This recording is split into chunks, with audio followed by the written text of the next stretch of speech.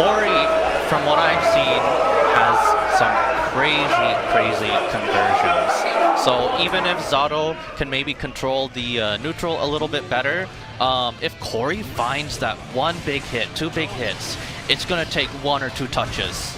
Yep, and it's going to be a bit of a challenge here with Stunstark already locking Kori in the corner here and forcing the burst out. Ooh.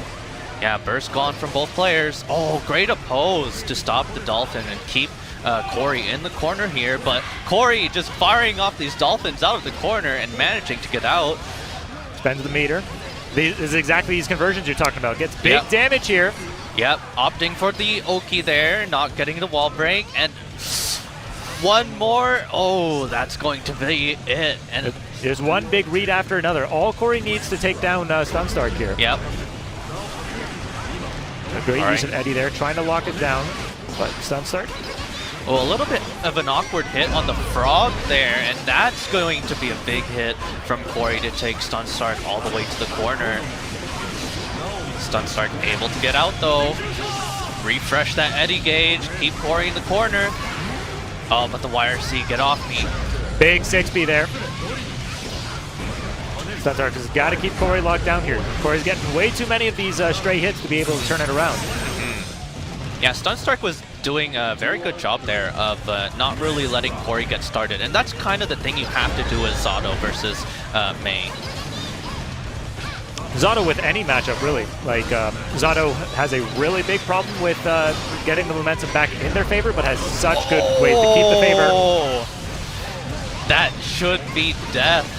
Big burst bait, and that's going to be Kori taking game one with a perfect. Just like I was mentioning there, Zato has doesn't exactly have an abundance of reversal tools here. So Kori being able to get that stray hit, read out the burst there, gets it free. All right, Stunstark getting a bit of a nice start there, and oh, that's a big whiff. Stunstark's going to be able to start the Eddie pressure now, finding the hit, going through the wall with the hard knockdown. It's going to be a rough one for Kori. Big thing to positive advantage here. Didn't even need the bar of meter though, but just knowing that it was coming, going to be able to reset Eddie pressure at any moment, that's scary. Good stop right before the oppose. Gets that burst baited out and is now going to eat some big damage for it. And this is a big turnaround from Stunstark compared to game one. Oh, I think they were trying to go for an air grab there. Yeah, I think so. Yo, this is still kind of a scary situation because if Kori gets a nice counter hit here, oh, there's the burst gone. Forces it out, cannot. Even though he got the life lead, that would have been immediately lost if Kori was going to get some nonsense going there. Yep. 6B not going to beat out the Dolphin perfectly. Oh. And now we got Kori on the offensive here. Yeah, Kori is making this comeback right now. Oh, a great mash. Not able. Stunstark is having trouble getting the anti-airs on these Dolphins here. I'm just going to let Kori get a lot more comfortable with them. Oh, and Kori. Horizontal and vertical. These Dolphins are getting some huge mileage for Kori here. Indeed, that is a lot of mileage. Kori was really able to make it all the way back from that life deficit, and now it's looking like a Kori round. A big combo to start off this round. Never want to start the round missing half your life here, but Stunstark does have burst. Going to get the knockdown. Getting hit by the back hit. Hit with the back end of the super, spends the burst immediately. Stunstark's got to pull it out here. Oh, this is a good start. This is a way to get started. Kori does have burst coming up soon, spending the YRC there. Stunstark, just not able to block up everything. Yeah. Running out of meter too, so chip damage kill was definitely a real threat there. All right, Kori up 2-0 in the set here. Looking to make it out of pools with one more victory against Stunstark. But again, these matches have been very close so far. Yep. Can Stunstark make the adjustments required to take Kori out? Oh! There's the adjustments that we need. Breaks the law right underneath the burst. All right, can you hold this? Oh! Gets the air throw. Goes backwards though, not opting not to send them back into the corner. Oh, getting opened up, forcing the burst. That was going to be big damage. Good use of the frog, anti-air, Oh, okay. and pierces. You know, Corey taking Stunstark's burst there was actually not too bad for Corey. So even though Corey dropped that round, if Corey finds a big hit here, it's going to be it. And it will even up the round count. That looks like what's going to happen right now. Oh, the unblockable 6K. And the perfect.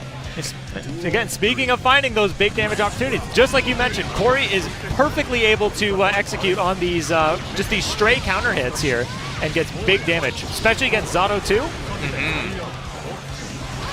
Oh, looking for an air throw read there. Ooh, cross up.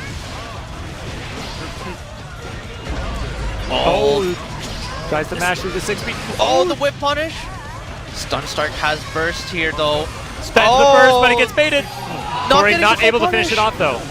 Stunstark has got to play very safe here. Has to keep Corey locked down. Goes for the command grab. It's going to get jumped. Still waiting for Eddie to come back, and oh, it's going to be that 5-team mash to close it out. That's going to be Corey taking it 3-0 over Stunstark. The Abare was huge there for Corey, but again, that might have been a 3-0, but that was absolutely not a sweep. Yeah. That match, like all 3 matches, quite literally could have gone either way at any point there. But again, with Corey's conversions, it's just so scary to mess up even once against Corey because one counter hit and half your health is gone. Yeah, especially if you're playing such a low health pool character like Zato. You can't afford to get counter hit, lose those mix-up guesses. Yeah. It's rough. It's rough for sure. But yeah, still well played from both players, and we're going to be moving on into our next match. And not too sure if anyone noticed it as they were coming up to the stage, but my pick is going up. Oh, you are right. Yeah, my pick to win this whole thing, aside from me, of course. You know, of course, you got to cheer for yourself. Of course, you have to be your own biggest fan. That's the only way you'll ever get anywhere. But yeah, we've got PepperySplash going up here, and that's actually going to be versus Yaer, Axel player coming in from Quebec. So we're going to be seeing Axel versus Zato here. Now, so perhaps you're more familiar with Axel than I am, because I hardly see the character. What do you think is going to be Yaer's game plan here? So it's definitely going to be trying to catch out Eddie. But obviously, Peppery is going to be very aware of that. Going to be trying to use the oppose to prevent Eddie from actually getting hit, and mixing up the timings to get Eddie going. But even if Eddie is gone, Peppery has a really good neutral without Eddie, anyways. But against Axel, that might actually be scary because Axel obviously very good at controlling space. Yeah, absolutely. Yep, and just going through the the growing pains of. Oh, actually, hold on. What am I saying? This isn't PS5. We're not disconnecting our remotes here. Seems to have run into another issue, naturally, of getting Steam input to work properly with us. But it looks like we're making some pretty good leeway on that. Buttons seem right. Okay, here we go. We back now. Want to make sure we've got things going here. I mean, sometimes, we're going to have to deal with this, but, with PC having such low lag, I think it's the quickest. So, definitely preferred, especially for most people who are going to be comfortable playing on PC anyways, because, even before crossplay, most of the online tournaments were run on PC. And PS4 and PS5, they've well, especially PS5 now, since we've got this great new wave of games coming out. They've been the backbone for offlines, but after playing online for so long, practicing on our home PC setups, there's no place like home. There we go, crowd getting fired up here. Crowd definitely getting fired up here. Yaer losing the tarp to the, but everyone seems to be a fan of it. But look at Pep, stone-faced. Pep, always chill, always ready. Never stresses, never worries. Look, he's smiling, he's happy about this. Yeah, he's having a good time. We're all having a good time. honestly, I think we're all just glad to be here. Absolutely. GOML 2023, what an amazing event that we get to have in Toronto on Canadian soil. There's nothing like it. It's a great opportunity that we have to be able to show off the FGC on such a big stage. Yeah. So thank you to GOML for giving the FGC a little bit of a chance to grow here. Yep. And the stage is set now for these two, and now we're gonna get a lot of that long range zoning that Axel is known for. Peppery, already getting spends the burst early. Doesn't want to eat any sort of pressure at all. Ooh, okay. Peppery was able to get in and able to get the Eddie back. Oh, once again, Yaer just immediately able to snub out Eddie. Yep. It's funny that Peppery, you would think that Zato would like to have that Eddie out to be able to contest neutral better, but Peppery has found a lot of these openings without Eddie. Oh, great backdash. Oh, big air throw, confirms. Burst safe option, very nice. Very big read from Peppery. Important big read there. And this shows the importance of having good neutral without Eddie, which Peppery definitely no slouch in that department. Oh, getting an awkward hit on that jump heavy slash. Another air throw read. Bit of a scramble there, and looks like over the end of it, going to be Peppery on top here. Ooh, the opposed setup with the charge 5D into Sword Super, reset Eddie, get the positive advantage, immediately get a bar meter back. Yeah, on the back foot here, stuck in the corner versus that positive bonus. Gonna use that meter gain to refresh that Eddie, and you're just gonna have to hold all of this. Oh, but what a great... that was a red Roman cancel? Yeah, so I think what happened there was Yaer hit, probably pressed like a 2K into... And it hit Eddie. Yeah, and the RC will actually beat the oppose. Oh. Fascinating interaction there. But PepperySplash, again, my pick to win. Showing off that doesn't matter what kind of nonsense is being thrown this way. Doesn't need Eddie. Yeah. Showing off that again, you said it perfectly before. Playing this game requires such great neutral, and I think one thing that Zato players are missing when they have Eddie is that neutral, because you need Eddie with so many situations. It's tough to play a strong game without him. Yeah, the way Peppery is able to control neutral without Eddie is so good. There you go, Amorphous. Through the wall we go. Yaer looking to be in a bad spot here, and again, we're going to see a repeat of the positive bonus from last game, and that is going to be it. Didn't even need to refresh your Eddie there. That's all she wrote, as Peppery takes the first round here. They're playing a little bit more apprehensive than what we saw in the first game. Yeah. Trying to play a lot further with a long-range poking game, but PepperySplash just able to pick out all of these opportunities. Just the RC to keep up the pressure, and that's a big hit. Not able to get the full conversion, but still able to win in the scramble after.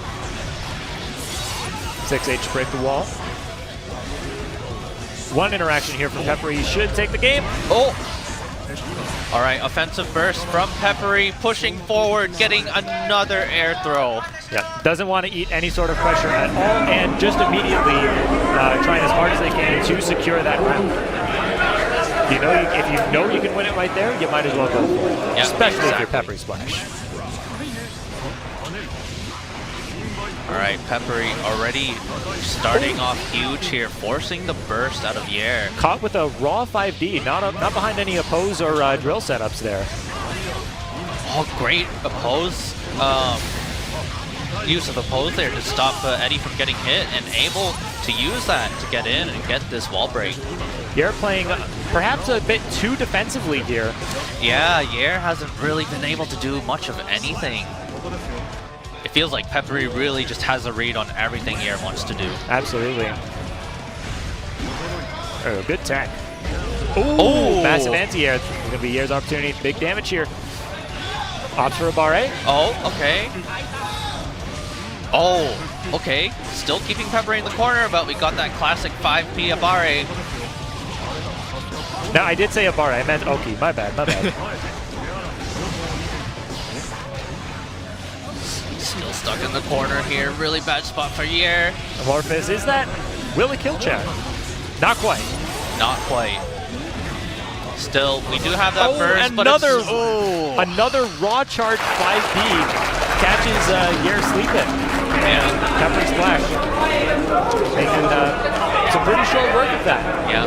I mean, when you've got that mental stack, those options that Peppery can throw at you, sometimes it's just the simplest thing that will open you up. Because on that wake up, you're worried about Pierce, you're worried about cross-ups, you're worried about all these overheads or lows or throws or whatever. And then sometimes, you know, you're getting overwhelmed, it goes up 5D. Yeah. It's for me, honestly, because I learned this game playing against the Zato player. Right. And weirdly enough, because you know I play Gold Lewis, I don't struggle against Zato. Because the big thing I pointed out there while Yaer was up, especially near the end of that set, Yaer was playing very scared. Yeah. Did not want to eat any sort of mix-up, and easily got thrown the 5Ds. Yeah. You can't play scared against Zato. As soon as a Zato player knows that you're just going to sit there and block, they're going to absolutely have their way with you. Yep. Yeah, Peppery really got on Yaer's head there, but I mean, it's Peppery, very strong player.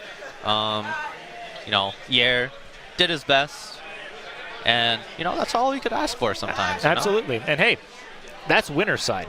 Yeah, that is winner's side. There's still a whole other bracket that Yaer can go through for possibly the salty run back. But against you know my pick. My pick, PepperySplash. You'll probably have to meet PepperySplash in losers finals when I send Peppery to losers in winners finals. Oh, true. Of course. Yeah, Gold Lewis versus Zato, free. Free. No problem. No. Yeah, nothing you have to worry about. It's exactly like everyone on Twitter says. Gold Lewis touches you once, you lose. Yep. Yeah, you're gonna see him in top 8. He's gonna see me in top 8, top 1 even. Top 1. If I'm not your pick to win. I couldn't do this bit forever. All right. Yep. And oh boy. Oh, yeah. I know exactly what happened here. So one of our next competitors going up does play on a DualSense 4 or a DualShock, not DualShock. Yes, because DualSense is PS5. I think DualSense is PS5. Yeah, DualShock 4. It's got its own. Oh, fixed. Oh, we're good. Just like that. All right, we're good. So.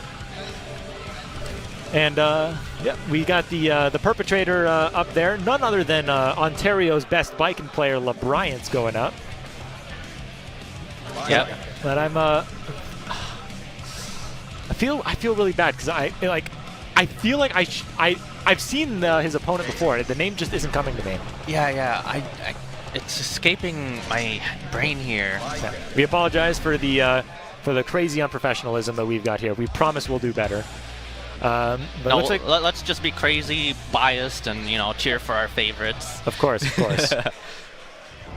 So, not too sure if we've got a button check here. Yeah, it looks like. Sure. Oh yeah, that's button check. Yeah, it looks like we're gonna get a button check here.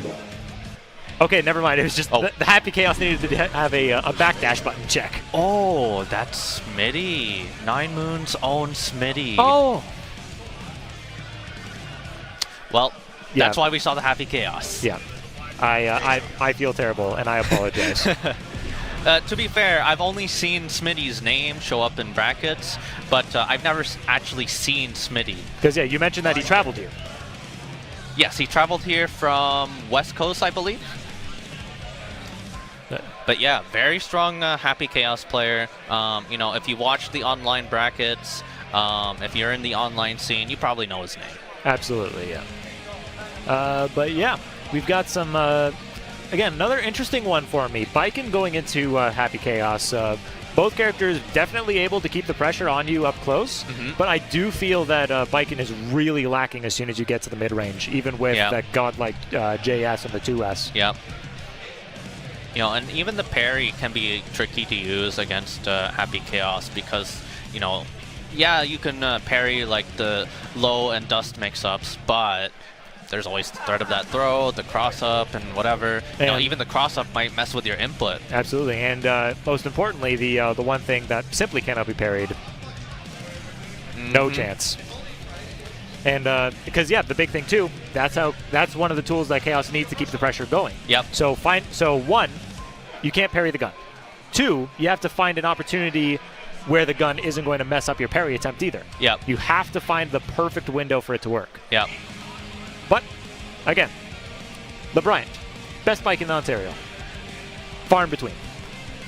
They'll be able to gap the matchup here.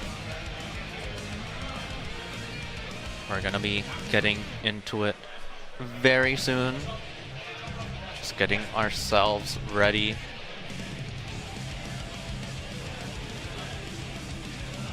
Oh, here we go. Get the Profile zoom in there. shot. Oh, what a beautiful smile. Smile for the camera. Like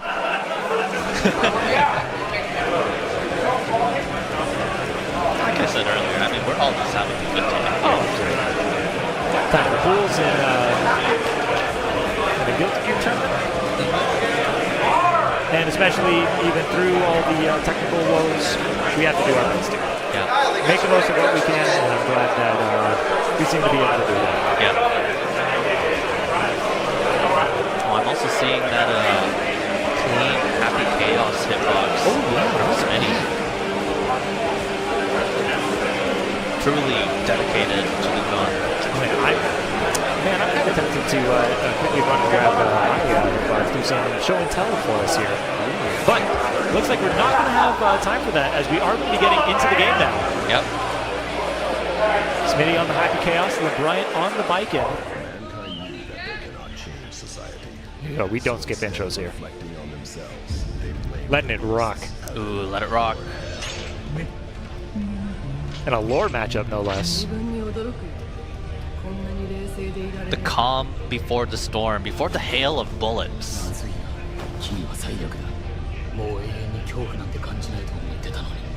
Here we go. All right, here we go. All right, and immediately, bit what we expect from Happy Chaos, but Yep. Smitty already mixing it up with the ranging and the rushdown, basically pretty effortlessly here. Yep. Smitty, very strong start right now. Not really letting Lebryant get any space, but Lebryant finally able to get that 5K there and able to get something started. Trying to bait the burst and getting the cross-up Yozansen. Okay. Goes again for the cross-up Yozansen, not going to work. Okay. Lebryant putting around on the board. It was looking strong for Smitty at the start there, but Lebryant really turned that around. Like I said, both characters, they have great rushdown and mix-up tools, especially with that Yozansen. Getting a lot of mileage for Lebryant. Yep. But it looks like Smitty saying, turning this around. Yep. You sit in the corner. All right. Reset concentration. Oh, with the gunshot. Oh, getting shot out of the air, and that should be it. Whiffs the gunshot. Definitely couldn't have been intentional, but Lebryant saw that as an opportunity to sneak in off a bit of a scramble there. Just a little bit too far, not able to get exactly what he was looking for. Smitty's able to punish it very effortlessly. Oh, we're going to get the wall carry here. Not opting to break the wall, just going for the setup in the corner. Elects to break the wall too, instead of a wall slump setup here. Okay. Perhaps get meter back quicker. Yeah, you get your meter back, and all it takes at this point is one mix-up, and the mix-up is going to be that throw. You know, Lebryant looked good in that first round, but Smitty ain't letting anything happen. Takes it back 2 straight. So far, yeah, Lebryant struggling to find an opportunity here. Ops the play defensively. Gonna get caught out by the 5D. Not gonna be able to combo off that. Oh no! All right, Smitty still keeping the corner. Not going to break the wall, but going to keep up the pressure with those gunshots. Okay, YRC, maybe a chance for Lebryant. Oh, but the 5P! Able to escape for just a minute, but the 5P to anti-air the cross-up Yozansen attempt. Smitty playing very safe, very conservatively, and it's proving to do a lot for him there. Oh, a cute little stare down there. Switch to Samurai Showdown for just a moment. Yep. Okay, Lebryant able to get some pressure going. Here we go. Ooh. Lebryant's found a formula that works. All right. Get the wall break. Positive advantage, free jump in as well. Up to 2H. Oh, the cross up. Oh, great choice there. I like that. That was a statement from Lebryant. That wasn't I need to do this super because it'll win me the round. It is, I am sick and tired of being at full screen while you're toying with me with your gun. I have one too. Yep. Eat this. Oh, but Smitty firing back right away with an explosive start. This is not looking too good for Lebryant, but we do still have that burst gonna be used. Oh, dash blocking here. Ooh. Oh, okay. I like the that. fast PRC PRC cancel. The Tommy Mat. Oh. Yeah, the tether there proving to be a bit of a disservice there. Just, I'm not too sure if Lebryant tried jumping away, but the tether just sent him right back into Smitty Yeah. for a 3-6 Yeah, I think Lebryant was looking for maybe a burst bait there. Oh, hold and on a then minute. What have we got here? Getting a character swap, or are we just chilling here? Oh! Okay. Lebryant calling upon the teachings of his Nagoriyuki brethren. Calling upon the strength of Wonton, the strength of Shack Daddy. Pulling out the purple Nagoriyuki for Wonton specifically. Lebryant looking to turn this around. Let's see how this character swap is going to work here. But now that you're Nagoriyuki, once you get stuck in this situation, Smitty is content to just sit there. Yeah. Swap to Nagoriyuki. Definitely had to try something out. Yeah. Felt that Baiken wasn't working there. Switching to the Nagoriyuki, but just like you said, once you're in that mid to long range, there's nothing that Nagoriyuki can do. Yeah. Just gotta wait it out. Hope you win round start.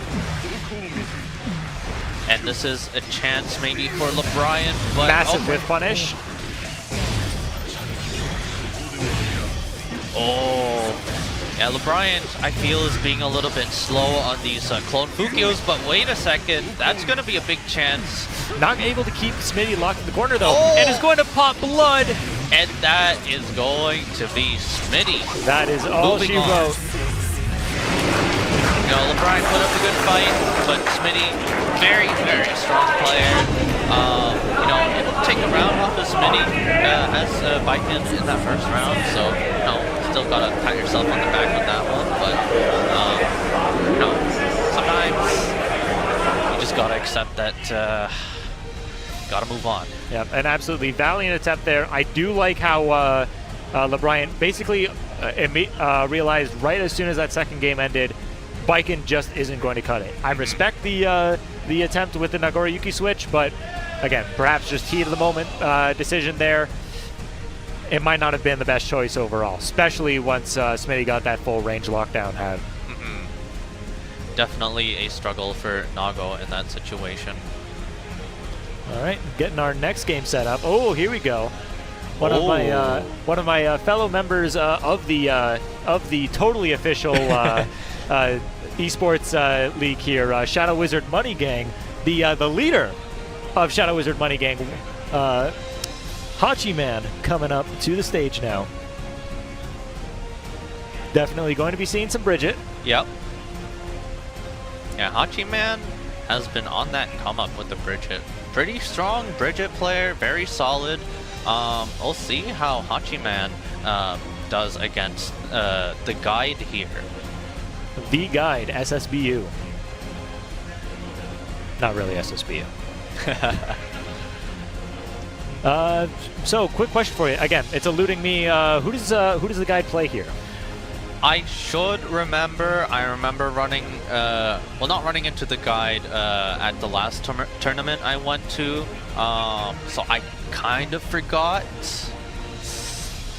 Yeah, I don't remember. I remember seeing the guide on stream last tournament, but it's just not coming to me. Yeah. It'll be a pleasant surprise for both of us. However, I can't say for absolute certainty we are going to be seeing Bridget.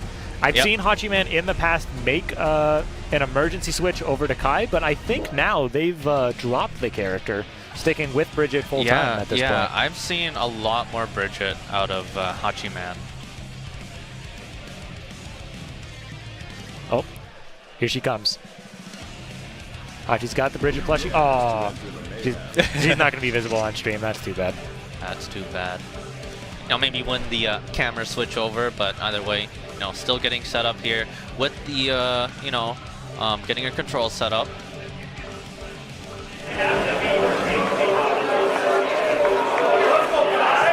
And another quick thing to mention too, you might have heard all the audio cues there. With PC, you have to manually like confirm each button. Yeah, that's one of the struggles. Like, it's nice when you play on console, it's like, oh, just press each button one by one, that's it. But on PC, you gotta select the thing and then press the button. It takes a little bit of that extra time, but it's fine. There's the Bridget There flush. it is. Giving the people at home everything that they wanted to see. Oh wow, that was fast. Ooh. Was that even a loading time? Non-existent. Oh, already getting it? Wait, is this a... Okay. Yeah, it's a button check. Okay, it's a button check, yeah. I hope it is. Wait, is it? Okay, this has to be a button check. There we go. There we go. Everyone's satisfied, but they picked us out for a moment there. I mean, normally when I see that, like, dash bumpers, it's just like, it's probably a check. First is usually the first thing that gets checked in. Yeah. Oh, we've got a manual music selection. Oh, picking Guilty Gear XX Solve Badguy here. Okay. Look at that music power. Always an interesting choice. Okay, now getting into it for real. And Bridget versus Leo, I feel like might be a little bit scary for Bridget.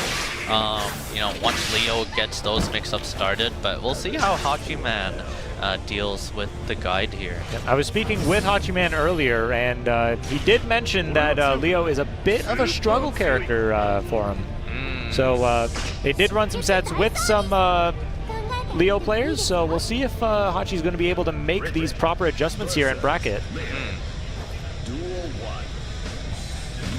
All right, getting into it now. Hachiman getting that early knockdown, getting the setup. Here we go, doing a great job of keeping the guide locked down, as it seems. Yep.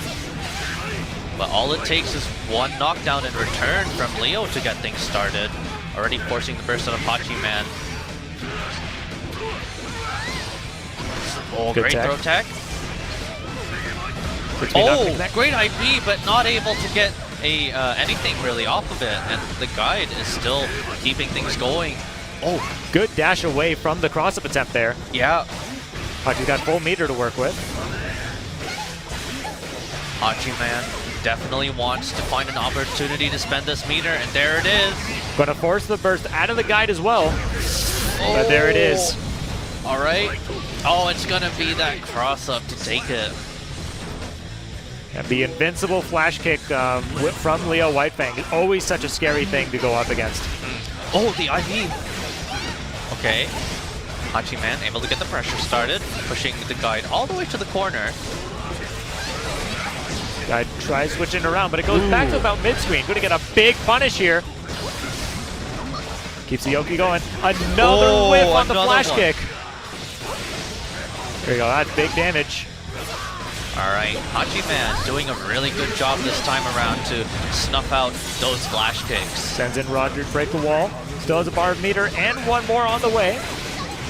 Oh, another flash kick. Maybe wasn't expecting that one, but still able to keep up the pressure here. You got the corner. Uses the burst. Does not want to surrender this round under any circumstance. The guide also going to be using burst, trying to save the round. Oh! A moment of clarity. Hachiman gets the 6P there. We got an even game. Yep, down to the wire now. Both at even burst meter, but it is Hachiman gonna get the pressure started again.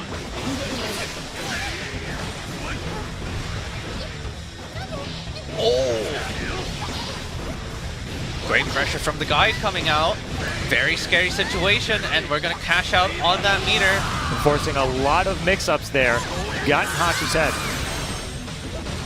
All right, very scary again for Hachiman, and that is going to be that. The mix-ups are just too strong.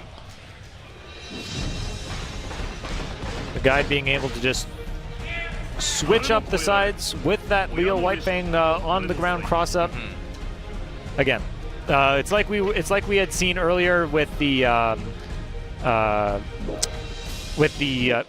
why am I blanking so hard? It was Zato and it was PepperySplash and Yaer. As soon as we saw someone get scared of mix-ups, they play a little too defensively, and just open themselves up to a lot of scary positions.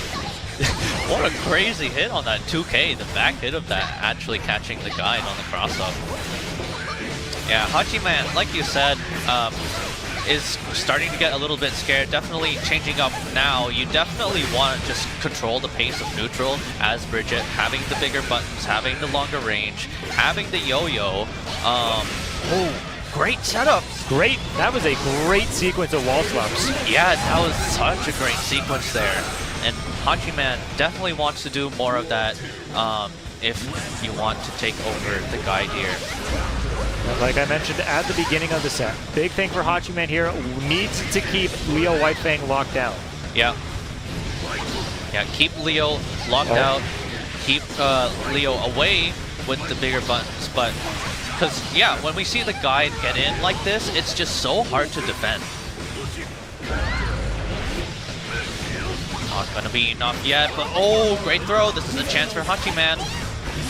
Still, the threat of the flash kick is still there with that little life left. Any hit is gonna be it, and that's gonna be that 5D. Not too sure if Hachi was thinking of using the burst there, but that would have been a real dire situation to have tried to come back from at such a life deficit. Oh, great dash sweep there from the guy, but the gold burst not able to spend that cash quite yet. Oh, the guide is really finding all these openings right now. Oh, take a possible drop on a super attempt there. Yeah.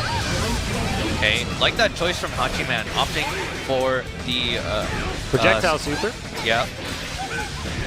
Puts the pressure on immediately, able to get a free run in, even though getting sent through the wall. Still not going to be enough. Yep. Guide goes up 2-0. Yep. Yeah, the guide's offense has been very, very strong. Hachiman has been really struggling on that defense.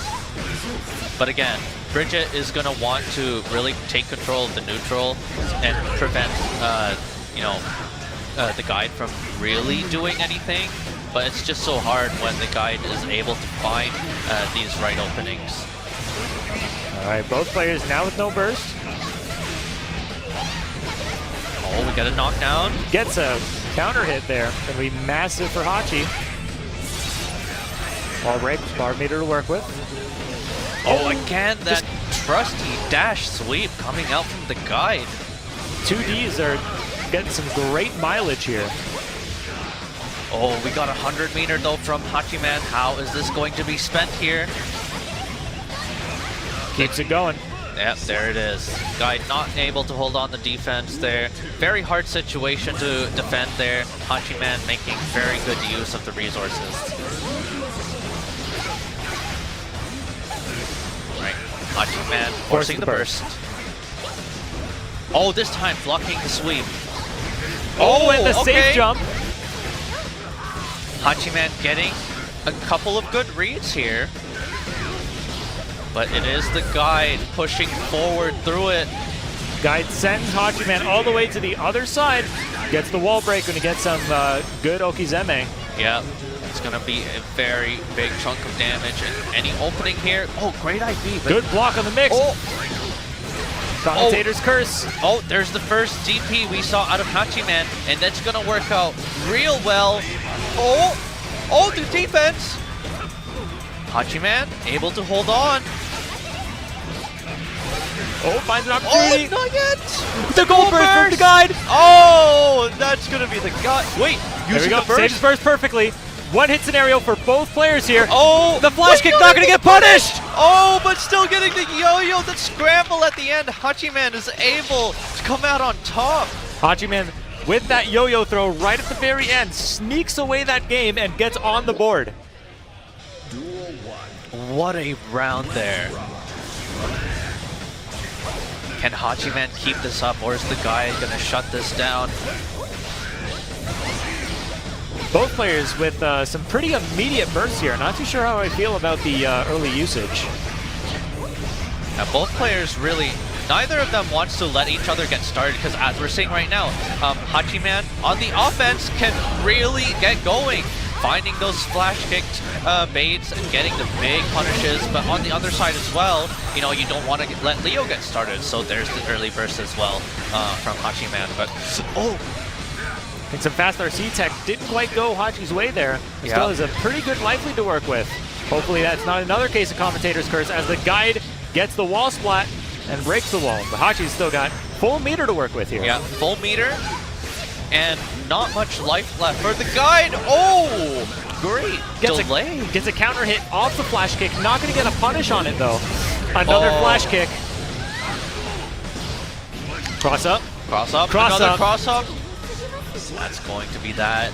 And the guide looking to send Hachiman down to losers.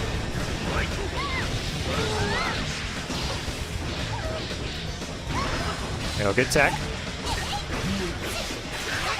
Oh, able to punish this, well, not punish the sweep there, but able to get a nice little hit there. Oh, the burst bait! And that is not going to be it quite yet, but one more mix. It's going to be the cross-up, and another cross-up.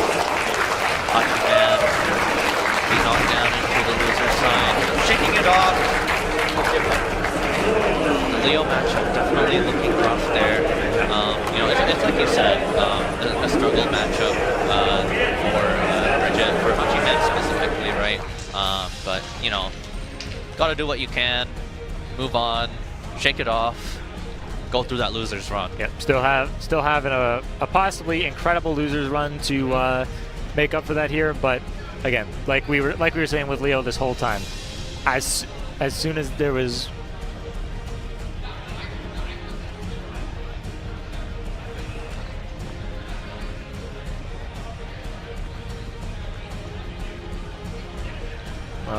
All right, so that's actually going to be the last game of this block here. And we're gonna be starting off with the, you know, let's wrap up here. You know, a big thank you, a big shout out to the sponsors again. We got Red Cross, a big one. You know, especially, you know, in recent time we had that wildfire going on in Quebec. Red Cross is such a big, you know, long-time historical name for Canada to help out with the wildfires and, you know, helping with any sort of disaster recovery. Yeah, and again, like the Canadian wildfires, you'll hear all about it everywhere in the news.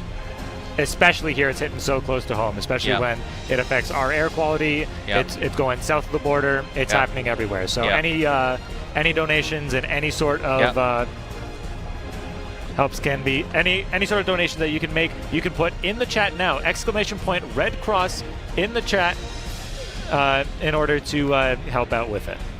Yeah, and we do have a donation goal as well for Red Cross. So, you know, we're hoping to meet that. You know, please support Red Cross. They are a very important name up here in Canada. And we've also got Fresh Cut here. You can type in ! Fresh Cut in the Twitch chat there to get the links. Use code GOML. One download equals $1 for our TOs. Please support the TOs as well. You know, they do such a great job of running our events, and you know, having GOML here is just such a great time. I mean, we saw earlier, everyone's just having a good time, everyone's smiling. You know, support your favorite TOs.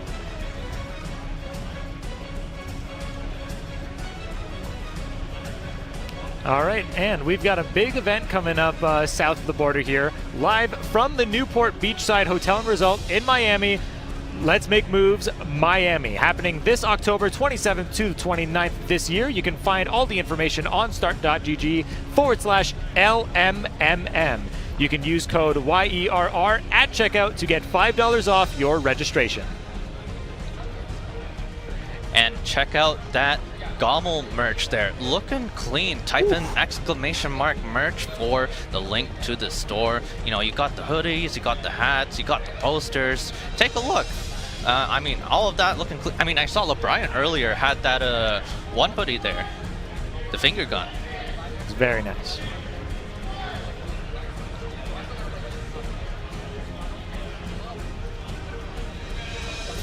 So, yep, and as a really big thank you, we had mentioned it earlier, Asus Republica Gamers, the official monitor for Get On My Level 2023. The monitors that we're using here, the ones at all the setups back there across the entire FGC floor, all brought to us by Republica Gamers. Big thank you there. This event couldn't have run without them. Oh, and not to mention, we made a big point about how all these games are being played on PC. Thank you to AMD, the ones who provided all these PCs here to have the just an absolute, as much of a flawless experience as we have. No input delay, great time. Honestly, what you see in the background there doesn't do it justice. If you're here and you see these setups, it's like, they really gave us all of this. We're esports now. And you know, definitely another shout out to Red Bull. You know, classic shout out. You know, keep up that energy. You know, keep on going. Can never go wrong with Red Bull. Great taste, great energy, Red Bull. So another one of our big supporters. We got a big, nice looking booth there. Coffee Crisp, delicious candy bar that is supporting this tournament as well. I love coffee flavored things. You mentioned you love coffee flavored things. Yep. Coffee Crisp provides for all. Yeah. If you're a coffee enjoyer, have some Coffee Crisp.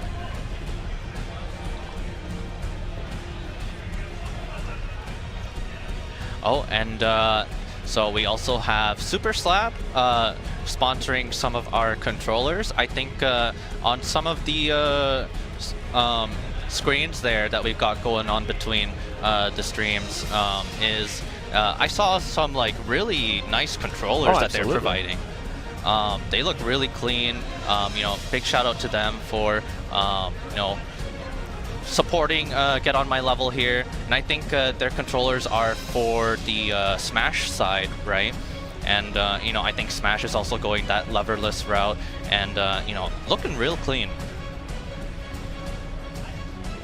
All right, so with all that out of the way, that's been it for us for this pool block for Guilty Gear Strive. Thank you very much for joining us. I've been Captain Neckbeard. And I've been Shino. You can follow us on our Twitters down below. Stay up to date on what we've got going on. Thanks for having us, and we'll be right back. Peace out.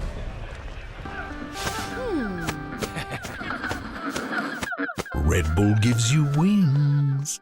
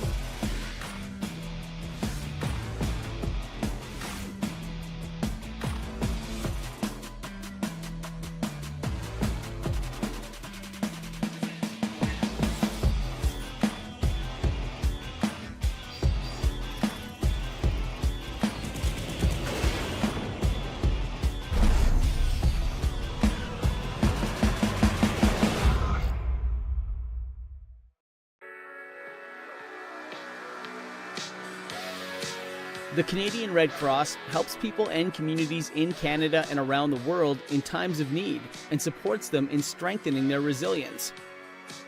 Crossplay is a fundraising initiative that allows gamers and content creators to mobilize their communities to support the work of the Red Cross. Crossplay days are an amazing way to get involved, earn great prizes, and make a difference in your community.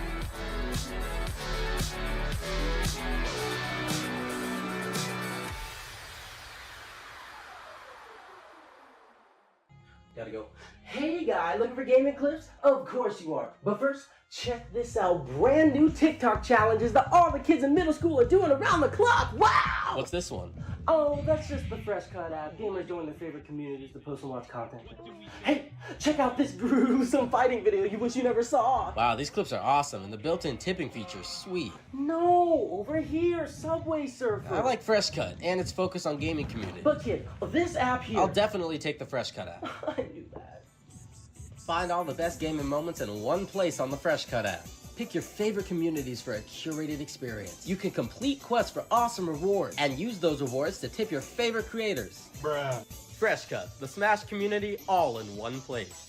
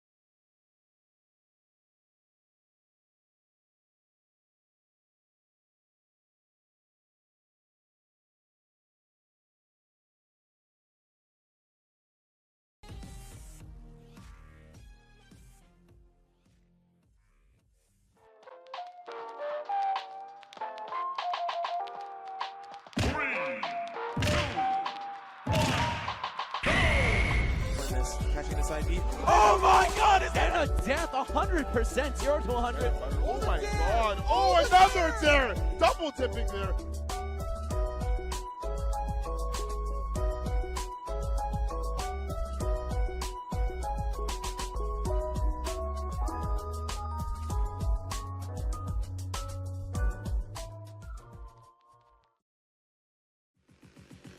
Welcome to the future of live gaming.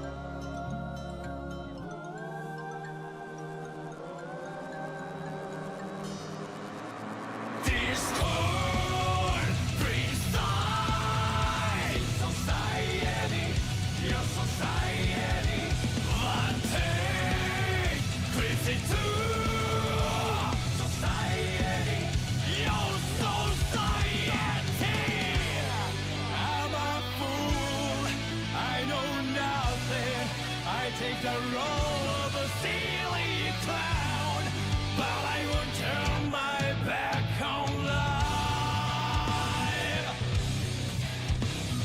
One day I'll be right forward. All I do is embrace the world that's full.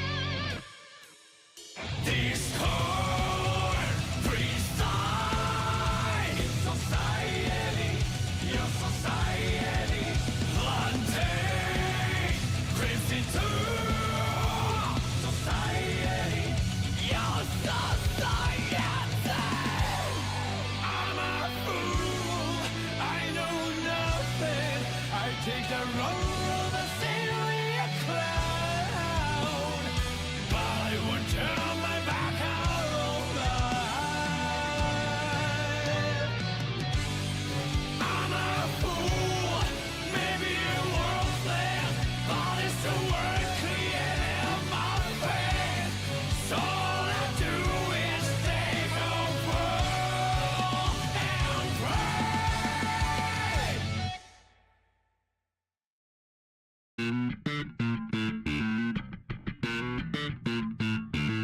I see the circle.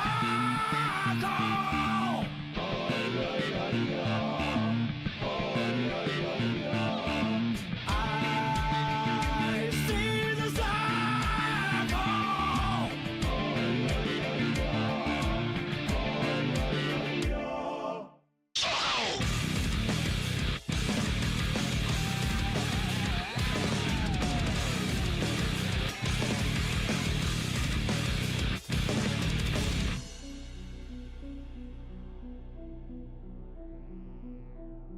Welcome to the infinite world. What's my end game? There came a zero.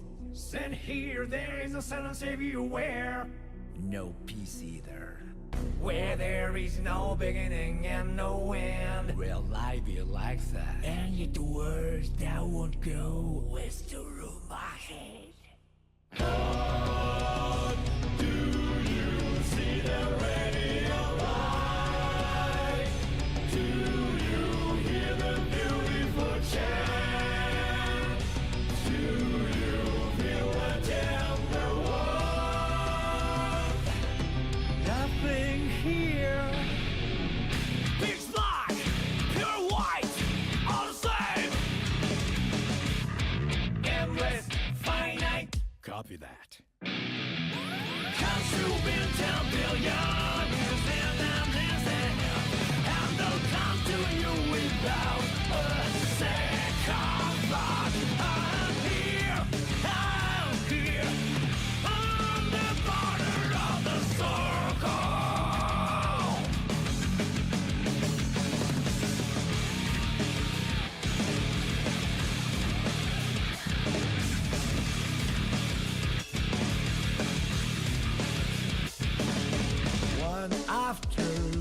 other over and over again. I wish a new pendulum. On my left, that can't reach like that through the bone.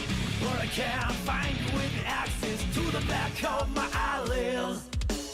Pitch black, pure white, all the same. Endless, finite. Copy that. Can't you win 10 billion? Still down this hell. And they'll come to you without a second thought.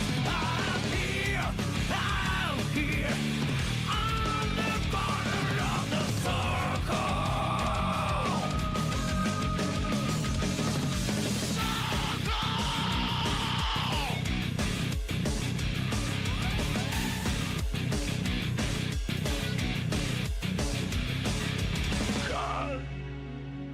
Do you see the radiant light?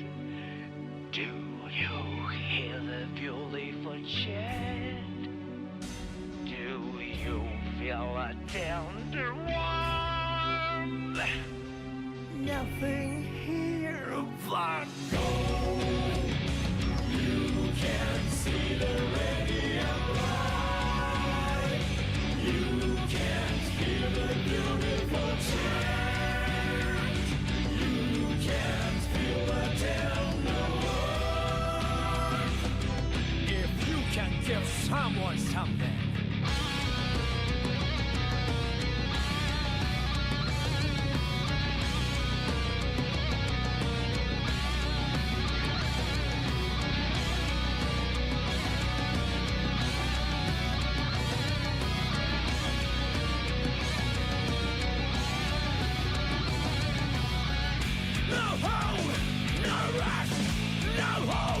Copy that. I may not be able to make you smile, no, but I'll never make you cry, even once, never. I struggle to go outside the circle. Can't you win 10 billion? It's in an instant. I'm no time to you without a second thought. I'm here.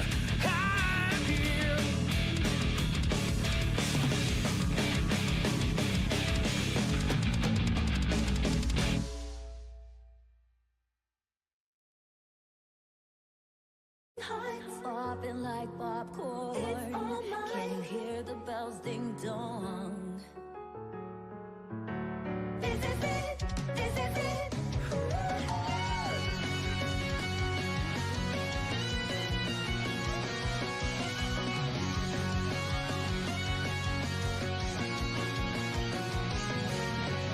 If I could just see your heart, how small the world. It's not that I don't want to know.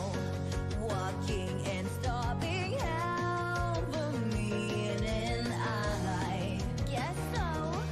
What can I say? How many miles is life? We're lots of facts, and we're not shows. How far can I go? I just want to feel like that every day. Piping hot, popping like popcorn. It's all mine. Can you hear the bells ding dong? Of every last one. This is it.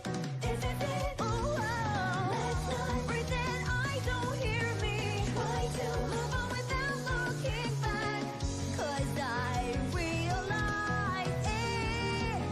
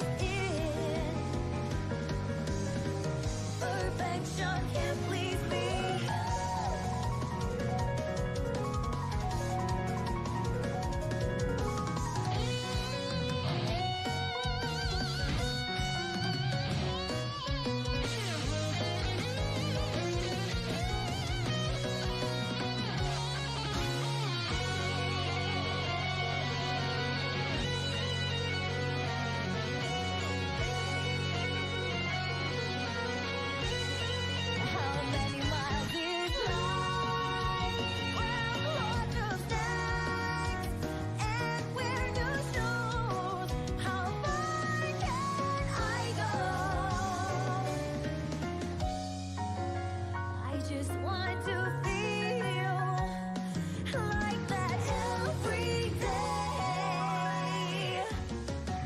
Finding hot, popping like popcorn. Lost for so big, pick up every last one. This is it, oh yeah. Let's not pretend I don't hear me. I do, but without looking back, I cry hello. It's let's do all those days. I guess it's not all fun and games. This journey is my own.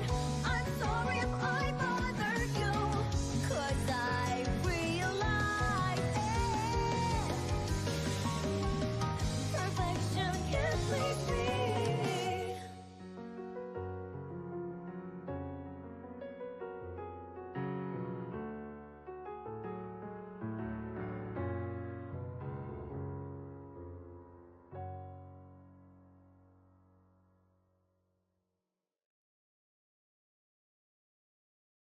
Out inside me and everyone's voice.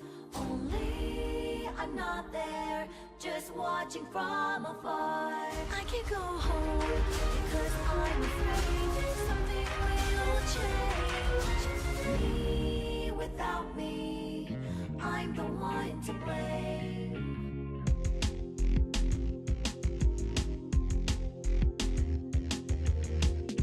I moved on by my own will. I had nothing else I wanted to do. Was it hard? But I didn't hate it. I did not even like it. I've been patient, but it was bearable. I've had the gray haze for a long time though. I never found out what it was. It's my stress, that's for sure. I never wanted to run away. I was very motivated. Then what is this feeling? Who would I ask? I've been patient, but it was bearable. I've had the gray haze for a long time though. I never found out what it was. I taste like vegetables I don't like. The down inside me and everyone's voice. Only I'm not there, just watching from afar. I can go home, 'cause I'm afraid something will change. Me without me, I'm the one to blame.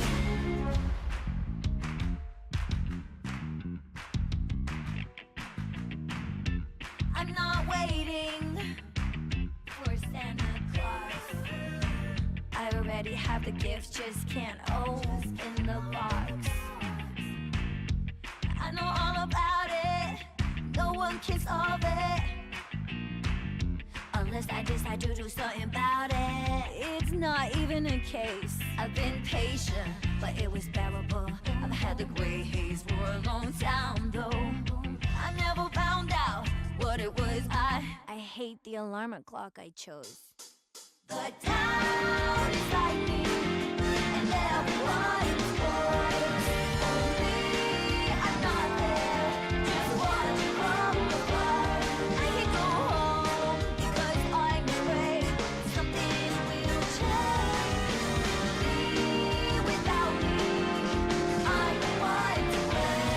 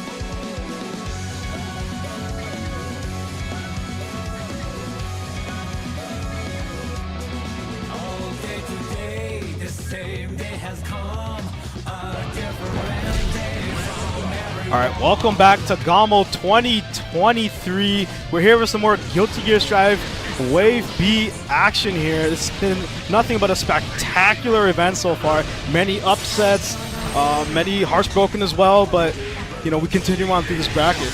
Yeah, it's been, I've been watching some of the matches. It's been getting really, really intense. Yep. Yeah. It's been really good so far. Yeah, all the top Canadian talent, or at least on the east side, has been here, gathered here, and it's been a one bloodbath of a tournament. Oh, so yeah. We're about to see another, or two individuals here. We have Casper on the screen. Geo main, very, very good player as well. Also a TO as well. Yeah, very well traveled too as far as like Ontario players go. They're usually, you know, out of the province, going to other events, and doing usually pretty well. So, shout out. Yeah, they're really passionate for this game, and it really shows in their gameplay. They've invested a lot of resources into their duo, and it's paid off a lot. All right. Yeah, playing up against Zam here. I actually am not familiar with this player. Me neither. I've never seen him play before, so we'll see what they bring to the table. Looks like they're picking. Looks like they're hovering over Leo right now. Okay. I know this is a matchup that most Geos actually don't like. Oh yeah. Okay. Bigger buttons, Leo, and back to stance, but let's see if it's a different one. I can be. Oh, okay. No, okay. Now they're hovering Ram. Okay. Ram, a little more better matchup. Yeah. As every Geo says, it's probably even. That's what every Geo says. Okay. Oh, Geo. Oh, never mind. Okay, we keep getting mixed. Geo, oh man, I'm getting the mixing hasn't even started, and we're getting mixed. That's crazy. Oh, yeah. We gotta. This would be really funny. A Geo mirror to start this off. Yeah, Casper noticeably beating another good Geo, Yaer in Ottawa. Oh, okay, so, had to put that out there for you, Yaer. I know you're watching. Shouts to Yaer. Yeah. Oh man, that's all love and fun, and also No Style and ABB Casper. So we gotta represent those sponsors. Yeah, though. wow. All right, let's see. I imagine this is going to be a pretty good match to kick us off, right? You got a really high impact character like Geo. Hits super hard, tons of movement options, and you got two of them now, so can only get better. Gonna be a lot of dashes, that's for sure. A lot of reactions. Oh, once they started up with the gold burst, it was not gonna hit. They're both of them laughing. Yeah. Round start. They both had the same idea with round start 5K there. Yeah, the delay round start 5K. They're gonna go for the 5D, but not gonna work out. All right, Sam. Holding the corner pressure too. All right, nice confirm. Yeah, good confirm there from Zam. Gonna be positive bonus here, and Oki. Safe jump. Okay, Wire seeing the button after. And just a short combo with RC to finish it off. All right, good stuff from Zam. Kind of a messy first round, but you gotta shake it off. First game on stream, but yeah. Casper will make the very nice good reaction. Yeah, that was a very good reaction. Maybe not quite the hole punish they wanted, but that was still a very good reaction. Yeah, good check there on 2K. All right, Zam spending the burst, but losing the corner right away. Now it's Casper's time. Oh, okay. That was nice. All right. Corner pressure. Geo has to deal with their own pressure right now. Yeah. No strike throw yet. It's all been strikes. And there's the throw right there. Yep. Yeah, there's just the enough throw. to kill. Even game right now, but Casper does have the burst advantage. Zam ended that round with a lot of meter too. Maybe they're gonna have to think about what kind of risks they can take on defense against. See, okay, but that was a good reaction. So yeah, they're 2 for 2 on that. Yeah. We'll see if that can deter Casper. Oh, that was dirty. Yeah, decides to keep the wall there. Okay, air dash, little air dash reset. The fans. Meaty spiral arrow. Sam on point with these flip kicks. Sort of messing up his pressure there, yeah. Maybe a 2D. Oh, side switch. Oh, side switch That's there. the technical stuff. Oh, wow, trading both wire of them Cs. big. Oh my The god, it's third a wire C monster right now. What's the setup? Oh, okay. Just 2 meetings. Yeah, and Zam gonna take game 1 there. For Zam, yeah. All right, so that was a very, very entertaining game 1 there. Yeah. So Zam sort of messed up his situation there at the wall there. I think it might have messed with Casper as well. Yeah. I don't think they were expecting that to happen. Nice. Yeah. Okay. Zam's been really consistent on these counter pokes. Casper might have to mix in a few more frame traps or something because Zam is mashing, definitely getting some early mashes out. It's interesting because Casper is really known for really abusing the DP that Gio has, but it seems like Zam is actually using it a lot more. Yeah. His reactions are on point. Wow. Oh, and knows the gap. There is a gap between two. Wait, and it clashes and says the disjoint of 2D clash with the super. Good recognition from Casper to FD cancel. Yeah, that was call that out. Oh wow, that was layers on layers of stuff there. What is happening? Super? This could do it. I know Gio is a little bit squishy. No, not quite. Scaling the super. Yeah. Has meter right now, so we might see a YRC or some kind of super Backdash. interrupt. Trading air dashes to each other. Wow, the 6P actually went backwards. Oh, the jump. Okay. Let's jump out from Casper. Yeah, that was a really good jump. Yeah, this is round 1. Yeah, I know. This is round 1, and Casper's one of the best players in Ontario. Yeah, they're like a super strong player. This is a competitive match. We got a set right now. Wow, just 6Ping through that. Yeah. Not Casper. Gio 6P is really good. Oh, yeah. Casper bursting. They want to keep the corner. Nice air dash out from Zam, though. Dash 2D. Wow. The 2D low profile, whatever Casper was trying to do there. Nice little combo. Wow, these counter mashes. Yeah, Gio's DP. I'm not sure one of if they Gio's baited punches this. is No. frame 5. This is going to be quite a bit. Oh, Yep. and the hard bait, too. Okay. Big hard bait. Yeah. The right. crowd's cheering for their boy Casper. Yeah, good response from Casper. I think they kept it a lot more solid that game. Definitely more discipline on defense. Oh, yeah. Low, okay. Zam bursting out. The Casper still holding a lot of pressure. And just maybe catching Zam trying to jump or something. Yeah, gonna break the ball with Yeah. Spiral Arrow, positive bonus, and burst. Just, oh, okay. Oh, I think they'll set up a 2D there. And the dash throw. RCing, okay. All right, Casper up around here. Casper kind of on a tear now, I'd say. Yeah, I think they've started to settle down. Yeah, they're, playing cool. Oh, the trade! Oh, man. That is something that The DP is counter really hit- good for, is the counter trading. hit on that is so... It sends you so far, and there's so much opportunities to do combos. Yeah, and because of how the speed and the hitbox, it is prone to trading as well. So. Yep. All right. Casper kind of running away with that game. Casper up 2-1 right now. This is best of 5. Let's see if Zam can find a way to respond. Oh wow! Okay, Casper, relax. Okay, trading burst though. Wow, nice reaction. Casper keeping the corner with that 6B. That was a huge advantage for them. And there's that DP that they really enjoy using. And yeah, this is DP City right now, but from both players. Keeps the pressure up, frame trap. This is going to be huge damage. No meter, but... Yeah, charge 5B, optimal stuff there from Casper. And just dash up. I saw that. Oh, by the way. A little bit out of the range. Clash Nice and gets reaction. the throw. Ooh. Very good recognition there from Zam. Gonna go for the combo right now. Wow, they just... Zam is clearly no slouch. They have a good sense of what they're doing. I think the super will whip. Oh, okay. I don't know what interaction that was. I have no idea what's happening. Just me. Oh, okay. Okay. Zam taking the first round of the 4th game. Fighting for his winner side life. Yeah. The Casper guessing around the round style, but gonna get stopped. Geo2D, baby. Man, I'm so glad. Man, that thing got nerfed. You know that? That's so crazy that move is. And it is still really good. It's still crazy, yeah. Oh, just dash throw. Wow. A lot of respect there from Zam. She's gonna use burst. Oh, and they had the right idea with the dash under, but 6B was just a little too slow. No, I think 6B also hits really high, and I think 2B probably low profile it. Yeah, that's what it looked like. Yeah, okay. Super, they should close it out. Probably should close out the round, plus, plus he had full bar, so. All right. And this could be Zam's winner's side life here. Yeah. He's going to have to figure out how to close the set out, or close the game out. Yeah, Casper on set point here. We haven't seen too many FDs yet from both players. Yeah, I am noticing that. They're choosing a lot of options on defense. Not a lot of them are trying to use FD or IP. Holding down back. Yeah. I didn't want to say it like that. Hey, man. I always say it to Casper. It's the truth, though, but sometimes you don't have to. It's true. Oh, okay, reset the steel corner. Just his dash pressure. Zam bursting with a sliver of life. Trying with a dash DP of their own. Oh, gonna miss the super. Oh, the Far Slash just whiffing.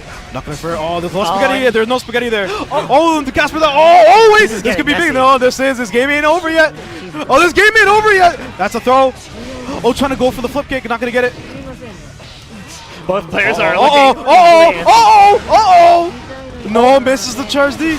I guess. I think this is. And what is gonna happen here? Gonna have to go for a mix-up and drain their meter. Oh my goodness! What an ending to that set. All right, I got crazy at the end, but Casper really utilized. The gold burst was kind of crazy, but they utilized it really well, so I won't complain too much. Holy. That was the first set of our block. Yeah, good stuff to Casper. Holy moly. That's how we keep the energy high here in these pools. A lot of energy in this pool. Wow, that was just a hilarious match. That was very hilarious. Yeah, I think in a lot of matches with Casper, they do tend to bring super, going for a lot of guesses, but they do tend to be pretty good on their reads and stuff, and utilizing what Gio's really good at, which is covering screen space and kind of using her strong hitboxes. Yeah, so her hitboxes are crazy. That getting counter hit by that 5H. Oh my god, it's not a good feeling. If you guess wrong on round start, you pretty much you almost lose the round, honestly. But it is what it is. Yeah, especially if you're really good at confirming your counter hits with a character like Gio and confirming your meter usage. Because of her corner carry, you can get ridiculous punishes on stuff. Yep. Yeah. And all right, next we're gonna have oh man, this is such a messed up round one. We have Q9, one of our very few Faust players here in Ontario, and we have Gagoon, one of Quebec's best players, and also fellow Baiken extraordinaire. Oh, they play Baiken. Yeah, they play Baiken as well. Nice. I consider him my equal. That's my parallel brother. You know what I mean? Yeah. Nice. But Gagoon's also in my region. I love that guy as well. So it's it's gonna suck seeing either one lose, Yeah, it's true, but it's the inevitable, thing with a tournament like this. Someone's got it. There can only be one winner, right? There can only be one winner, Yeah. So how do you feel about this matchup for Baiken? Because Faust traditionally is this matchup's ass. I'm gonna be honest. It's not good, but here's the thing: it's not good because you're not gonna win much neutral. You're gonna win neutral, but it's just gonna be really hard to get in. Yeah. But when you get in, there's nothing much Faust can do. He gets destroyed, right? Yeah. So it's all about getting in on Faust. Yeah, that's traditionally kind of Faust's role in pretty much every Guilty Gear game, I'd say. And the neutral monster with ridiculous pokes. And yeah, I know personally playing this matchup, playing Baiken against Faust is definitely hard to deal with. Summons like Mini Faust and Meteors. It can be tough. Yeah, it gets really hard. I played this in bracket today, and I was like, man. Oh, man. Yeah, we'll see. Even if you win, it's not fun, but it is what it is. Yeah. Yeah, it's really hard when you're a character like Baiken, and you've got a character with pokes that can outrange yours, right? Because a lot of times Baiken really relies on being able to outrange people with Far Slash, H. Kabari, stuff like that. Yeah, that's why tougher matchups like Nago and Ram. It's hard for Baiken. Sometimes it's hard for Baiken to play neutral against those characters, but I feel like Baiken only loses those matches. I think Happy Chaos is the worst, and then it's Ram, Nago, and Faust. I only think Baiken loses only 4 matches. This character is very good. Yeah, exactly. And of course, with a character like Baiken, once you're in on a character like Faust with mediocre, you're going to work. Yeah, it's party time. But Faust definitely was a mediocre defensive option, I'd say, as far as the cast goes. Not great match tools. Obviously no access to a reversal without meter. So this is a slide head matchup. We're hosting slide heads on Sundays for Guilty Gear Strive. So another TO here on stream. So we're getting all the TOs here on stream. So it's really interesting. Shout out to everyone, right? Especially all the there's so many all-night tournaments. Shout out to people because it's not easy. It's not easy. It is not easy. But Gagoon is out here doing for a button check. Yeah, quick button check here. Now, Q9, when I fight Q9, I feel like he's more of one of those aggressive, I want to say quote-unquote aggressive, but he goes in a lot. He wants to brawl. Yeah. But he doesn't really sit back and throw items, so it's a different playstyle. Yeah, and that's the thing about characters like this, it's deceptive, because you want to be able to throw people off, because a lot of times people will get used to you trying to keep space. Round start Yozon from Gagoon. Okay. Yep. This is a Baiken player. Oh, big counter hit, but yeah, a smart burst from Q9 there. Yeah, very important to use 6B because Baiken will love to do jump S. Yeah. Oh, almost a really nasty confirm there. Okay. Big 5 DRC. Keeps the corner. Yeah, this is going to hit. Yeah. Yeah, wake up super by Gougoun's going to work out. Yeah. And this is where it gets hard. You got to get in, but exactly. it's going to get mixed there with the meteor. You get. Oh, okay, yeah. Another meteor. Oh, and the cross up. Wow. That's such a messed up setup. Oh, yeah. Oh, man, that's so messed up. This is the thing. If you let Faust pull on items, eventually he's going to pull something really good. Yep. Keeps the pressure up. Great, good challenge. Yeah, Gagoon caught pressing there for a second time. Yeah. If you just block it, you're able to punish it with 2P. Oh, this is going to be a big, Yeah, big this is nice. Good block, though. Let's see what the setup after is. Nice throw. Okay. Where's the setup? Just goes low. Ooh, empty Super. low. Yeah. All right. All right. Gougoune fighting back. Yeah, trading rounds.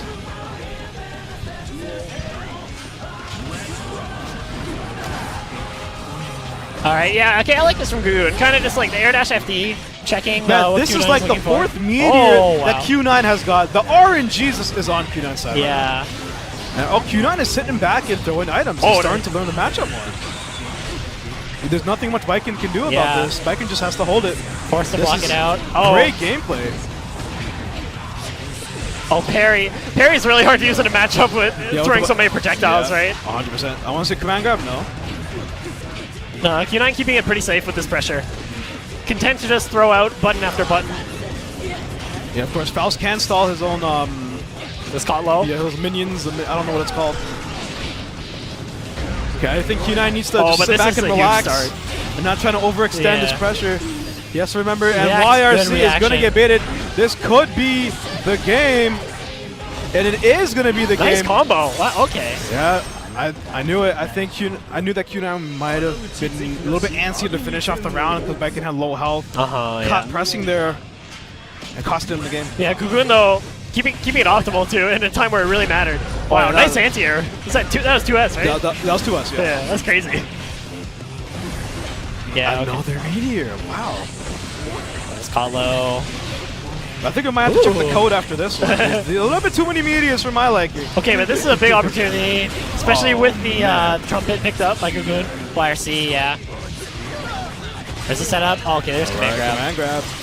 Let's see if he knows the setup. Oh! Okay, yeah, that was a really That good, was really cool. If he had just done the scalp of the JD, there's an opportunity to get parried. You're gonna get safe jumping against Baiken is always can always get messy. Ah, wow, keeping up that pressure. Yeah, Q9 just started folding on defense here a little bit. Yeah, I mean it's tough. I don't blame him though. You know, Baiken's crazy doing the cross up setup there. Messed up the cross up, but still got away with the hit. Goes same sides. Wow, did Q9 recover? Yeah, oh, they Q9 did. recovered. Yeah. Oh, he wanted the bomb to explode so he can get a better combo. Oh, that's really unfortunate. Was worried the bomb would mess up his combo, yeah. And just quick close out. Oh, okay, yeah. That is like a really high reward counter hit, too. Yeah, we're seeing a lot of good gameplay from Q9 right now. He's just, the defense has not been there quite yet. Yeah, Q9 maybe biting on a little... I mean, obviously, at some point you have to take risks against this character. Yep. We'll see if they can make some adaptations. Nice challenge. Yeah, that was a good risk there. Yeah. Oh, nice. Ooh. And there's the parry. And that's basically back to even. Okay, yeah, Q9 forced to burst out. Yeah, he's getting caught with the day one right now. And just gets caught. Media. Oh, wow, okay, 2H. Yeah, Q9 on his last, or it could be on his last round. Yeah. Gougoune has kind of been silently running away with this. Yeah, Gougoun's tough to fight. It's tough. This is set up. Oh, he still can't mash. The Tommy's coming. Yeah, it's not looking too good for our hero Faust right now. Oh my god. To go, but Gagoon, what are you on about right now? Styling a little bit.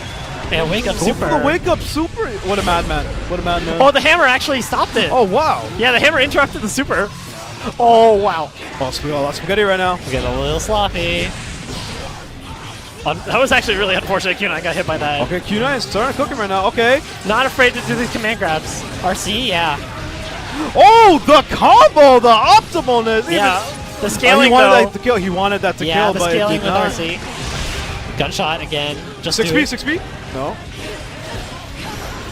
Oh, burst. Didn't even want to take the Yeah, he didn't want to risk anything there. Good block. Block, that was a very good, and the And just 2H. 2H. And Gagoon takes it. Unfortunate for Q9, 3-0. Yeah, that was a really strong showing though. Yeah. Once Gougoune kind of got their footing against like the projectiles and stuff, and realized they could find a clean way in, it was looking like a lot better for them. Yeah, Gagoon just sort of overwhelmed Q9 there on the on offense. And Yeah. Gougoune, you know, he didn't have a sort of response to that afterwards. Yeah. So. Q9 like he was looking quite good in like in offense as Yeah. well too, like hitting like good combos, like pretty good confirms off of his items, and in general just kind of handling them super well. But in the end, Gougoune kind of showed the power of Baiken's offense. Yeah, Baiken is a very strong character. I know I like to meme a lot, you know, say my character's low tier enough, you know. I know I'm not done to how broken this character is, Oh, I'll yeah, be honest. yeah. It's you know, parry itself is good, but I feel like Yeah. the threat of the parry is even better. Yeah, honestly. exactly, Like, right. people are petrified of that. Just like how much damage parry does in this game. Bro, I look think it does a little bit too much. I'll be honest. It does a lot of damage. No, just and the ability to blow up safe jumps that like most characters don't even have access you gotta, to. you know, in the older games, obviously you don't have the Azami anymore, Yeah, and stuff, exactly. but you still have to restructure your offense Yeah, and how yeah. you fight Baiken, right? Yeah, So. and she does play kind of similarly in terms of like, you know, putting herself minus in like certain ways or going for a risky, kind of like heavily weighing her risk reward. Exactly. So even though she doesn't have access to like stuff like a zombie and her dash, she's still got like kind of the I miss similar those. ways. they're pretty fun. She's a funny character. She's a very funny character Yeah. in Exit and the previous what's it called, Plus R. She was Yeah. a war crime. Oh, Oh yeah, she's quite good in that game. Yeah. Quite good is an understatement. But, let's see. We're gonna have, I think. Let's see. We're gonna have South versus I don't know who the other person I'm is. not quite sure who these players are. Yeah, South from Atlantic, Canada, actually. Oh, okay. From from PEI, out if I'm east. not mistaken. Nice. Yeah, out That's east. cool. They're one of the best Happy Chaos players we got, you know. Yeah, okay, Second yeah. So like Smitty. I knew they play Happy Chaos. I didn't know they were from out east. That's really cool. Yeah, we talk a lot on Discord now. Yeah, it's really cool to see South in person. Someone you've been talking to on Discord for a while, and then you see him in person. It's cool. That's kind of the fun thing about like bigger tournaments is you know, so especially in this era where you can like meet so many people in like Discords or online playing fighting games, and being able to like see them in person and hang out. Yeah, that's how I got into Strive. I got invited to the Ontario server, and from there, I'm here. Yeah, exactly, right? It's It's nice. You know, all the little communities kind of meet up and co-mingle. It's a good time. Yeah, very good time. Yeah. You know, we have a lot of Ottawa here as well. Yeah, exactly. Yeah, Montreal, and Some people all of us, you know, we're all homies. Yeah. We all love each other. Yeah. So beautiful thing to see. You know, some people couldn't make it, unfortunately, but we'll see them next time. I know we'll see everyone in the future. Exactly. eventually, Yeah. right? And that's the thing. This is only Strive. You know, we have SF6s Oh, tomorrow. yeah. The new game on the block. You know what I mean? That's a huge bracket. Yeah. That's like a 300-person bracket or something. If everyone shows up, it's crazy. Terrified to play in that bracket. Yeah. It's full of killers. Oh, left and right. oh no, there's like tons of strong players that came out with like international I competition. don't even know if there's any of those hidden killers as well. Yeah, They it's could true. just pick there's a lot of new players coming to the fighting game as well. Right? Yeah. Also, like I'm seeing like a lot of like kind of old school. Yeah, people all the old heads are coming back. Yeah, Last game. exactly. Super 6 is actually a good game. The previous game. I said, oh, we have MaverickMTL. it's Maverick, okay. From Happy obviously Chaos- MTL. Happy Chaos and Potemkin. It's a little bit of a side matchup. I'm not gonna lie. Yeah. The predictions I did on my stream, you know, I told Maverick, you know, I love your cut. It's not it. You know, this matchup is. Yeah. I mean, when you play like a grappler, like a pure grappler like Potemkin, there's eventually you have to run into some matchups that are going to be just like complete nightmares, right? And you know, Happy Chaos is kind of like the prototype of like a bad matchup for a grappler. Oh man, you saw, of course, me doing combat Smitty on stream. That was, you know, not a fun experience. Yeah. But it is what it is. Smitty is a really good player. I'm not gonna sit here and say, oh, this guy's horrible. Smitty is a very good player. Yeah. So yeah, not even is this like, you know, Happy Chaos is just also a very strong character. When the good players play Happy Chaos, that's when it becomes busted. You know? It's a super strong character. Very interesting in that they do play it very differently though, like the cast, and can like their game plan is also different. Plus on whiff. All right, let's see this round start. All right, this is where it starts. So, wow, okay, calling out with a hammerfall and 5D. Just opting to keep it safe though with these setups. PRC, keep plus. It's interesting because South at UMAT did lose to Kid Boomer, one of the best players in Ontario. Yeah, so Kid Boomer's very strong Potemkin. Wonder if he's starting to learn his matchup now. Yeah. Alright, and yep, wall break with super. Maverick's gonna have to hold this pressure now. Oh yeah, rough spot with no burst. Oh, just counter hit by the gun. Yeah, I feel like that was the startup of a Mega Fist there, but you know. Oh yeah, trying to look to call out a gap. Yeah. Okay. Oh, round start bot buster. That walk back was really good from South. Yeah, South keeping it, playing it super safe. Against a grappler, it's always, a strong option. Yeah, backdash in general is just really good against pot. You know? Yeah. Oh, it goes low. That was tricky. Yeah, gonna get a wall break, and it's gonna be free Oki, and it's gonna be a curse and positive bonus right here. Yeah. Never mind, he's gonna walk We up got Bolt Burst. Okay. Here goes the pressure. Wow, nice backdash. Just clearing the. Oh, that's unfortunate. Didn't get enough meter to convert off of the. Oh yeah, they were really close to building that bar. Really close. Oh, no super from South. Keeps plus though. Ah, nice. And yeah. Yeah, you don't expect to get thrown like that when you're being overwhelmed like that. So. Yeah, that's always tricky. Yeah, South taking that game one pretty convincingly there. I'll say. Yeah. He's won the zombie skin. All right, we'll see if Maverick can kind of make some adaptations. Oh, the second hit. Okay. Okay, nice, yeah. I do like this idea of Maverick trying to maybe use their buttons a bit more challenge, not just wait, and look for gaps. But okay, that was quite the combo. Yeah, that's wall to wall. That's East Coast to West Coast, Atlantic to BC. And the setup, 5D. Oh, he did the Kami 99. He did the Kami 99. Where is Kami? Just I Kami. have not seen this guy today, but. Oh, getting caught pressing the button there. All right, there's a Gerda. All right, Maverick has had their opportunity to run their offense, but South getting out of the second Gerda and thrown to the corner. Concentrate super. Yeah, you're plus on that super. Oh yeah, not quite getting the wall slump though. So. Oh boy. There's the pressure. Nice break. Wow. Oh, looking for the throw again. Wow. Man, this is looking rough. South is running out of resources, but and they don't even get the super. So Maverick had an opportunity there with South had no resources, but unfortunately, after missing the punish after the reload, it was I'm not really, too sure really hard. if Maverick has any of the secondaries, but gonna run it back with the pot, tried and true. Yeah, we'll see if. I mean, honestly, the hard part is just trying to keep South locked down, right? South has been escaping the pressure pretty quickly. It's interesting because South is mixing up a lot of grabs and the string pressure, and I don't think Maverick's ready for it at all. South is also like making really good reads on the bursts, I have to say. Been pretty successful baiting them. Oh wow, the clone just eating Hammerfall. And this should be able to close it out, yep. Yeah, this is Maverick's last round, last chance for him to keep his winner side. Oh wow, okay. South actually doing really well at breaking the armor here. Yeah, one thing I know about South is every time like South loses against a character, always goes into the lab and starts labbing against them. And it's definitely showing right there.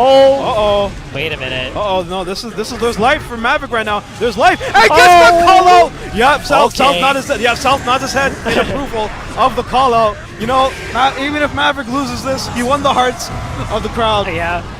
That was good. You hit it heavenly on stream. You're in a good mood regardless. You're in a good mood, you know. Well, let's see if he can actually, make it count this round. Good stuff for the Pop Bros. All right, okay. This is a good opportunity, but reading a jump. All right, South out of bullets. He's out of bullets. Out of bullets. Mana. He's out of mana. Okay, good. Nice, yeah. Has to make something count here. Well, yeah. YRC. Wow. Oh no, doesn't get the punish. I don't think he was ready for that. A little afraid to challenge afterwards. All right. Just gonna choose to break wall. Only one bullet, so gonna have to find a way to reload. And that's gonna let Maverick get in. Oh, the scary walk up there. The Devin Classic. Block gold burst. Oh, double South can't meter right punish. here. But this pressure is going to be ridiculous. Gets 4 bullets. Wow, okay. Yeah, this will be really hard with all the bullets back. And yeah. You know what? Yeah, that was... It was definitely Happy Chaos versus Pot, but he got the Pot Buster. I mean, True, the Heavenly. So yeah. I mean, one of the trickiest things about dealing with Happy Chaos is you really have to be on point in dealing and noticing his meter. And like finding opportunities when he's like knowing what he can do when he has, you know, certain amount of bullets, certain amount of concentration, and because it really shapes the way you want to like pressure him or challenge. And if you if you're not really good at like being aware on that stuff, he can kind of just run over you, right? Yeah, I feel like Pot has the range, you know, the sort of like the range on the buttons to deal with like Happy Chaos. It's just getting in, and the mobility is not there. It's tricky, but yeah. Like, you got the hammer for all being beaten out multiple times by the gunshots and the moves. So. Yeah, and it was honestly South was just doing a really good job of not getting locked down. Like even when Maverick would get something started, he'd pretty confidently find his way out of pressure like pretty quickly. Obviously, it's tough when you're playing a character like that relies on like making a hard read on offense, like Potemkin. But he was just like doing a really good job of escaping pressure. I think that's the beauty of it as well. That's what pot mains live for, you know. Oh, of course, yeah. That is, you kind of accept it when you're playing a character like that. But it was worth it. Hey, you got that clip. You know, you could say that. The Heavenly was great. Yeah, I loved it. But next we have Justin FGC on stream right now. I don't want to say SSBU because that's disrespectful to him. So I'm going to choose FGC on the screen. I'm not too sure who his opponent is. So. Okay. Yeah, we're going to see some MTL action here. Justin rocking the Soul Bad guy. Oh, he's the Soul player. Okay, the Soul player, I know him. Yeah. Also, actually, I'm not even going to say Smash, but, you know, he did play Smash. He does play Dark Samus in Smash. Very good player. Cool. Yeah, very, very, very, very solid Soul player. His pressure is terrifying to play. I have fought Justin. It did not go well for me. I will be honest. I got smoked. It was not fun. I think he's normally done like pretty well in like Quebec tournaments and stuff. Oh, yeah, he always has good placings in his region. So definitely a strong player to look at. You don't see a ton of Souls in Ontario usually. Yeah, you know, after a couple patches, they all went away. Yeah, I think a lot of people, you know, they're always the diehards, and you know, he's still like a decent character too. But a lot of people I know fell off of him, especially around here. I don't think he's super popular around here. I think he's like one or two players, but you know, Actually, no, there is one killer that we have in our Discord. His name's Sly. Oh, okay. Very good player from Mississauga. He doesn't come to tournament, like he hasn't come offline yet, but I think if they come offline, they're definitely one of the best players in our region. Actually, they there you go. Smoke us. He's really good. But I hope he comes offline one day. But for now, we have Justin, and let's see, any name? No. Okay.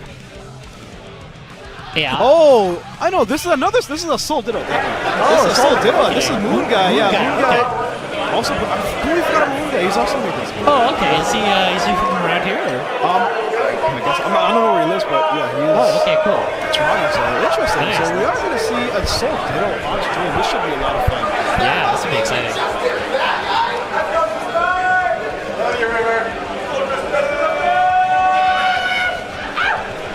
Crowd cheering for their boy.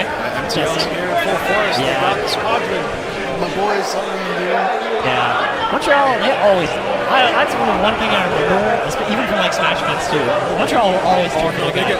They get loud. Canada in general gets loud. Oh yeah. When you come up here for tournaments, you better bring some noise. Canada, you're gonna hear it. Yeah, we have a reputation. This is only day one as well. Exactly. Right. They're not ready for me. That's awesome. They're not ready for me. Justin walks the box, and moonguy with the red one. All right.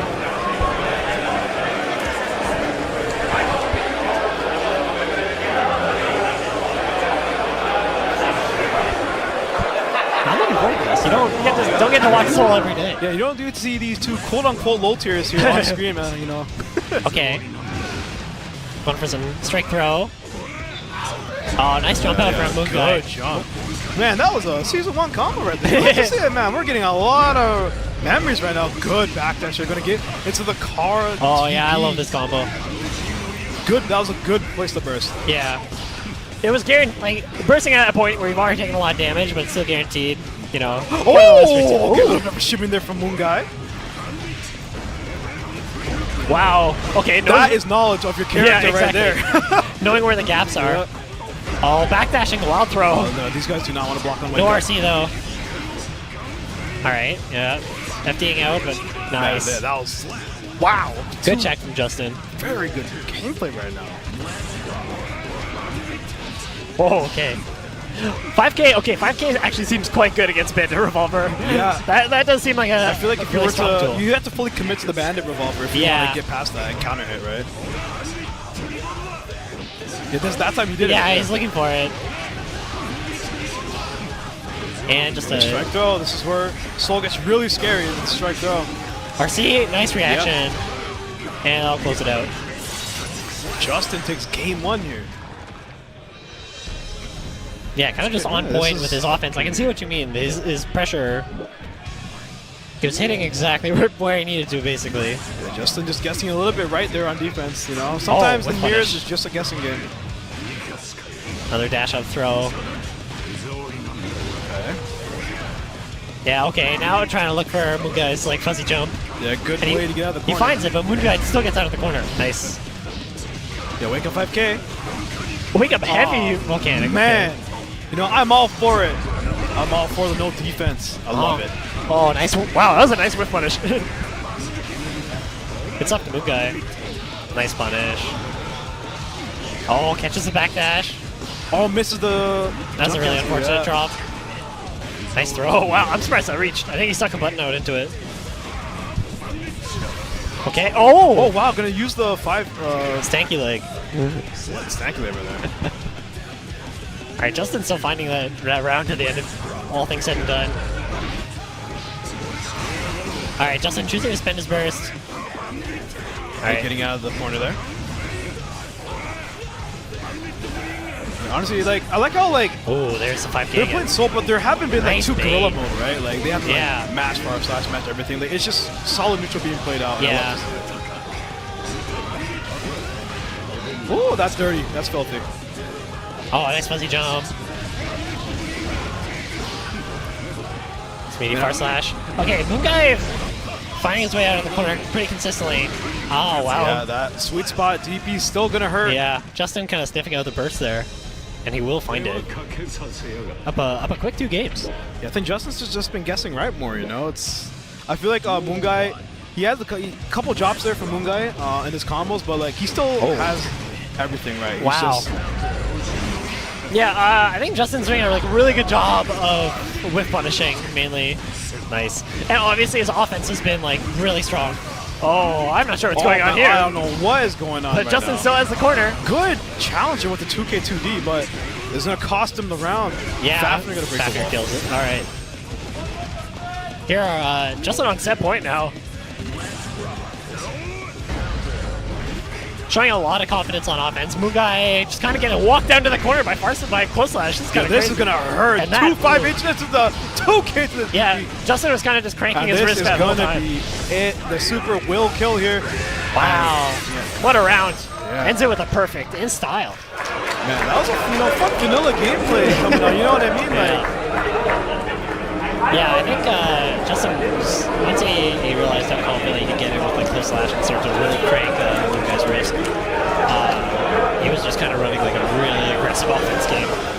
Yeah, Justin got more for his combos, right? More Yeah, for his hit. that too. And I mean, part of that is too risk generation, right? It actually plays a really big part in how much damage you do, like a deceptively big part.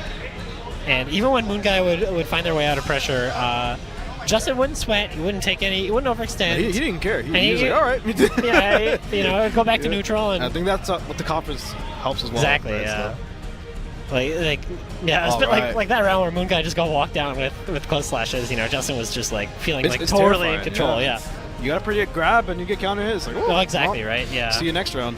So. Taking like risks on defense against a character like that can be, you know, really costly, especially when you're close to the corner.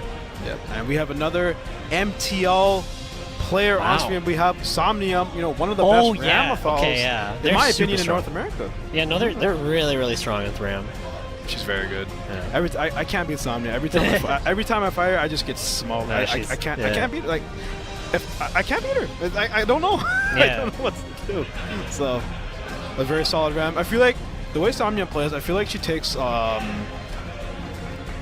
bit to adjust in the set, and then after like 1 or 2 rounds or like even a game, she just like goes full Right, She yeah, starts to really momentum. Okay, yeah, like a one very of the- momentum-based kid. Yeah, like one of those kind of players that'll like really start to try to figure out what your tendencies are, and then kind of build a game plan off of that. Yeah. Which in a game like Strive, where it is every set is first to 3, I feel like that can be like a really good strategy. Yep. Because I don't know. You'd be surprised. There's a lot of reverse 3-0s that happen. In Yeah, Strive, exactly, like, a lot right? of the Like time. like momentum can get really strong, and like going down a game in something that's like all first to 3 is like, you know, it sucks. Obviously, you never want to be down in a set, but I think if you're a player like that, that kind of format can really be advantageous to you. Yeah, this is a very unforgiving game, that's for sure. You know, Yeah. you get hit once and Well, goodbye. exactly, yeah. But in first to 3, you got lots of time to mentally reset and run your game plan. So I'm not quite sure who they're playing against. Actually, I don't recognize this player. For sure, we have a lot of new faces, which is really good to see. Yeah, I mean, especially at a bigger tournament like this, it's like I feel like I know a lot of people, but then I see so many people that I don't know. So. Yep. All right, players are getting set up.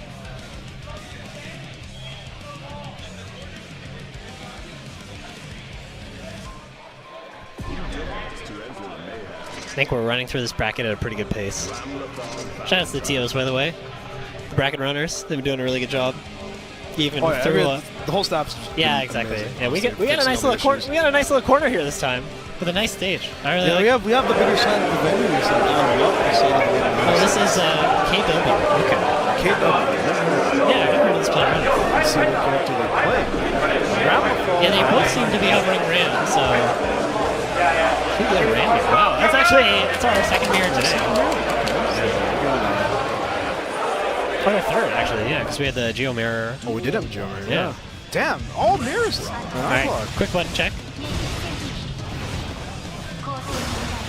Ram, of course, like a perennially strong character in this game. That's an understatement. Yeah. But I feel like she is a little bit harder to play sometimes as well. Like, as broken as she is, she definitely takes like a bit of a learning curve.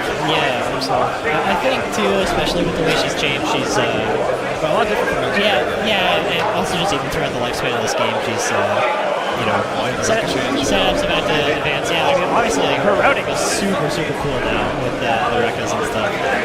But it's kind of cool to have a character like that where the base game plan pretty straightforward, but you can, if you're confident in your execution, and you can really push this character and get really cool. Reminds me of like Palu from Smash. Like beats out all the mid tiers, right? A solid like solid mid tier Slayer. Right. Yeah. Yeah. Ram can definitely beat up some characters who have some trouble in this game. Oh wow. Yep. KW actually built that meter super fast. KW off to a really good start right now. Yeah. This is another thing about Ram though, not the best defensive values. Yeah, has one super there, and that's about it. Yeah, and just like low guts and. Oh yeah, Ram is squishy. Okay, that's what you mean. Okay. Okay. Yeah, when you got the meter, why not? Keep the pressure up.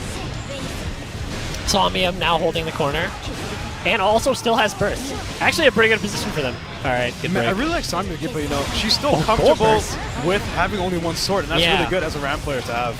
Yeah. Okay. Oh, okay. Not 6p or anything there. Oh, the DOC doesn't kill! And yeah, this is gonna be a wall breaker. Oh no, that is a so really unfortunate mistake. Wow. She was at a sliver of HP. Yeah. Somnium kind of breathing a sigh of relief there. Maybe gifted one. Starts this Rekka pressure up. 6p. Oh, but doesn't actually combo.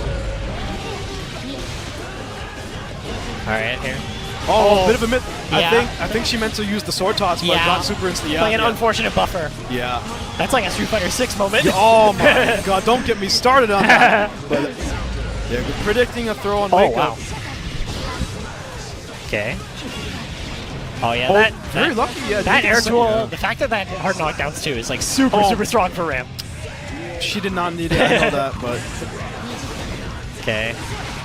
Somnium air dashing in. Wow, nice dash 6B.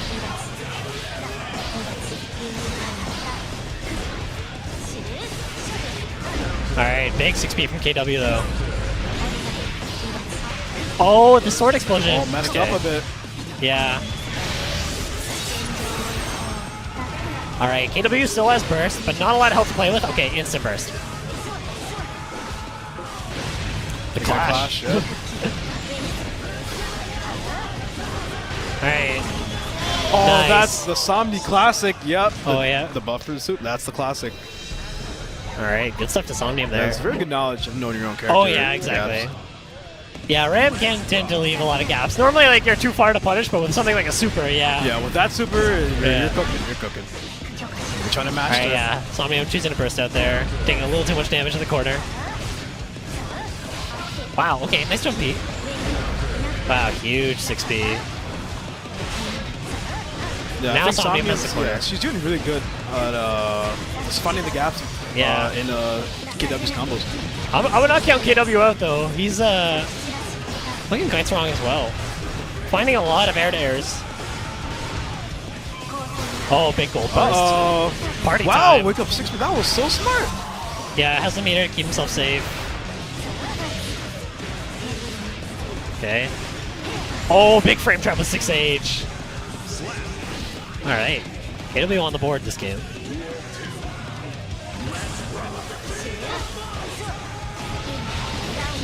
This is a huge combo.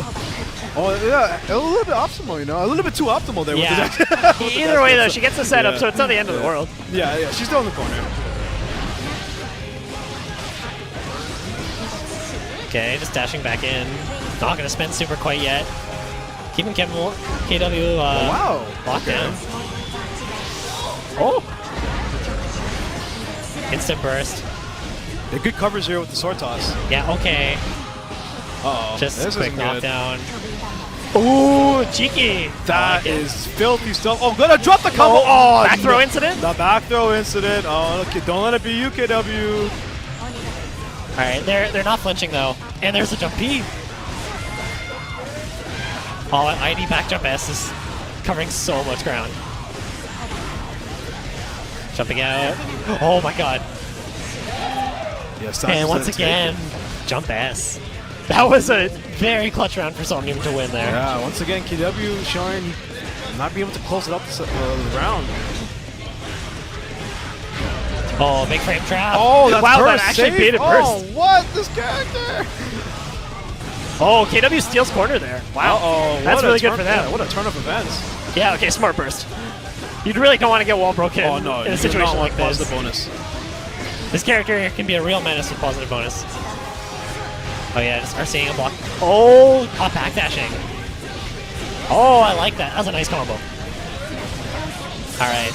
Somnium sitting in a good spot here. But both players are very low health. 6B. Oh, knocking 6B. KW has a chance here. Oh my god. Uh-oh. Oh, no, Somnium! Wow. You're a madman, Somnium. Oh, The confidence my there to go for that. God. Wow. That was the... She did everything right. That was the right decision. She did everything right. went super. Oh, That hit airborne as well. I wonder if KW's in his own head right now.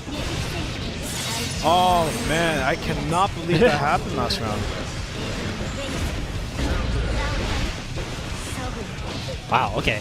Somnium defending quite well against their own character, which makes sense. But still, it's also very impressive. And of course, Somnium Oh does my God, this frequent in a close lot lashes. of the That is a lot of risk, but nice super. run-up grab. That's crazy.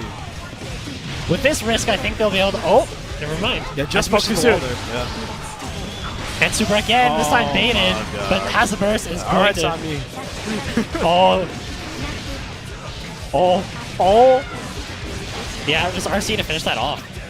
Yeah, Somni getting a little bit how do I explain it? Little antsy to Little finish that antsy, last I bit of want to play. use the word cocky a little bit with these wake-ups, but, you know, when you're up 2-0, why not, right? Yeah, although, hey, don't count KW out. You cannot. They're running like some wicked offense right now. Oh, nice throw bait. The other thing, KW playing just fine this set. It's just, Somni's just been clutching it out Oh. one of these rounds. Nice back throw. Yeah, burst it. Oh, but not the punish Oh, they wanted. no, don't let it be you. Don't let it be you. Oh, no, you let it be him. Oh no, is this going to be the turnaround that Somnium needs? We'll Not see. going to get the wall break. Plus frames. Okay, nice YRC. And just close Okay, slash. okay. KW. Okay. KW kind of avoiding disaster there. Oh, that could have been. that could have been really bad. I would have DQ'd. Somnium was looking really confident, but KW stays alive. See if they can keep this up against Somnium. Oh, 5H. Nice, okay. Make a ball burst. Oh! KW! I'm not sure if they were buffering that or if they had a feeling Somnium was too far. I have no idea. Okay. Somnium finding the jump out though. This is really good for her. Not choosing not to super. There's the super. Oh! Wow, you know, KW man. pressed into it. Man, she heard you and she's like, nah. Yeah.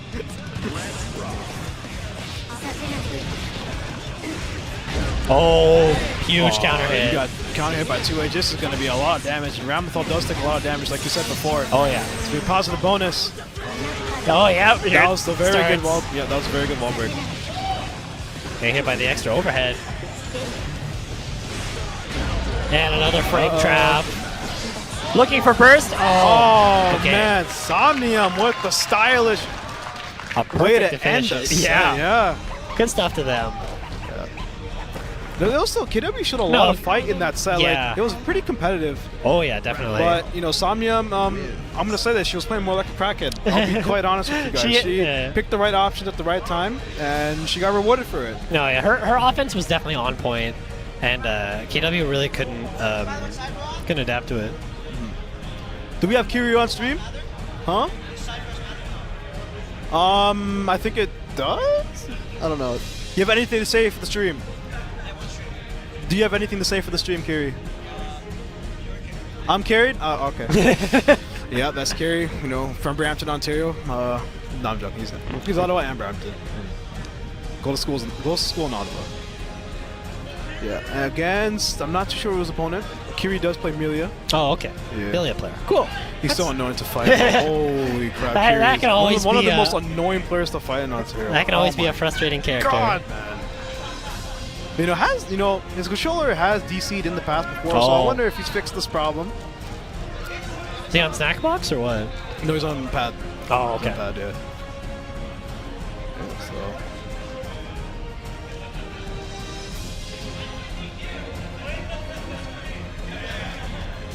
Alright. Yeah, Millia's a really interesting character in this game. I feel like the opinion on her changes a lot. And not a ton of presence at like the super high level, but at like decently high level, I feel like there's a lot of them, especially online. Yeah, I feel like some of them have recently been able to do well, like Rat. Yeah, Rat, like Rat is like who I would think of too. Yeah, He's like, Nubenheimer, by the way, that's not easy to beat. No, Rat's a super strong player, doing like super well online and offline. Yeah, so there is some hope for Millia. You know, a lot of her match spread probably isn't like the best. Yeah, but, I think that's a trouble. I feel like against like certain top tiers, she can have a really hard time. She's also lacking in certain terms of defense as well. You know, has one reversal super. How long's my wire? Ask Marion. Lifting off the wire. Oh, okay. Well. Ask Q9. Just figuring out some controller stuff here. Yeah, you know. I also forgot to bring like a long enough cord for my snack box. I was like, oh, that sucks. Yeah. But like, you know, I'll make it work somehow. Yeah. So. Of course, Kiri always coming unprepared. You know, that's Kiri SSB right there for you. So.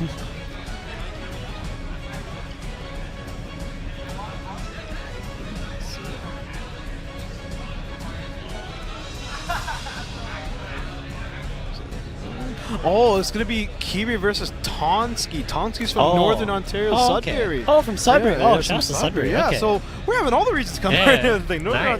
Northern Ontario recently, like, in terms of Smash as well, it's just been, you know, a really good threat. Cool. Like, that's awesome. Yeah. It's cool because, you know, they come from very far away, right? Yeah, so Sudbury's like, what, 4 or 5 hour drive? 4 or 5 hour drive, yeah. So it's cool to see these guys show up, you know, on the different part. You know, Ontario's a really, really big province, Obviously, right? yeah. Obviously a big province, but, you know, it's more centralized more to the southern part and the eastern part. Like most of the bigger scenes that people would know about are like in the south end of the province. Ontario, but you know, even in Thunder Bay, we have this kid named Big Duck Hunt Fan. Oh, okay. Who's one of the best players here. Oh, there you go. You know, in Smash. So that's awesome. You know, unknown OD hidden players in Northern Ontario. You know, you never know. We could have some player from like Nunavut would come out of nowhere, just smoke everyone. Yeah, exactly, right. At this point, like you never know. Yeah, it's nice to see that the scenes like up there can develop in like all sorts of games, right? Like Smash and like 2D fighters. Man, that's awesome. Northern Ontario is also very beautiful. You know, I see pictures. Awesome. No, I love I've Northern never Ontario, been before. yeah. I want to go at least once. Yeah, I actually grew up in Sudbury. Oh, okay. Yeah, okay. Nice place. I see. Yeah, Northern Ontario is great, especially if you love the outdoors. Yeah, I love me some outdoors. I miss going outdoors a lot. It gets a bit colder though there than here, so that's the trade-off. I've heard Fantome tell me the stories about how cold it gets up there. It does not sound like fun. And the one time Kiri is on stream at a major, this dude cannot get his stuff right. This kid, I swear to God. Isn't that like the Pad Player Classic though? It's like gotta borrow a wire from someone. Yep. Yeah. Of course, this tournament is all on PC, which I love. It's no great. PS4 delay. PC also supports, basically almost every controller that you can think of. So shouts to our sponsors, by the way, AMD and Asus, for making a PC tournament like this happening. Making this whole event happen. Yeah. Making everyone with a smile on their face. And SF6 is also going to be on PC as well. Exactly. You're going to be able to react to try. Strive and SF6 are two games that really, really benefit from having a PC setup. Oh, 100%. Like not even just like load times, like just the way stuff can run. Load times is a little bit part of it. It's like blocking Leo on PS4. Yeah. Oh man, dash blocking on PS4. Yeah. Obviously, it's not the easiest thing to make happen, but we love when we can do a PC tournament here. Yeah, it's fantastic. We have Brampton, Ontario versus Sudbury. So this is going to be a Millia Sky. Tonsqi plays Sky. Yeah. This is going to be a slight match, maybe. I've seen people say Kai or Millia. I don't know which one. I don't think Millia players love fighting. From what I remember, I don't think they like fighting Kai. So. I feel like Millia does have the tools to get it done. She has the mix. She has the mix to get the job done. So that's the most important. Yeah. I'd hard to say it being like a miserable matchup either way, right? I feel like if you're a Millia player, you probably think it's going to like Potemkin, like having chaos. Like I'm pretty sure Kiri's really happy right now.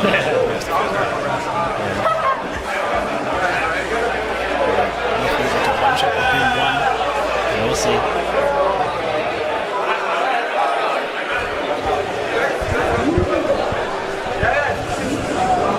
Looks like we're just quick question. Kai himself has great buttons as well. Yeah, exactly. Has the neutral, honestly. The only thing he really lacks is like crazy burst damage. Like some other characters like Baiken. Just lacks that aspect. But honestly, everything else is completely fine. I think Kai players can play way too much. I think they're also dog shit at the game as well. So, it is what it is. Kai can definitely have. You say he doesn't have amazing burst damage, but he can have quite rewarding combos on his good counter hits. Especially in Shock State as well. Yeah, Shock State, stuff like 6H. That's like a super rewarding counter hit. So successful.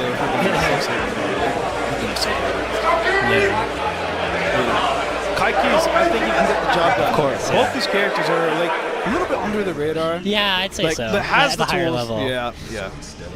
Like the only one really like Danny right now online, getting the results with Kai. Yeah. Some people say his connection might be a little bit sus, but I still think he has the neutral to back it up. I still think he'll do well offline. Yeah. All right, let's get into this. All right. Of course, Millia does have one of the best mouse touches in the game, having that nice far slash blow. Air throw, very good. That's good. One of the main counterplays to Millia is the air throw out of the Capel. Yeah. All right, going straight into Stun Dipper there. Oh, nice. All right, now Kiri getting the opportunity to start his offense. And Stun Dipper wire. Stun Dipper RC. I hate Stun Dipper. Classic. Can't run from it. You cannot run from Stun Dipper. It's one of the best moves in the game with meter. Oh, definitely. Nice. Okay, just fuzzy blocking the. Wow. Okay. Yeah, good route there from Tonsqi. Oh, very good recognition there with the 2P. Nice challenge, yep.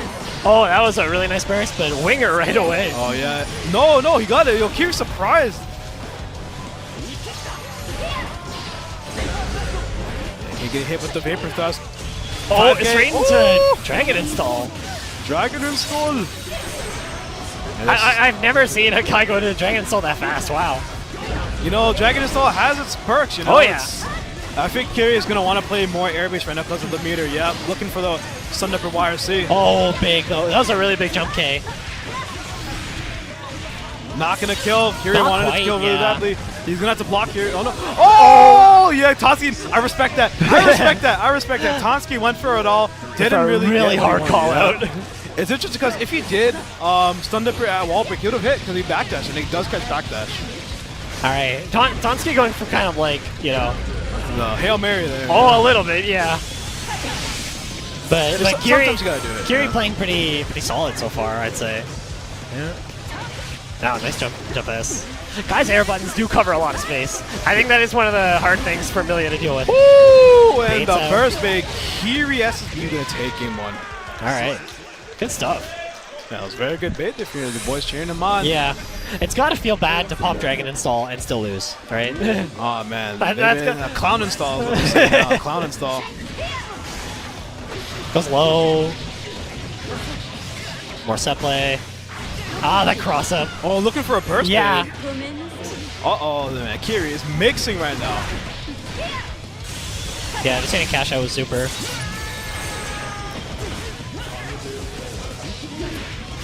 Oh, you gotta guess. And just closes it out. Yeah, Tonsqi choosing to save their burst, already down on so much health, you know. Just guess right versus Millia, that's all you gotta do. There, okay. Wow. Oh, that was such a good What a 6P. brutal 6P. That was so good. And obviously, Millia has one of the best 6Ps in the game. It's so active. Ah, Stun Dipper. Oh, yeah, that's a burst safe route. Yeah, it's an option you have to respect when the Kai has 50 meter. Yep. Always have to worry about the low. I really go, Kiri's definitely trying to IBFD all over all the strings, right? He's just not getting the timing right. And yeah, just going to close out quickly. First safe ender, obviously with the super. Alright, Tonk's going to even up the rounds here. Yeah. Oh wow, just far slash. Yeah, it's a very good round start. Wow, that whip. Whoa, That's a really... that whip. Even Tonsqi was surprised. Yeah, Like, damn, that whip. Capel can really manipulate his hurt box in some strange ways. Very strange. Wow, dash up 6P. Going for the reset there at the wall. Yeah. Gonna have to guess. Gonna jump out of the corner. Yeah, okay, choosing to burst there, keep the corner. Oh, huge trade for Tonsqi. Oh no, drops the combo there. That's not good. Wow, Has the burst available. Are we gonna see a gold burst? Oh, Yeah, we good do see a bait. gold burst. Nice bait. Yeah, that was very good bait from Kiri. Kiri is locked and loaded right now. Up 2 games against Tonsqi. Yeah, looking super strong here. Like really confident counter pokes, like with the dash up 6Ps and stuff. Oh, okay. Quick whiff punish. Oh yeah, trying to go for the grab, but Tonsqi's gonna jump out of it. Nice air throw. Very good air throw. Yeah. Tonsqi been trying to go for that a lot. Stun Dipper again. What's the mix? Oh, the fuzzy! Ooh, that was nice. Right, that was nice. All right. Yeah, Kiri shaking his head in recognition of that really good play there. Yeah. Tonsqi kind of dominating that round. Oh, look, high throws. Yo, this is a tough spot for Kiri. Oh, very good challenge. Nice there, challenge, wow. And Stun Dipper RC. Buffer Stun Dipper. Yeah, it really puts you in an awkward spot with Millia, like with your cancel options. Yeah. Then you have to deal with Stun Dipper RC. All right, so Tonsqi fighting back here. Yeah, wow, that was actually like a really dominant game too. Yep. So we'll see if he can get some momentum off this. Yeah, I think Kiri, you know, a little hyped up, you know, has all that energy in him. He just needs to learn how to control it in that game, right? Okay, finally winning the air-to-air interaction. Oh, there's Capel again. Doing the charge dust at the wall break, positive bonus here for Kiri. Nice, yeah, okay. So now Kiri wants to play the air game in kind of like almost like a whiff punish way with Capel. making themselves like deceptively hard to hit. Oh my god, he ran up 6 speed. And one mix-up basically guess for game. Oh! What are you doing? Trying to paint burst a little too hard. Yeah. The Tonsqi, you know, didn't want to toss his burst away anyways, so. Yeah, you can't toss your burster. If you toss your burster, you're throwing. Wow. Kiri confidently challenging after Fujar. Yeah, it's interesting because, you know, if he gets counter hit, that round is gone. It could, yeah, exactly. Oh, just meaty close slash, yeah, cashing out. I like this. Alright. See what the setup is here, just meaty 5k. Oh, it doesn't actually hit meaty enough. Okay, just backdash 2k. Wow, okay. Alright. Backdash to far slash gets 2k. Tonsqi still in the set here. Yeah, fighting for his winner side life. Wow, the startup of the Fujiwara got beaten out by JH. I've never seen an interaction before. Reverse hitbox. Whoa, what's going on? Vapor Thrust hitting super far behind. Alright, big start for Tonsqi. Okay, choosing to spend the meter, but gets the burst for it, so pretty good situation. But as I say that. Oh my god, what's happening? Oh, Kiri! Wow. Oh my god! Ankles have been broken. This set play is ridiculous. And no, not Not yet. quite enough. And yeah, the Capel gonna take it. And Kiri with a little bit of a pop off there. Yeah. Good stuff to Kiri. You know, Tonsqi also playing that really well, honestly. Yeah, it's just, you know, you kind of got mixed there at the end. Yeah, So I think at the start they were kind of, you know, maybe going a little too crazy, but they really toned it down and started playing a lot more solid near the end. Yeah, and obviously they show they have like really strong confirms and stuff. Yeah, Kiri, you know, breaking ankles. Yeah, exactly. Oh man, we have one of our boys up next. Kami Kami. Oh man, we have happy guys. We have the Call of Duty matchup, Battlefield matchup, Battle Pit matchup, whatever you want to call it. These two did play at UMAD for 9th place actually. And Kami won that 3-0. Right. So South told me that he's been grinding the Ditto ever since. Right. Wow. Okay. So he clearly feels something about that loss. Yeah, he feels everything. Like every time he loses to a player, whether it's me, Kami, or whoever, right? He always goes in the lab and trains against that character. Okay, yeah. So. Well, that's dedicated. good discipline. Yeah, that's really good discipline. Very dedicated, to his craft. Exactly. Yeah. All right. Well, this should be exciting. Kami, of course, like one of the strongest players in South Ontario, I'd say, in this game. Oh, yeah. 100%. Doing super well, hitting strides to Happy Chaos. Of course, known for his DBFC prowess. Yeah, exactly. Taking his talents to Guilty Gear Strive now, so. Yes, his mix-up game is just ridiculous. Like, yeah, you it's just true. cannot block him, dude. That's kind of like always been one of his hallmarks is like really oppressive offense. Yeah, I know Whitehouse always tells me, bro, he does not like to fight Kami in that. Yeah, no, he's actually here. He's Whitehouse is here? Oh, yeah, he's actually here. I don't know where he is. No, wow, I gotta go say hi. Yeah, I need to tell him to come pull up with the boys. Yeah, no, Kami like was like a complete monster in that game. Like, you know, super dominant. Yeah, he won Evo, didn't he? Even one of the Evo Onlines, yeah. So shoutouts to Kami. Yeah, this dude's a champion. He knows how to win. He knows how to win. Oh yeah. Got a solid mentality for basically any fighting game he plays. A lot of people like to meme on his playstyle, and that's completely fine. But you know, he does know how to win in this game. It's true, right? At the end of the day. At the end of the day, he's the one getting the dubs, and we're not. Yeah, we're being right? salty. Yep. Yeah. That's how it has to be. Yeah. Kami gets the W's. Yeah, his offense is super ridiculous in this game. A character like Happy Chaos is like a perfect fit in that regard. Able to run like crazy offense. Yep. All right. Just getting each other set up. Yep. So Happy Chaos mirror. Obviously that is like one of the stranger mirror. We've seen a lot of mirror matches today. Yeah. What's like a lot of mirror matches. Production. What's going on? Yeah. Here, nah, I kid.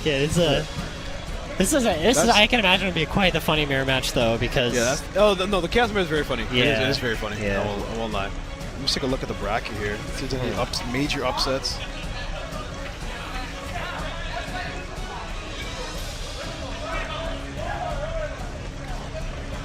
All right, let's see. Wow. Okay, so I didn't even think about this for some reason. Wonton is already in losers. Oh, okay. Oh, wow. Who do you lose to? KW. I don't know why I didn't think. Yeah. Oh, okay. Well, KW was playing like really solid, so. And KW actually knocked out Wonton.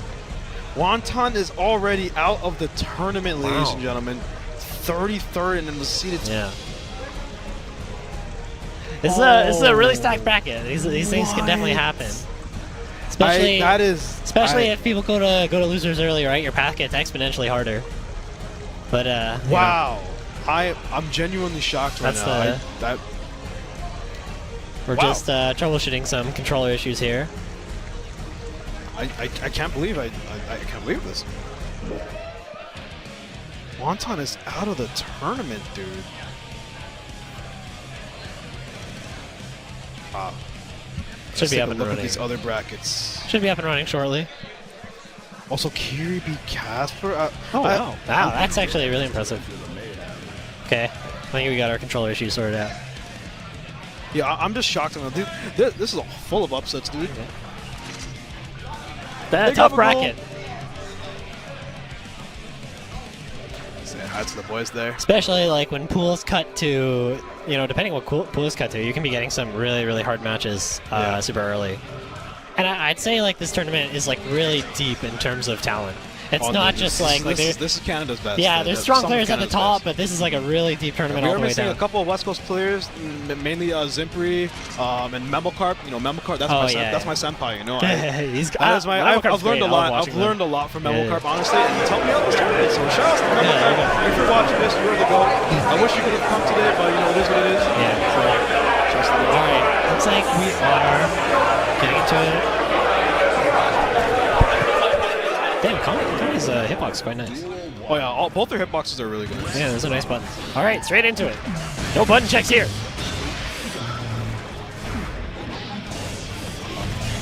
Yeah, Kami rocking the default. Yeah, Kami playing default. That's a classic.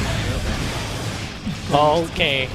Good awareness from South there after blocking the roll. Yeah, see how Kami is able to defend against his own character right now. Yeah, choosing to burst right away. Nice shot. They got the bass bumping in here. You can hear Chaos is on this. Oh yeah. And when you're up there on the stage as well, you hear the bass. It's like boom. It's like mini earthquakes in the venue right now, dude. All right, South finding the first round there after all that. Oh, there's another roll. Holy moly. 5D. Yeah, Kami getting a taste of his own medicine right now. Yeah, trying to backdash. South out of resources right now.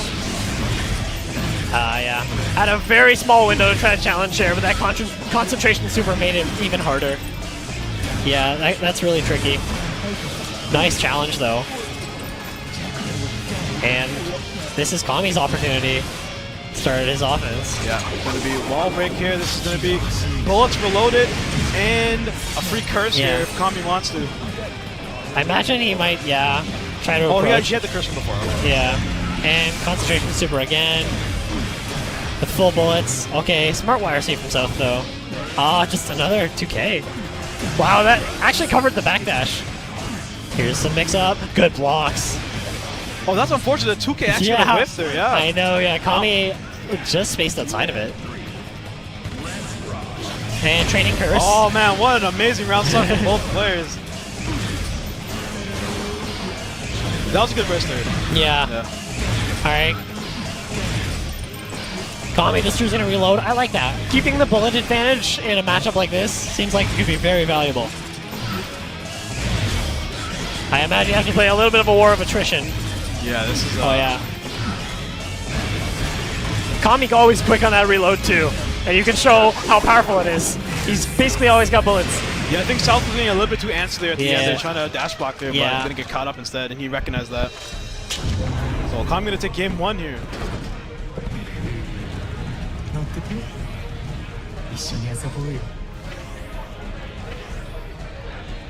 Yeah, playing a mirror match like this at a resource disadvantage, I can imagine is pretty miserable. So like Kami always like, I find that he's reloading very, very frequently. So just getting some stuff sorted out.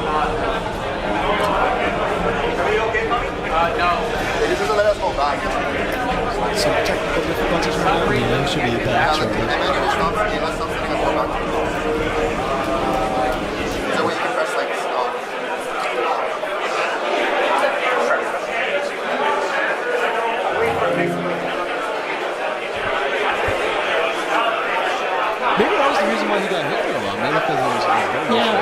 sure what's going on. Alright, looks like we're just relaunching the game. We should be back in shortly.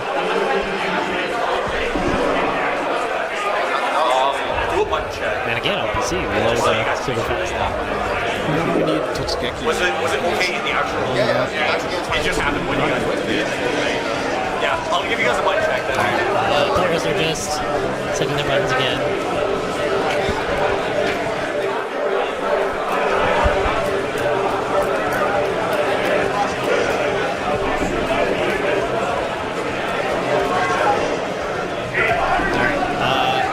Looks like we're getting back into it. Might be doing a button check again, I'm not sure. Could be.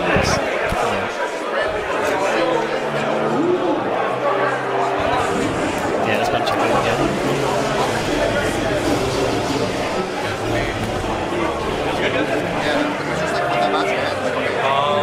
I'll come. If there's another problem, just like stand up or something, I'll come back out. I think we are actually tearing through these pool matches pretty fast. Yeah, it's going. Yeah, it's been good.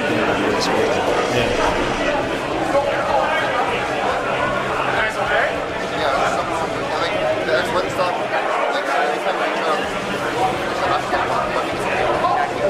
We had this issue with your stakes where you're last time that way. We had a similar issue. First one out. The Faust right there. Yeah, that's amazing. I like it when TOs not only are like they helping you out, they're like sort of like a friend. And all that. I think that's like the vibes that I get from Faust. We're back into it. Yeah. Alright, Kami, no burst, but maintaining this pressure. Yeah, putting the clone out because at a bullet deficit. Okay.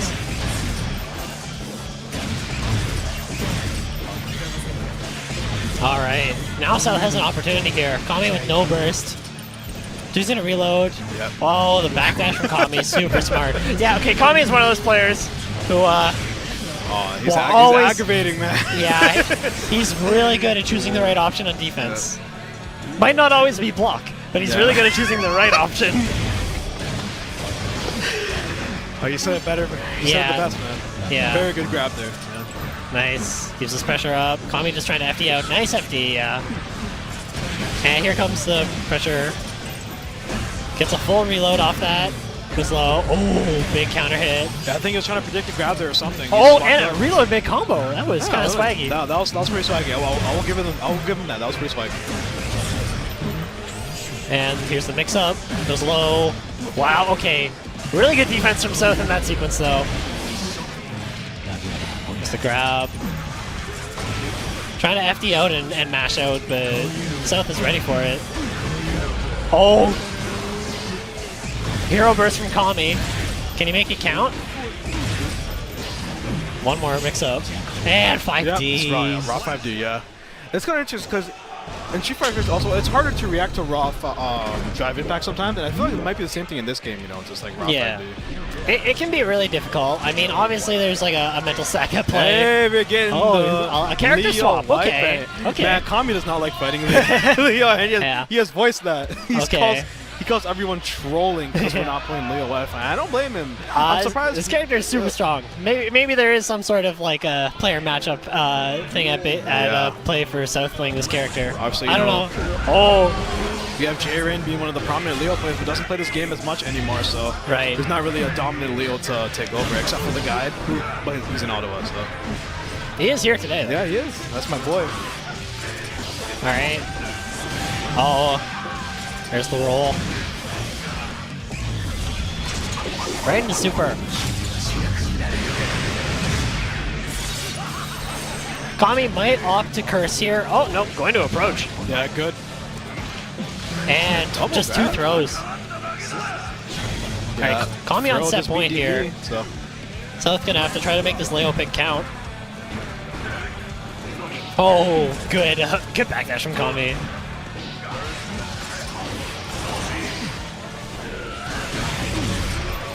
Yeah, South knows. He's just he's trying his best. Oh, that was a fuzzy. Wow, that was really dirty. That was super nice.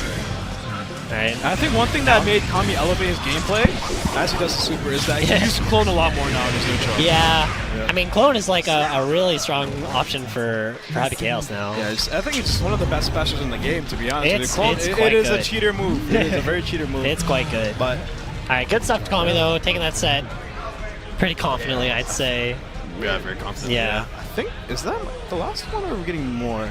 I think there's more matches. I think there might be I more see matches. 2 more sets. We have 2 more sets. Okay. Looks like we have Somnium up Somnium here. back up on stage. I think they might have to fight. Oh, I think it's Phantom versus Somnium Oh, right now. Yeah. okay. Oh, this Yeah, is we our haven't boy. seen Phantom on stream yet. Yeah, that's That's my, our boy. that's my Oh. boy too, yeah. It's interesting because I was doing the back predictions, and it was Phantom, Wonton, and Somnium, the 3 big killers in this pool, right? And now it's just Phantom, Somnium, maybe if Gougoun's still in the back, I'm not too sure, but yeah. So this is Toronto/Brampton versus MTL. This is a big clash. Oh. Phantom, does get messed up by Somnium sometimes, right? But, Yeah, I'm not sure about the not experience of them playing. It's not a good matchup No, for Zato. that's a hard matchup for sure, Ramlethal. But, I mean, Phantom is like a super strong player. Very strong. Been grinding this game for a very long time, so. Yeah, he can definitely get the job done. Yeah. Definitely not someone I would count out. Yeah, definitely. This should be an exciting match. I imagine, old man powers. Is this like winner's side to get out? Yeah, this is I would imagine. Yeah, that makes sense. At this stage in the bracket. Man, so we have in this pool we have 2 people 2 unknown OD killers in losers semis right now. Cool. Holy moly, what is going on right now? Is it 3 make it out or? It's only 2 make it out. 2 make it out. Okay. Yeah, I wish it was 3. I would have probably made it out if it was 3, but yeah, 2 will have to do for now. Yeah, KW has just been farming this back. I'll be honest, that's exactly what's going on. Yeah, they were looking strong. I've never heard of them before, but they're looking good. It's not easy to double Elam Monton. I'll say that. Yeah, that's true. It's not easy, dude. Clearly, you've got a strong player on your hands, or a sign that you've got a strong player on your hands, rather. All right, yeah. The crowd is looking very into this match, so yeah, this I imagine this is a people are really gonna get big loud. set. Yeah, this is one of the more than everyone at home. Yeah, you have MTL and you have Toronto left and the right. Oh man, this is blockbuster right now. Yeah, this is we're at the stage of the bracket where we're getting some really, really exciting matches. We love both of these players. So. Oh yeah. Oh wow, this will be a great match for sure. Yeah, it'll be a very crazy set. Yeah.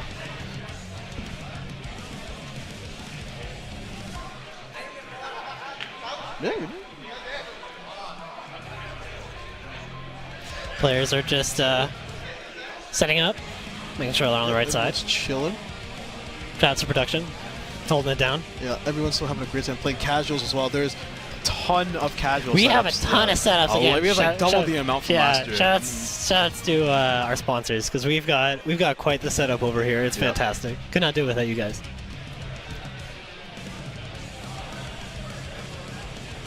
Yeah, this matchup is just,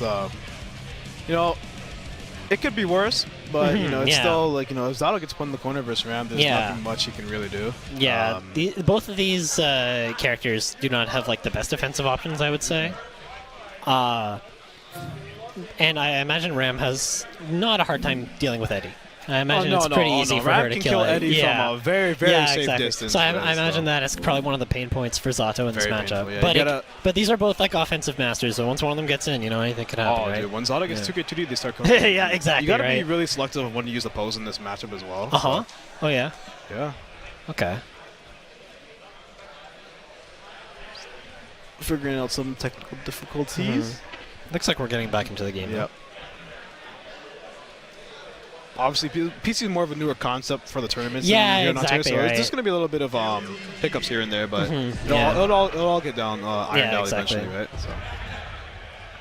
Yep. And hey, it beats having to power cycle a PS4 because it's been running all day, and it starts to get a bit laggy. That term, power cycle. Yeah, that's the thing, right? They get hot. They get hot. They get very hot. I can cook an egg on PS4 sometimes. Yeah. It's good what it is.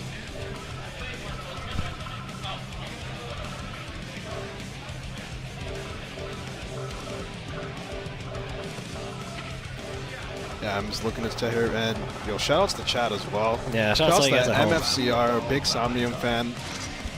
Gonna cheer on your boy. Thanks for watching. Thanks for watching. Our Thank everyone for watching. Yeah, dude, exactly. honestly. You know, it's been nice hanging out with this block of pool.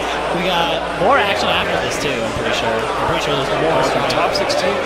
Yeah, that's gonna be a bloodbath. Oh yeah, that's awesome. They're streaming all that. That's fantastic. All right, quick button check here. It's kind of funny. Phantom hates this thing. It's been played on right now. It's what? Sorry. Oh, he hates this thing. Okay. Did Somnia, did she pick it? I missed it. Is this like mental warfare? This could be mental warfare. I'm pretty sure Phantom listens to his own tunes. Yeah, he's got his own tunes. And here's the thing about Phantom as well. He is many skins. He can pick whatever he wants. Oh, he's one of those kind of players. One of those kind of players. So old school He's using a terrible green right now. Zato has some questionable colors. I'll leave it at that. He uses the white one for different purposes. Oh yeah, not a fan of that. Not a fan of that color. Not my favorite. you can't see anything. Yeah. It's actually a broken skin. All right, we're getting into this match. Winner of this will make it out into winners side top 16. So this is a really important match.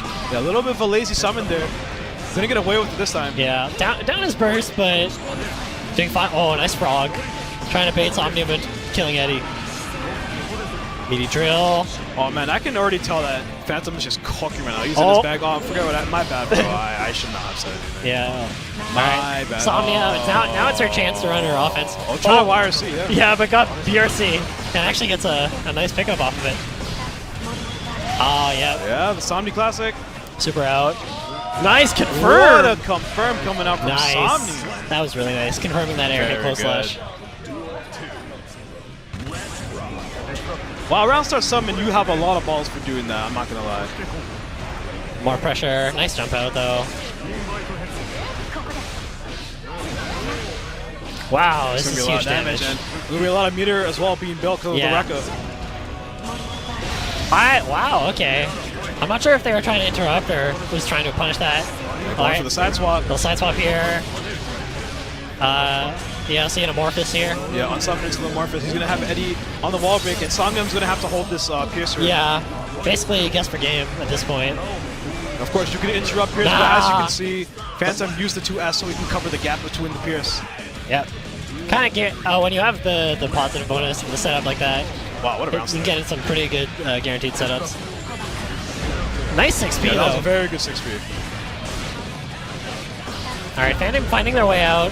Still has burst on deck. No burst for Somnium at this moment.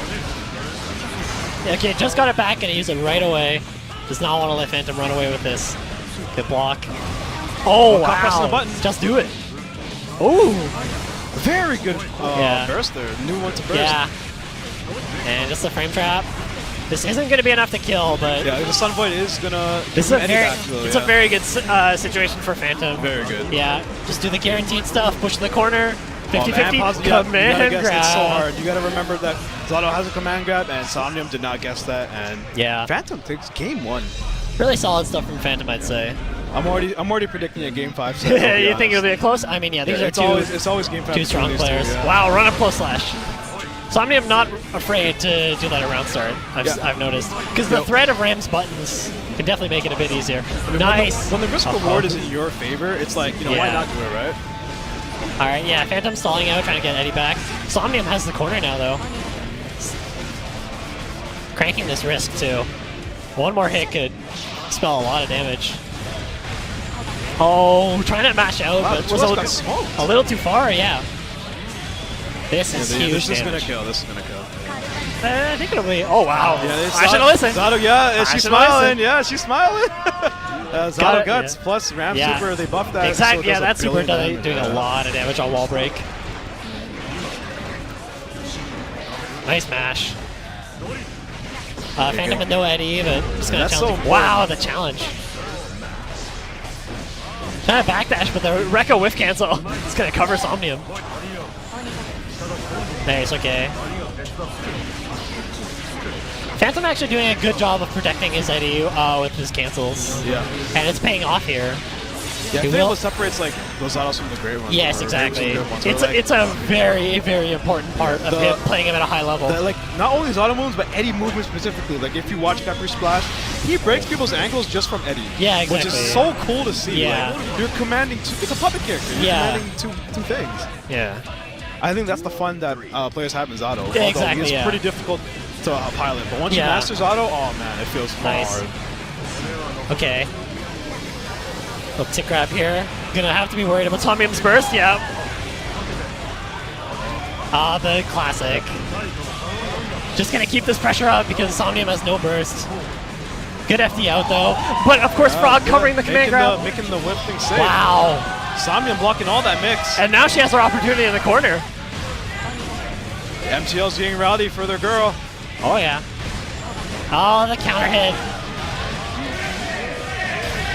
Huge combo. Oh, and this is gonna kill because she does have double meter, so she can't be it there. And this round's gonna be it. Yes. Wow. That is it. Okay. Ramlethal Valentine, ladies and gentlemen, takes game number 2. Good stuff. That was I've never seen that ender before. I'm gonna be honest. Okay. That was hilarious. It's tough. It's tough when you have 0 guts. All right, But a very good round start for Phantom. Yeah, no Eddie though right now. Even trying to bait out the burst there, but Yeah, going to have to play it safe because no Eddie and no positive bonus. Or sorry, no super wall knockdown. it's interesting because Zato players usually when they run out of Eddie, they try to play chicken and sort of like go to the other side of the screen. Wow, But Phantom, he's going in when, when he doesn't have Eddie. So. All right, this is a nice 5D. Just going to end it quickly with Amorphous. Somnium holding her burst. At that health, probably pretty wise. Yeah, I think that's the one thing as well. You know, Phantom knows that Somnium does not have the greatest of defense stats as well. Wow, okay, just 5H though, putting in work. Optimal. Yeah, I think she's trying to run up and grab there. Right away. Wow! Just catches Phantom landing.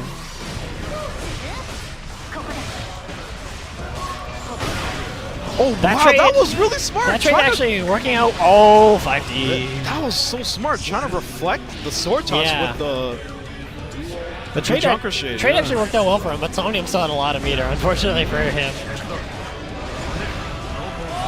Pressure. Oh, wow. Not going to get the frog to come out. Yeah. That's so unfortunate. Oh, Somnium air dashing over that drill. Oh, I'm pretty sure that was an input error. That's really unfortunate for Somnium. Yeah. Unless you had a really big read, but all right, here goes Phantom. Oh, the cheap stuff. Peppery, the pep. Let's see what the setup is. Just meaty 5B and baits though. Oh no! Still safe here though. Yeah, so I completely forgot. And the that double mix overhead. All right, I completely forgot. Mistakes into miracles. Phantom's still gonna find a way to close that game out. Yeah, this is a high octane. Both of these players are swinging for the fences in this game. Yeah, Phantom's just been playing so well so far during this set. Yeah. Gold. Oh, they got gold burst. That's actually gold really burst. You nice. have the confidence to do that? My bad. Yeah, very good But trade. Eddie dead right away, so Phantom not able to run away with too much. Wow, the trade. Mashing on that was brave. Oh, good buffer from Somnium.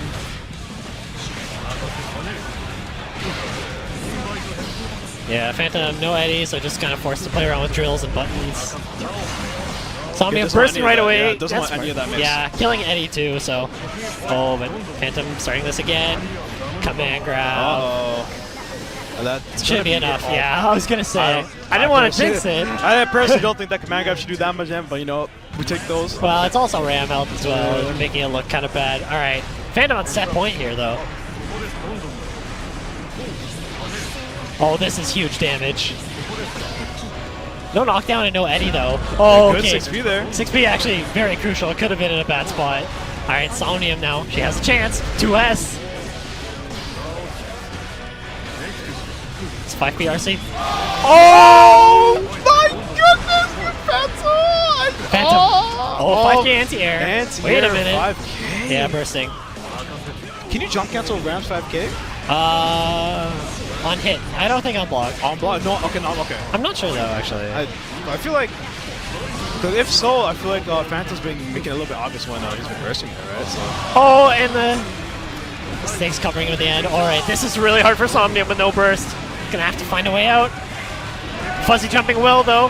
And the grab, throw. and Phantom with a little bit of a pop-off there. Yeah. Phantom takes it over Somnium. Wow, that was a nice Wow, set. that was a spectacular set. That's the best I've ever seen Phantom play against Ramlethal That was, in general. that was really nice, yeah. His neutral was so good that set. Yeah, and he wasn't really getting run over too much without Eddie, which is like really, really important. Because, you know, again, because Ram can kill Eddie kind of easier than other characters, and he was standing his ground, still frame trapping like really well, handling Somnium's approaches like pretty well as well. So good stuff too. Very good stuff from Phantom. You know, old man, but you still got the stuff. You know what I mean? I would call him old, maybe. No, but I can call him old. Yeah. I'm joking. But yeah, and next we have Justin back on the stream, rocking the soul. I wonder who he's. Yeah, I'm not sure. So this should be another winners match to get into winners top 16, if I'd have to guess. Yeah, pretty much. Yeah. I think that's kind of just where the stage of the bracket we are coming up at the end of these pools. 100%. Oh, I think Justin versus Remy. Okay. Oh, we haven't seen Remy on stream yet. That's No, nice. not yet. We have not seen Remy on stream. That's That'd be always interesting. Okay. that's always a treat. Yeah. Of course, Remy, you know, don't really have to say much about Remy Celeste. Yeah, you know, exactly. One of the best players we got here. Yeah, exactly. An elite Axel player. And we have 100% bias from the production right now. Everyone loves Remy Celeste. Yeah, Remy's great. You know, the alien, you know. Yeah, exactly. Yeah, Come from outer space to show off yeah his talents.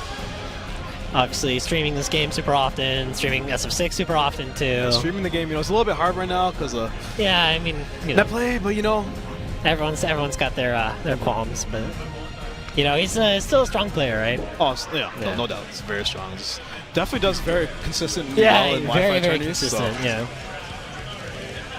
Yeah, honestly, like one of the only players that could really take a set off of Pep, or only took a set off of Pep. Honestly, I don't think anyone's taking a set off of him. Yeah, he's like super strong.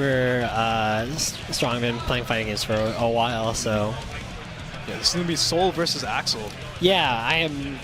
I feel like before it was fine for Soul, but I think as time went on, it got a little bit more annoying. I'm not gonna say worse, but I'll say annoying for Soul. Yeah. Obviously, Axel, you know, the premier zoner of the game. Yeah, exactly. Well, big buttons, you know, it's tough. It can be tough. Yeah, I can imagine too. I imagine some of that you'd really have to be relying on stuff like changing your air timings with like Bandit Bringer and stuff like that. And changing up like your meaty timings, not meaty time, like your timings after your close slash or far slash, right? So like mixing it up with like a 5H so you can get a counter hit if they're matched in 2K, 2K or all that kind of stuff, right? So yeah, it's not a game I'm gonna imagine Remy's gonna want to play super grounded in, I'd say. Because Soul's ground buttons still are quite strong. So we'll see what kind of options he's going for in this matchup in neutral. Yeah, Remy definitely wants to social distance right now from. Obviously that's the main his approach is going to be to stay as far away as possible. Out. Yeah.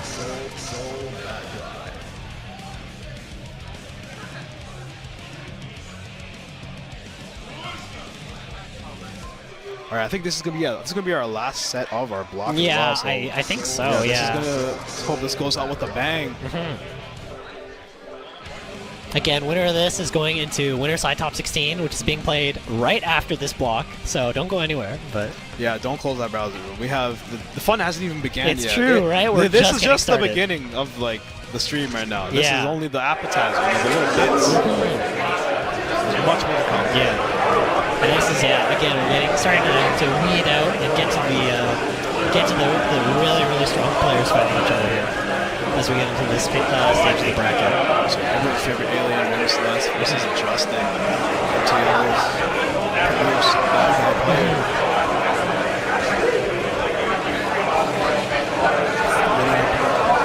to start.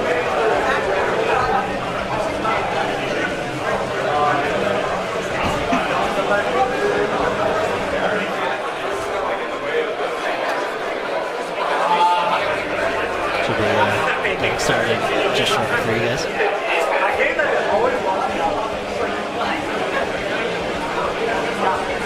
Alright, players have been given the go-ahead. This bump has been dealt.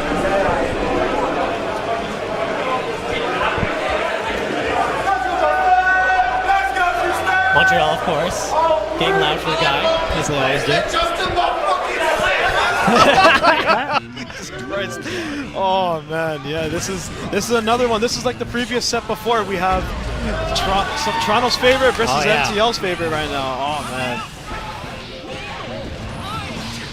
Yeah, Remy trying to keep out. And play it safe too. Yeah, 2K in 2D is just so good against Soul. Yeah. Okay, maybe approaching a bit. Oh, this is going to be a lot of damage right now. Axel does not have the best guts. Yeah, again, a lot of damage right now. Another very squishy character here. Still a good position here for Remy though. Has the meter. Yeah, with the 2K meter, 2Ds. it's not the worst. Might be able to build a burst back this round too. Here's the pokes. Jumpy as well to try to stuff air approaches. Yeah, Justin doing such a good job. Okay. Yeah, matching the 2K2D, it's so good against Soul. Yeah, Remy can finish this off quickly.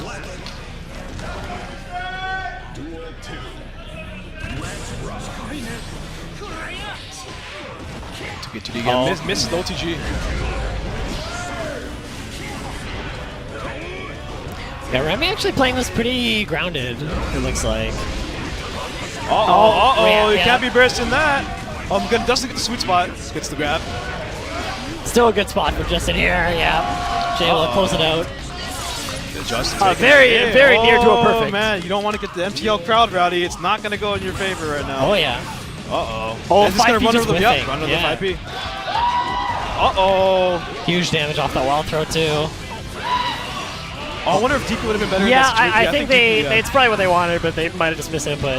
So I like the idea.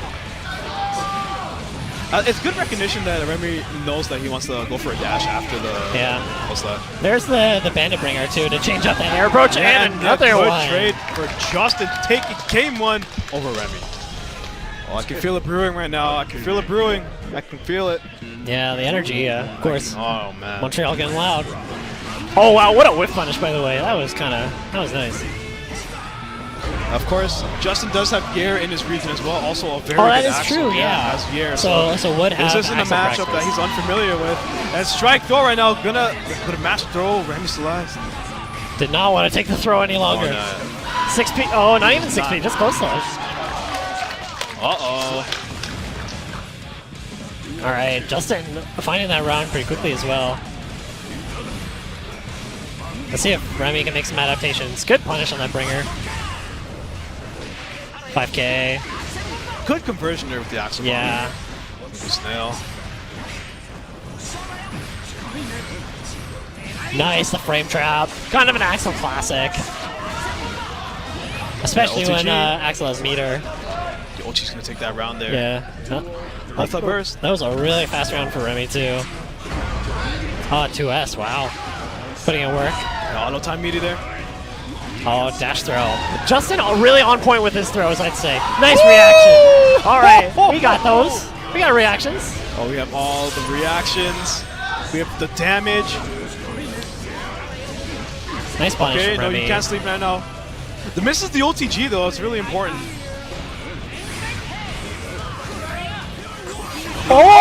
Oh! What was? Where did Soul come from? That was crazy. What was that? I've never seen that. Nice. I've never seen that before. I mean, obviously BRC air dash is a thing. BRC bringer is crazy. Excuse me? Okay, Yeah. Justin's coming up. Justin is like innovating the soul meta right now. God damn. That's one way to get in.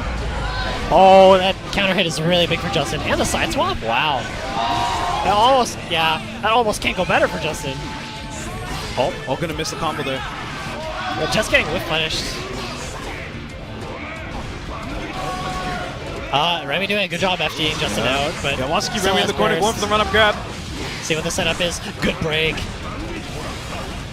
And another dash throw. Remy cannot And escape OTG. the throw loops. It is getting hard for Remy Celeste to breathe in this set right now. Justin keeping the pressure on. Oh, big far slash. Okay, good. Nice dash under for Remy. Corners Okay. himself. Nice bait. Yeah. Very good bait there from Remy. I think it's important that Remy sucks energy out of the room Absolutely. right now. It's so important right He now. needs to pull crowd energy off of Justin for sure. Has meter right now. Just gonna And just Oh yeah, you saw the start of the frame DP, trap, yeah. Okay. Okay. Remy showing This signs could of be life. a difference in the set right now. If Remy's able to calm down the energy in the room right now, it could be very detrimental to Justin. You don't want to get overwhelmed. Yeah. Nice. Anti-air, big combo. There we go. Remy running his game right now. But that Bandit Bringer, oh, big backdash. The wake up 5K. Oh wow, no cancel. Wow. 5P. Nice. There, already back jump S. Okay, Remy getting a little more confident in his zoning patterns, but getting hit by that gun flame. Oh wow, the backdash is gonna save. Was almost a disaster. That could have been awful. Yeah. Remy's just out of the range of the far slash there. Does not let Justin make a comeback there. Let's see if Takes Justin's his game. able to sort of adjust and calm himself down now from the... Yeah, he had a confident start to the first 2 games, so... Oh, 5P whiffing. Oh, man! Are you gonna burst here? Yeah. That's so intimidating. Alright, Justin trading his burst as well, but he's still in a really good spot. Oh, that setup is cheeky. And just gonna get frame trap low.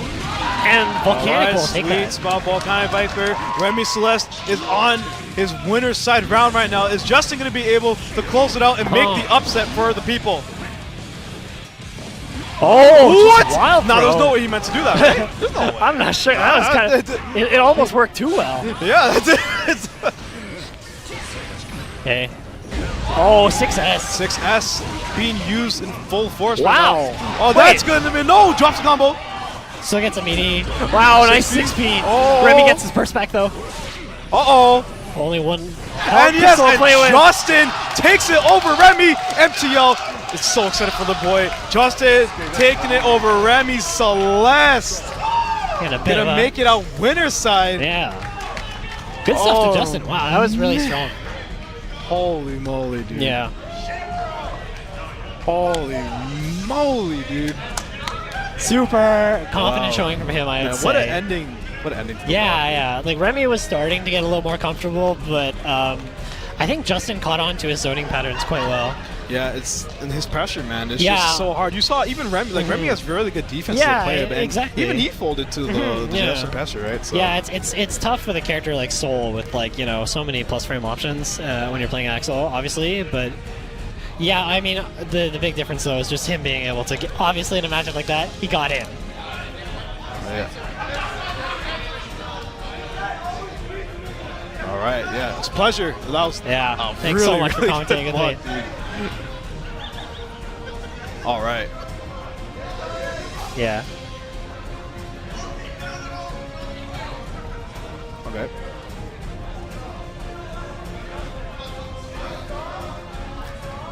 Yeah, you guys heard that. Type exclamation point, red cross in the bracket. Yeah, please do it. You know, we have a lot of players from BC coming out here as well, even for Smash as well, right? So they've been going through the last. Yeah, the really weather has been like insane here. The wildfire has been like super dangerous with all the smoke and that stuff. So any bit you can give helps. So, yeah, it does help. So if you can support, we appreciate it. Yeah, and that's gonna be it from us. Yeah. We're signing up, but don't go away. It's gonna be top 16 on the way. I think we might have some more shout-outs to give too.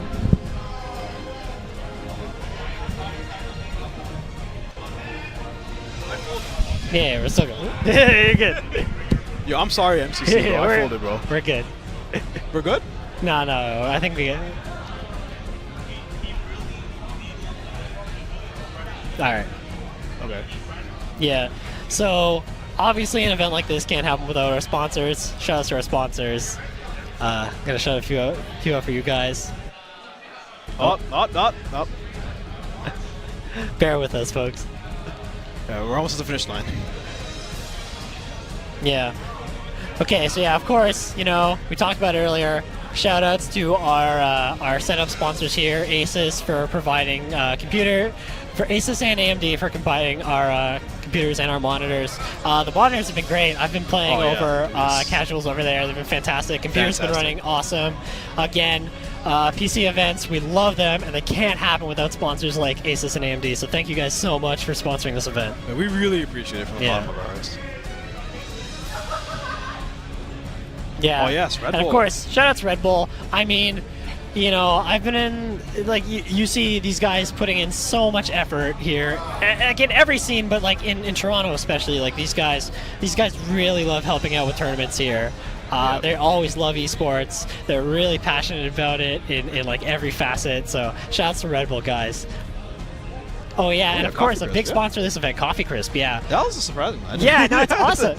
Yeah, Canadian they're Canadian. A lot of Americans I know have never heard of it. Yeah, But they're one of my favorite yeah. chocolate bars personally. Fantome.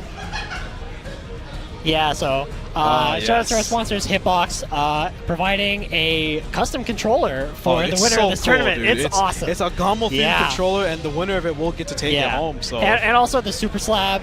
Shout out to them, one of the sponsors of this event, producing another Premier leverless Smash Bros. Controller, right? Yeah. More for Capcom to deal with afterwards. Yeah.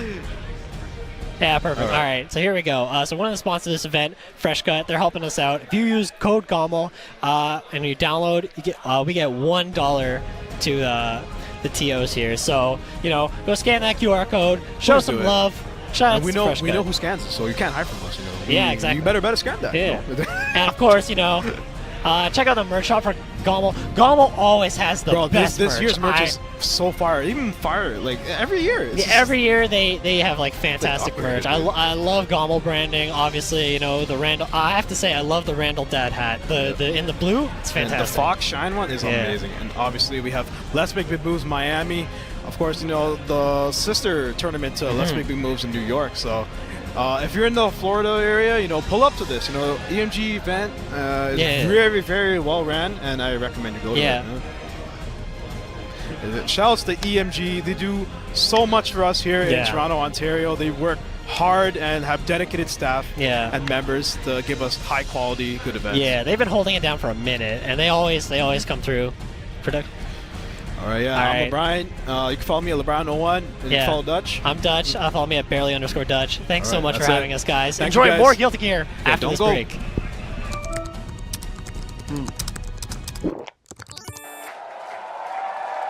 Red Bull gives you wings.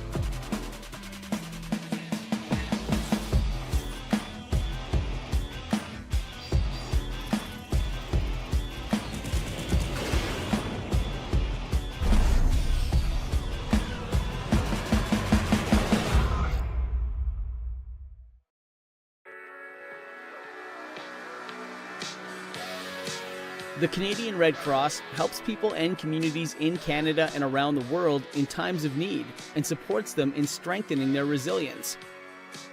Crossplay is a fundraising initiative that allows gamers and content creators to mobilize their communities to support the work of the Red Cross. Crossplay days are an amazing way to get involved, earn great prizes, and make a difference in your community.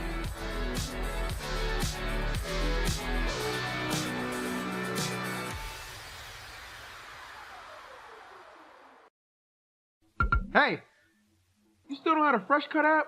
What are you waiting for, Nintendo to make one? I mean, you've seen the clips, right? Wrong answer. Show them.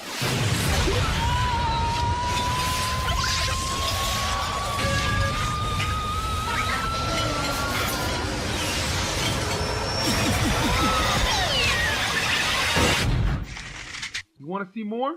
Fresh Cut!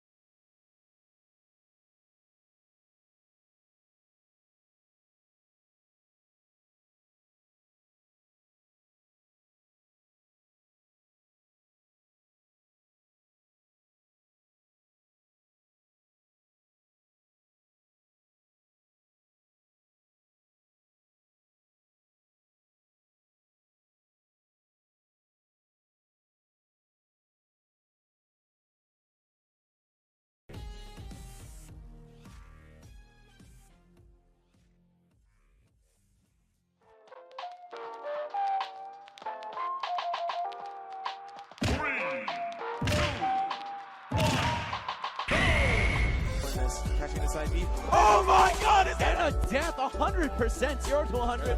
Oh my god. Oh, another there. Double tipping there.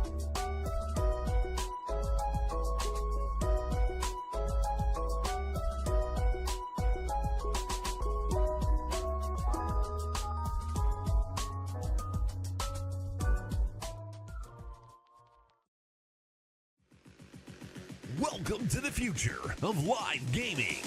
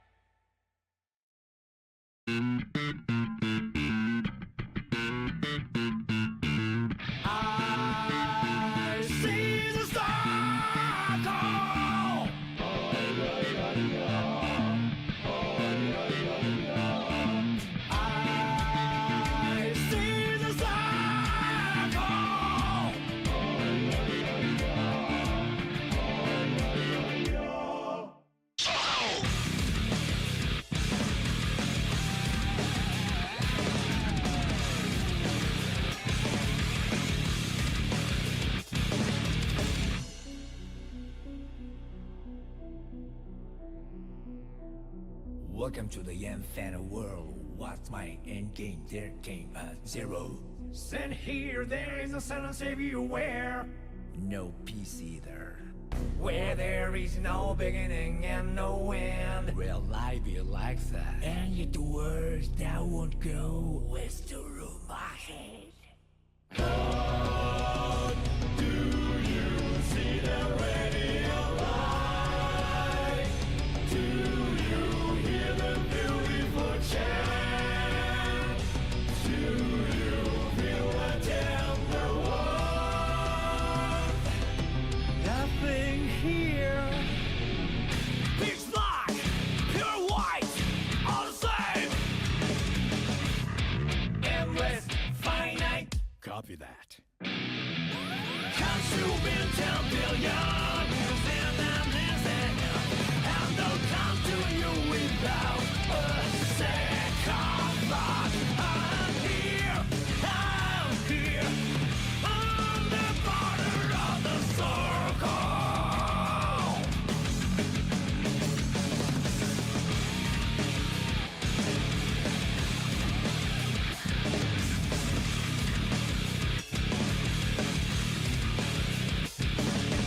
One after the other, over and over again, I was a new pendulum.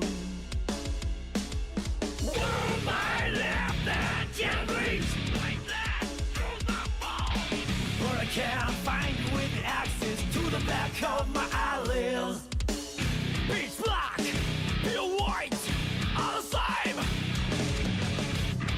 Endless, finite. Copy that. Consuming 10 billion using amnesia, and don't come to you without a second thought. I'm here, on the border of the circle.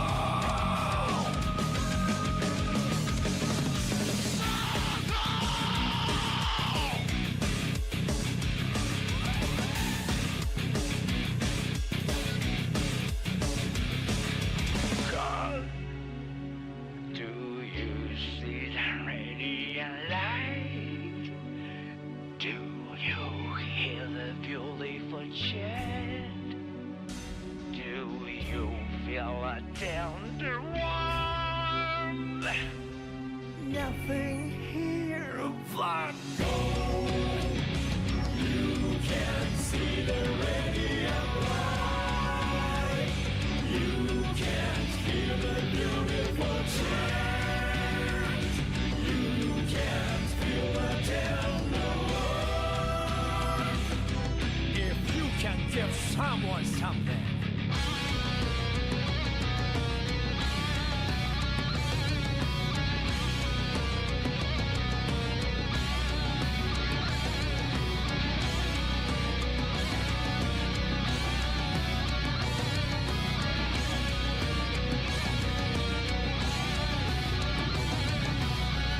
No hope, no rush, no hope.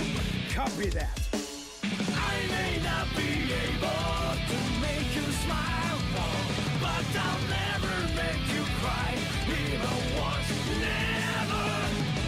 I struggle to go outside the circle. Consuming 10 billion is in an instant, and don't come to you without a second thought. I'm here.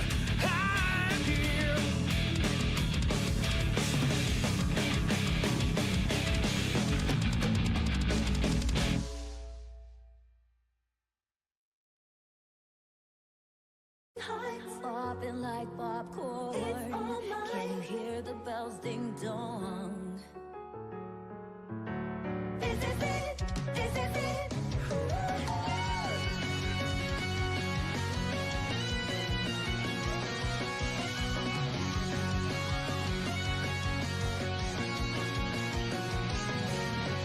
If I could just see your heart, how small the world. It's not that I don't want to know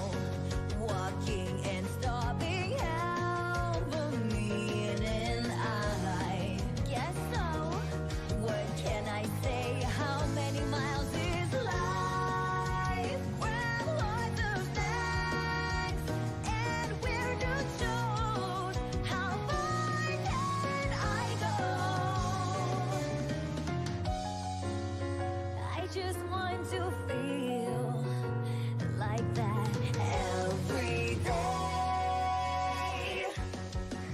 Piping hot and popping like popcorn. Can you hear the bells ding dawn of every last one? This is it, this is it. Oh, let's not pretend I don't hear me. Try to move on without looking back, 'cause I realize it. Perfection can't please me.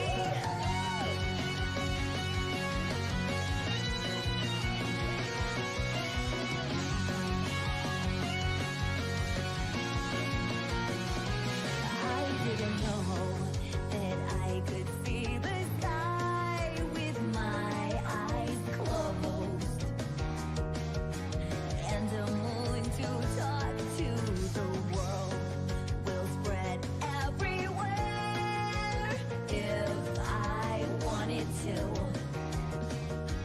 Tell me more, how many miles is life in the rainy streets and having no umbrella?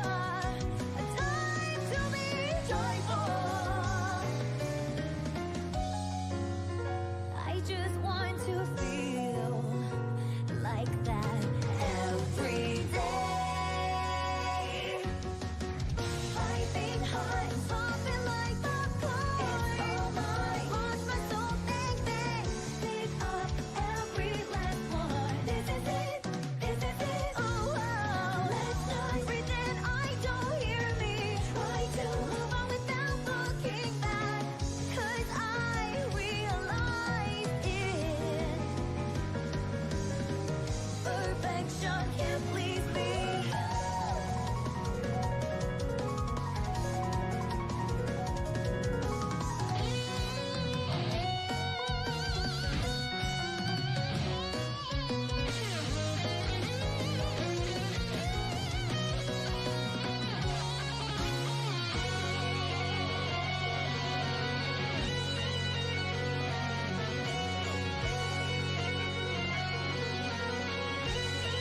How many miles is life? Round lots of stacks and wear new shoes. How far can I go? I just want to feel like that every day. Piping hot and popping like popcorn.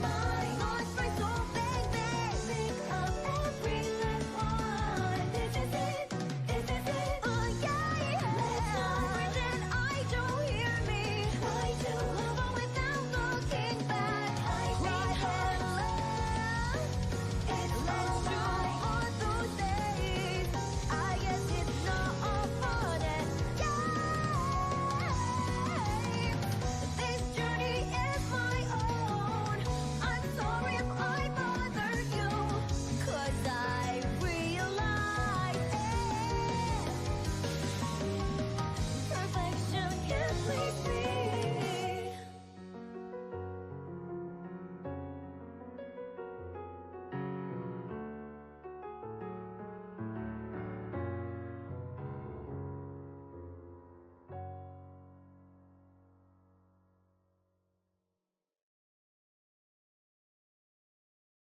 Out inside me and everyone's voice.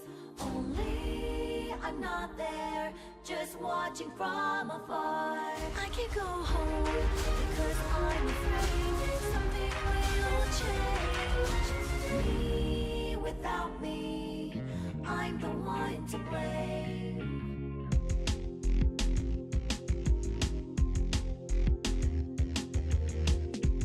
I moved on by my own will. I had nothing else I wanted to do. Was it hard? But I didn't hate it. I did not even like it. I've been patient, but it was bearable. I've had the gray haze for a long time though.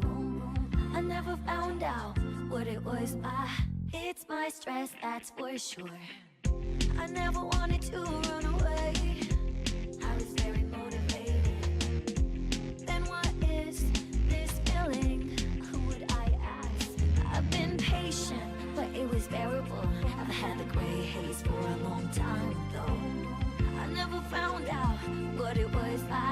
like vegetables. I don't like the town inside me and everyone's voice.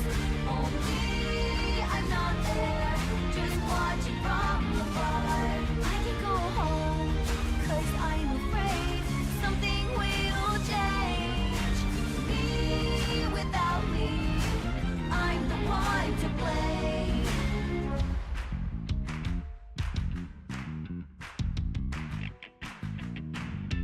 I'm not waiting for Santa Claus. I already have the gifts, just can't open the box. I know all about it, no one can solve it unless I decide to do something about it. It's not even a case. I've been patient, but it was bearable. I've had the gray haze for a long time though. I never found out what it was. I hate the alarm clock I chose. The town inside me and everyone's voice. Only I'm not there, just watching from afar. I can go home because I'm afraid something will change. Me without me, I'm the one to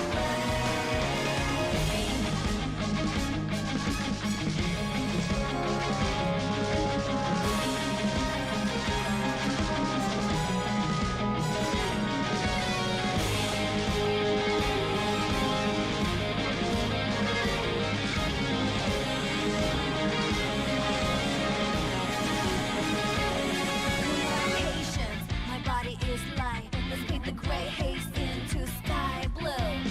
I know who you are. I'm not leaving you again. The town inside me and everyone's voice. Only I'm not there, just watching from afar. There is nowhere to go back, nowhere to go. It's all delusional.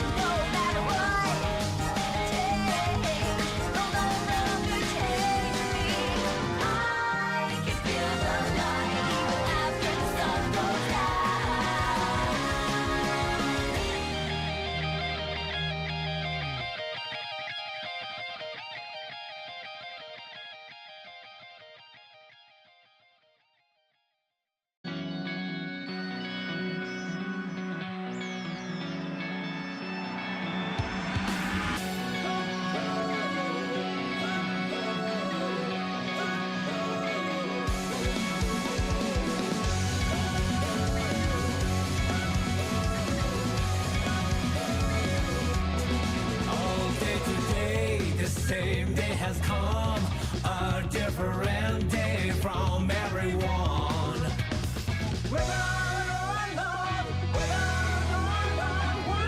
It's like my time was frozen still.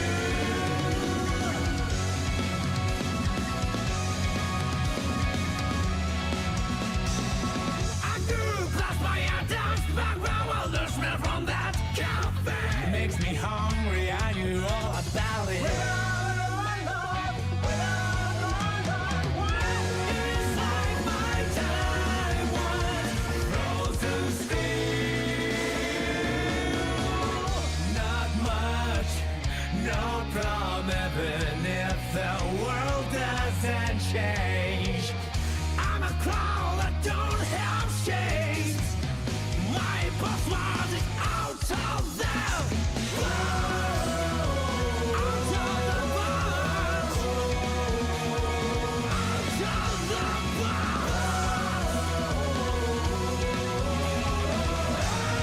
What is good, everyone? Welcome back to some Guilty Gear Strive Top 16 action over here at Get On My Level 2023. Yes, sir. It's your boy Jitsu, and I am joined by the one, the only Fawn. How are you doing, homie? Fam, I'm feeling fantastic, man. I'm sitting over there playing casuals in the middle of most of what it is that I'm doing, right? Taking down notes and doing a variety of this different stuff, and then all of a sudden I look up on screen and I'm like, what in the world is happening in this top 16 side, bro? Yeah, we've seen some crazy upsets to get here.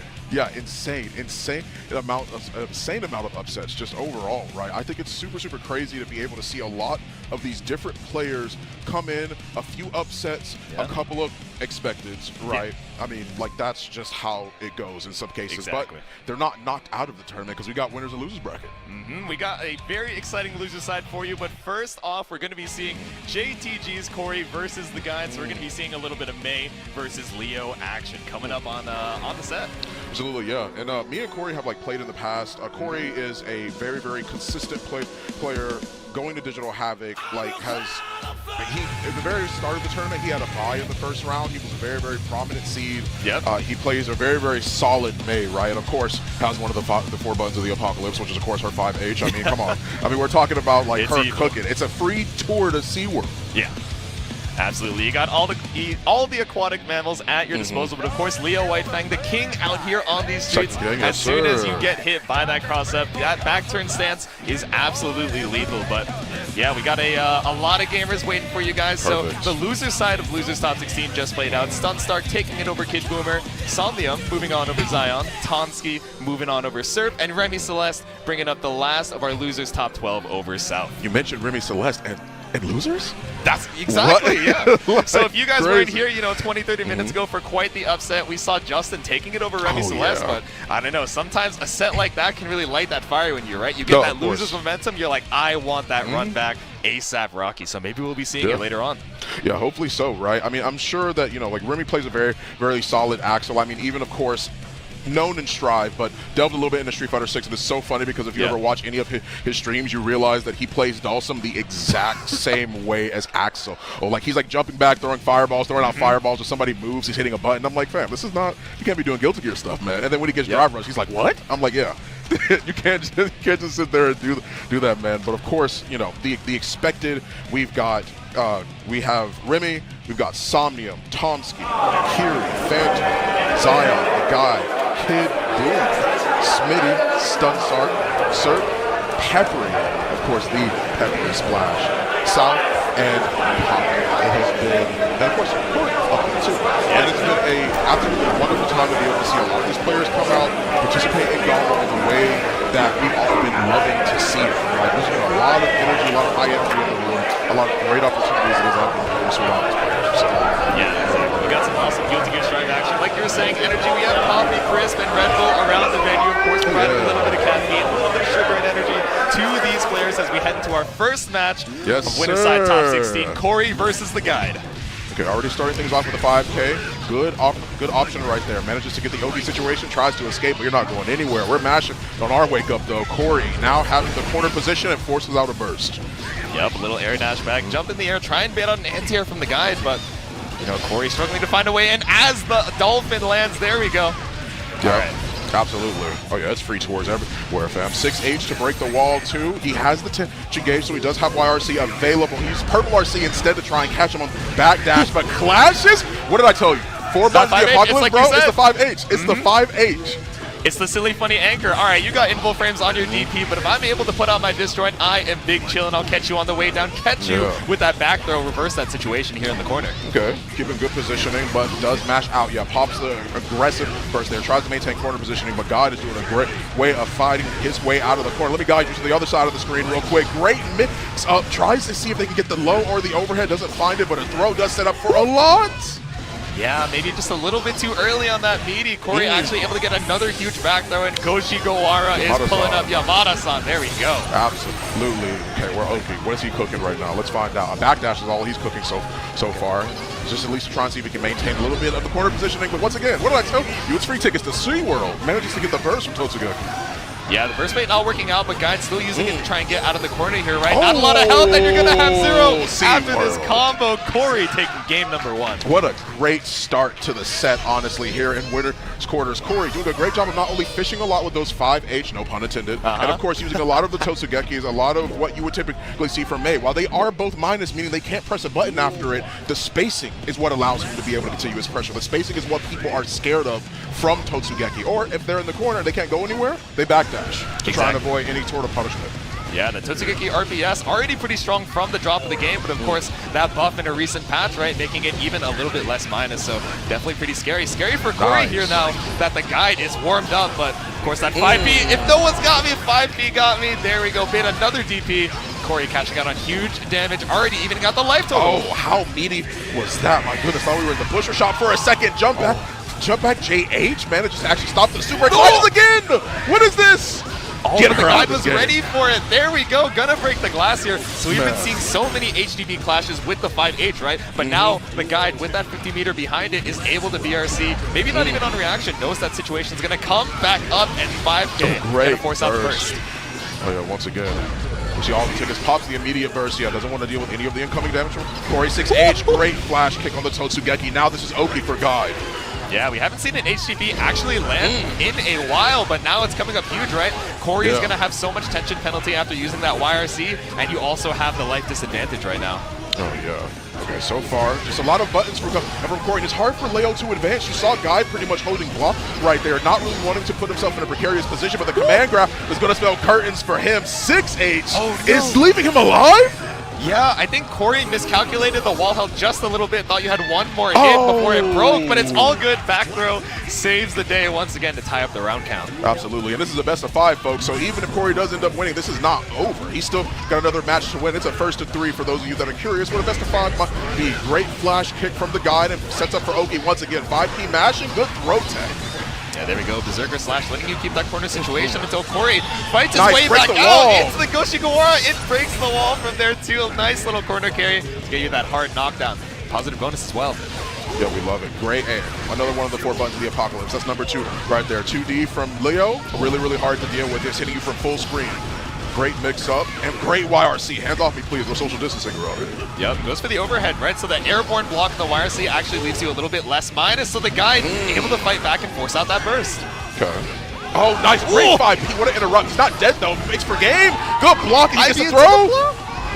Okay. Oh, what? No. No way. Oh, my God, Corey! See, if you're Corey there, right?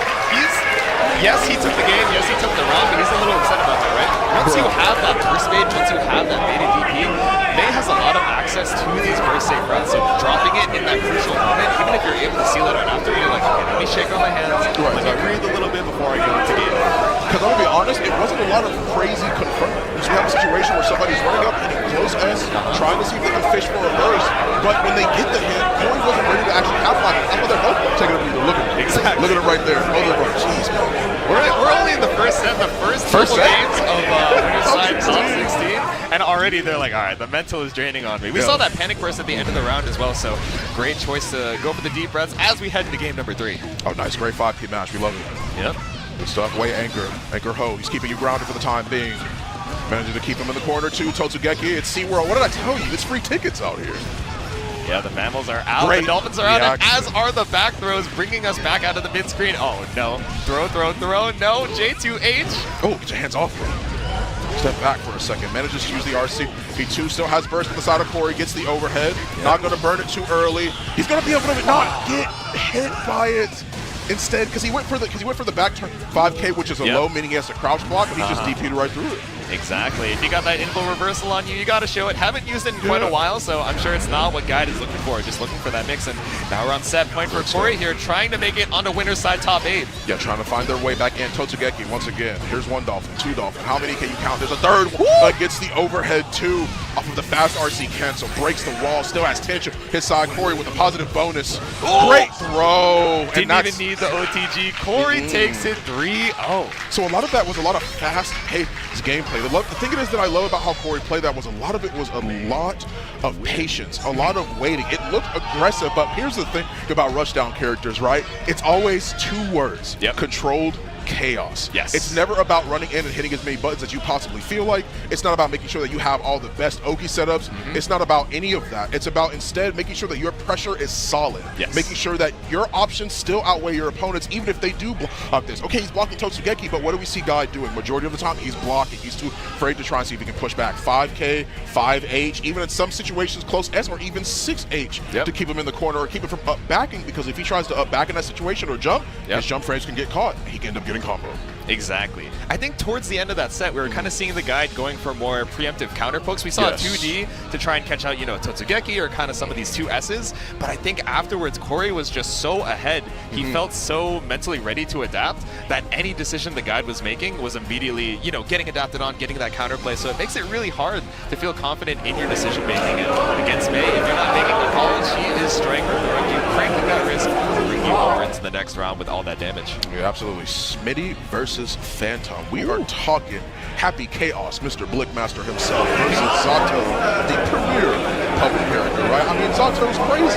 If you ever played Action, if you ever played Red 2, like, it's insane how crazy his pressure is. The more things change, when you get a new system every year, the more they stay the same. Zato's still keeping you in block pressure for at least 30 minutes. It feels like 30 minutes. Yeah, Happy Chaos, one of those characters that is incredible in the neutral, super overloaded on the offense, but on the defense, right? Yes, you can confirm, coast-to-coast combos, that's a positive bonus off, a 5B or a 2B, but you still don't have an invincible reversal. You don't have the heavy backlash to get out of certain situations, so the defense of Happy Chaos can be pretty rough. And against a character like Zato, who is also very front-loaded onto the offense, we know Fantome has those offensive situations to keep you on your toes. You see a smile from Smitty, he's like, I'll do my best. If I get put to the corner, it's all I can do is pray. Let's see if we can avoid that situation heading into our next match on the winner's side, top 16. I mean, but how much does a reversal matter in the face of modern engineering? We're talking Mr. Revolution, we're talking Blitz, we're talking Blitz. Anything it is that you might have on hand, my man is shooting. He got shooting.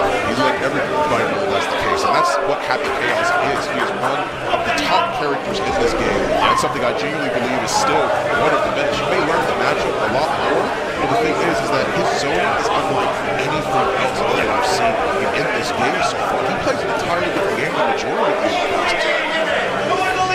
Yeah, it's scary because Happy Chaos, at that full screen, maybe Zato, in other matchups might be able to safely summon, any add-ons on screen. But when you have steady aim just tracking you all the way across the screen, it can be really scary to try and get Zato out there. Fantome, one of those Zatos who is pretty confident in navigating neutral while it is up. Absolutely. Really great opportunity to be able to see what is happening here just for the time being. But just check the buttons right now, folks. There's nothing it is that you got eyes are missing. You may hear a lot of sound effects in the background. But of course, they are still checking their buttons for the time being. Just want to make sure that they have everything ready. Controller's working. Things seem to work out. Technology so not really are locking in for Yep, should be all good. Making sure that the gold burst binding is all good. We got the heads up from the TO, Smitty and Fantome waiting to limited here. Absolutely. Happy Chaos versus Zato. So what's crazy is the fact that a lot of the time you see a lot of characters that are more physical based. A lot of the ones that sort of use their swords, maybe even have a couple of disjoints, like May that we just saw, sort of going up against Zato and having a rough time. Why? He's got wacky, wavy, inflatable tube man. He puts up he puts up that shield. It's super hard for anyone to get through because most of the time it eats the hits necessary. So a lot of people have to approach from the sky. A lot more of a linear play style, meaning I'm going to jump up, I'm going to air dash, I'm going to try and get in there, close that gap. But with Happy Chaos, he doesn't need to do that. And Eddie's not going to block everything from Happy Chaos either. Zato's the one that is sort of under pressure here, which is not normally the case. Eddie's great at controlling space. Yeah. It's scary for both of them. You can see the stress in both of their eyes. They're like, man, I'm so happy to be here, but I know the person sitting across from me at that table right now is an absolute gamer in the Guilty Gear Strive scene, so super excited to see as we head into game number 1. No intros, all action, duel 1. Already hear the crowd in the background. Let's get it. GOML 2023. My man's getting shot already. Has to pop the burst, using the curse. So if anything, still getting blicked down. This is the type of gameplay you like to see where Happy Chaos. My man's shooting out here. Oh yeah, wake up with the 5D, that meaty opening you up with the overhead, and we are going to be seeing the super hard knockdown, all that damage and the positive bonus on top. And for those of you who aren't too sure, that super also reloads all of his bullets. Smitty didn't have a single bullet in there. Once he used that super, they all came back. This is why fighting this character is a rough time. Great block on the mix, Smitty. Werben Jaegerman Jensen, man. Come on, no. He was number one. I mean, breaking the law, you can't stop it, right? That JD, I don't even know what side that hit on, but Smitty just holding on so well to the defense. Fantome just trying to hold on, but Gun Whip's going to send you over to round number 2. Absolutely, yeah. Smitty doing a great job so far, making sure that he's keeping his distance. Once again, Fantome is the one on the back foot here. We saw the immediate hit at the start of the last round. Has to pop the burst immediately. This is the type of pressure Zato plays with. It's not normal for him. Yeah, forces out the burst. Fantome back to the corner here. Oh my gosh. You hear the bass on that thing? I know you guys can't hear that in chat, but like, I hear the speakers every time he hones in. In our headphones, in the venue, it is it's absolutely bass boosted. We're a little happy that there are no bullets in the chamber, and I'm sure Fantome is as well. We got the Sun Void to get some Zato gauge out here. And the oppose, like we were saying, knocks you straight out of the sky. Great jump back here as well, making sure that they actually can't catch make sure they actually can't get out of the corner in this situation. From the up back, great roll. Oh, that's a dirty mix. Which side did that hit on? I don't even know. And again, that meaty 5D gonna knock you straight to the wall. It's not enough to kill just yet, but chip damage is such a scary situation here. Invite Hell on the way in. My man is running down to the corner. There he is. Manages to catch him with the 6P. This isn't going to be death. It's sharks in the water. They're smelling it as shark weed. Casper, look at the health pools. Now, Happy Chaos, not the strongest character at defense, but still going to get caught up by the 2K. That pixel health not going to save you in round number 2. Absolutely, keeping it simple, not going for anything crazy. Eddie gets hit. No! A second collateral damage. Somebody call the ambulance. My goodness. Manages to get the wall. Splat 2 puts out the curse. And in case you didn't notice, chat, it stays. Yeah, exactly. Post-wall break situation, super rough for Fantome. When you have that curse on, you're not able to summon Eddie safely at all. Deus Ex Machina to close out game number 1 for Smitty. We're playing Time Crisis out here. It's not just shooters anymore, bro. That's what I'm saying. We got the light gun, the infinite reload glitch. Everything. You can see the reticle on the screen. My man's blinking, dude. My goodness. He's getting shot. Zato's already dead, too, in Loris. This is unfortunate. Exactly. You're just killing him twice over, but Fantome bringing us over to that other corner. Smitty not going to get checked on that dash out, though. Oh, my gosh. Yeah, this is the game it is that you sort of see with Happy Chaos, right? He's going to stay back, or not, actually. He's going to try to go in. Smitty, I don't know if I agree with that, but he does actually manage to escape. He goes under him. Great awareness from Smitty. Oh, there we go. Fantome clearing the curse off the screen here, but still getting caught in the scramble afterwards. Smitty's got more than enough vision to break this wall. Oh, you about to get shot once again. Breaking the wall all once more. Fantome going straight through it. And we're talking to Okizime. Going to throw out the curse, I would imagine. Oh, he just hoped it. Oh, YRZ. Yeah, putting yourself in range. I thought we were going to go for the guaranteed curse setup, try and go for the chip damage, but Smitty trying to keep it interesting for us and closes it out with a little 5P. Just aware, yeah. He was paying attention to Eddie's gauge at the bottom. In the bottom of the screen, you see the fact that Eddie's running out every time it is that he shows up. Eddie's the little guy that you're about to see in the next few seconds once he actually gets a chance to get in. But once that gauge is done, he's able to mash as much as he wants to. Baits the burst, and now we're going to the wall again. How many times have we seen the super shades of Bardock level 3? Oh, tries to get. Oh! Yeah. Wow. Crazy. JJK whipped on the backdash, but just caught on the way over with the shot. Smitty is 2-0 right now. 7 letters. Look at him, stone-faced. He's like, yeah, I know. I'm godlike, ain't I? Trying to keep cool, maintain it. You are in the winner's side, right? So even if you lose this, it's not too bad, but you want that guaranteed side over there in winner's top 8. Absolutely. Clapping his hands. A round of applause from Eddie.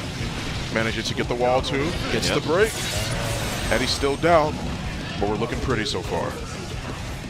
Walking up menacingly, trying to get the cross under on that IAD, but Smitty applies the curse, gets caught up with the counter hit 2S.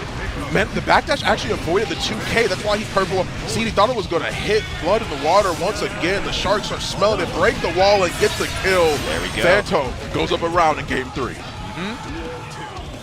All right, round on the board here for Fantome. Counter hit 2S puts you off to a great start. Don't have to worry about the burst for the rest of this round. Just need to close it out and get a game on the board, but pretty rough when, again, getting opened up by these 5Ds, 2 in a row. Are we going to see 15D? Not quite. The 2D opens you up.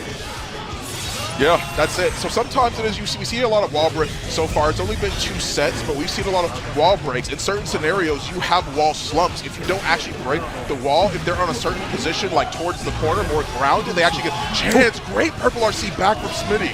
Yeah, it keeps you safe, but that 2S reach is so far, right? You actually aren't able to avoid it. You caught it in the startup. Now you're stuck in the corner here, but jump up. JS should be able to break the wall and take a round. Breaks the wall once again. The 6S taking it for him.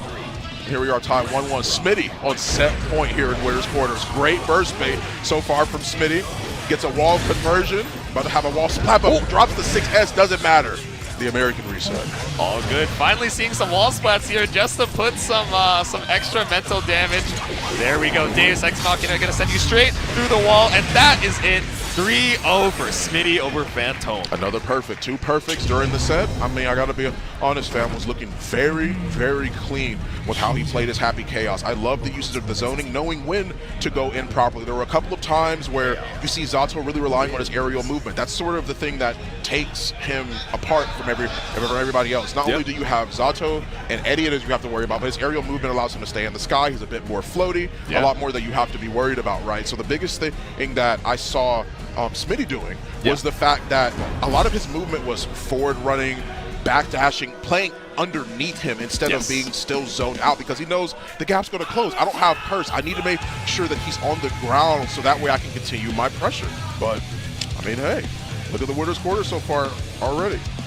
Speaking of, trying to keep a character grounded, we're going to be seeing another Zato that you know and love. PepperySplash coming out here, Canada's finest, and Kiri, the Millia, out here on these streets. Goes by Kiri Capel, so I think you can guess the character that they're going to be pulling up with the Millia. It's going to be quite difficult for Peppery to, keep them down, keep them grounded, but if you're able to confirm there, Millia's not going to have a lot of health to survive. It's the battle of the knockdowns. I mean, both of these characters are very heavy Okizeme characters, meaning that, of course, when you get a knockdown when someone's on the ground, they wake up. It's when you're making sure that they actually have to block on their wake-up frames as soon as they're recovering. So Zato actually has a very, very prominent time doing that. Millia has a very great time doing that. Pretty much both of these characters can set up from anywhere as long as it's off of a knockdown, with Zato having a little bit more leeway. Of course, Zato can set up from anywhere on the screen where you have to hold a mix, but Millia relies a lot on those knockdowns. I mean, she has to get a hit, and of course, it's death by 1,000 paper cuts. She's a glass cannon, or really not even a glass cannon, because she doesn't really do that much damage. She just has low health, but great mix-up potential and great pressure. Yeah, absolutely. And I think something that the Guilty Gear Strive player base slept on for quite some time, but now we're kind of starting to understand, Millia has some pretty good normals too. Yes, the knockdown situation is really strong. Yes, the Oki after is very difficult to escape. A lot of times reversal safe, but Far Slash, 5K, those are buttons of all time to be able to keep that space. Obviously, Zato has ways to try and get around it, but as soon as you get opened up by a counter hit, leads you into that knockdown, into that win condition. So I think it's mad funny, right? We see Peppery and Kiri on the stage right now. For those of you who don't know, who aren't live with us, it's a little cold in the venue. You see everyone pulling up with the hoodies, with the extra jacket on top. We see Pep with the layers, but Kiri ice out says, exactly, all I need is a Uniqlo long sleeve tee. I'm chilling.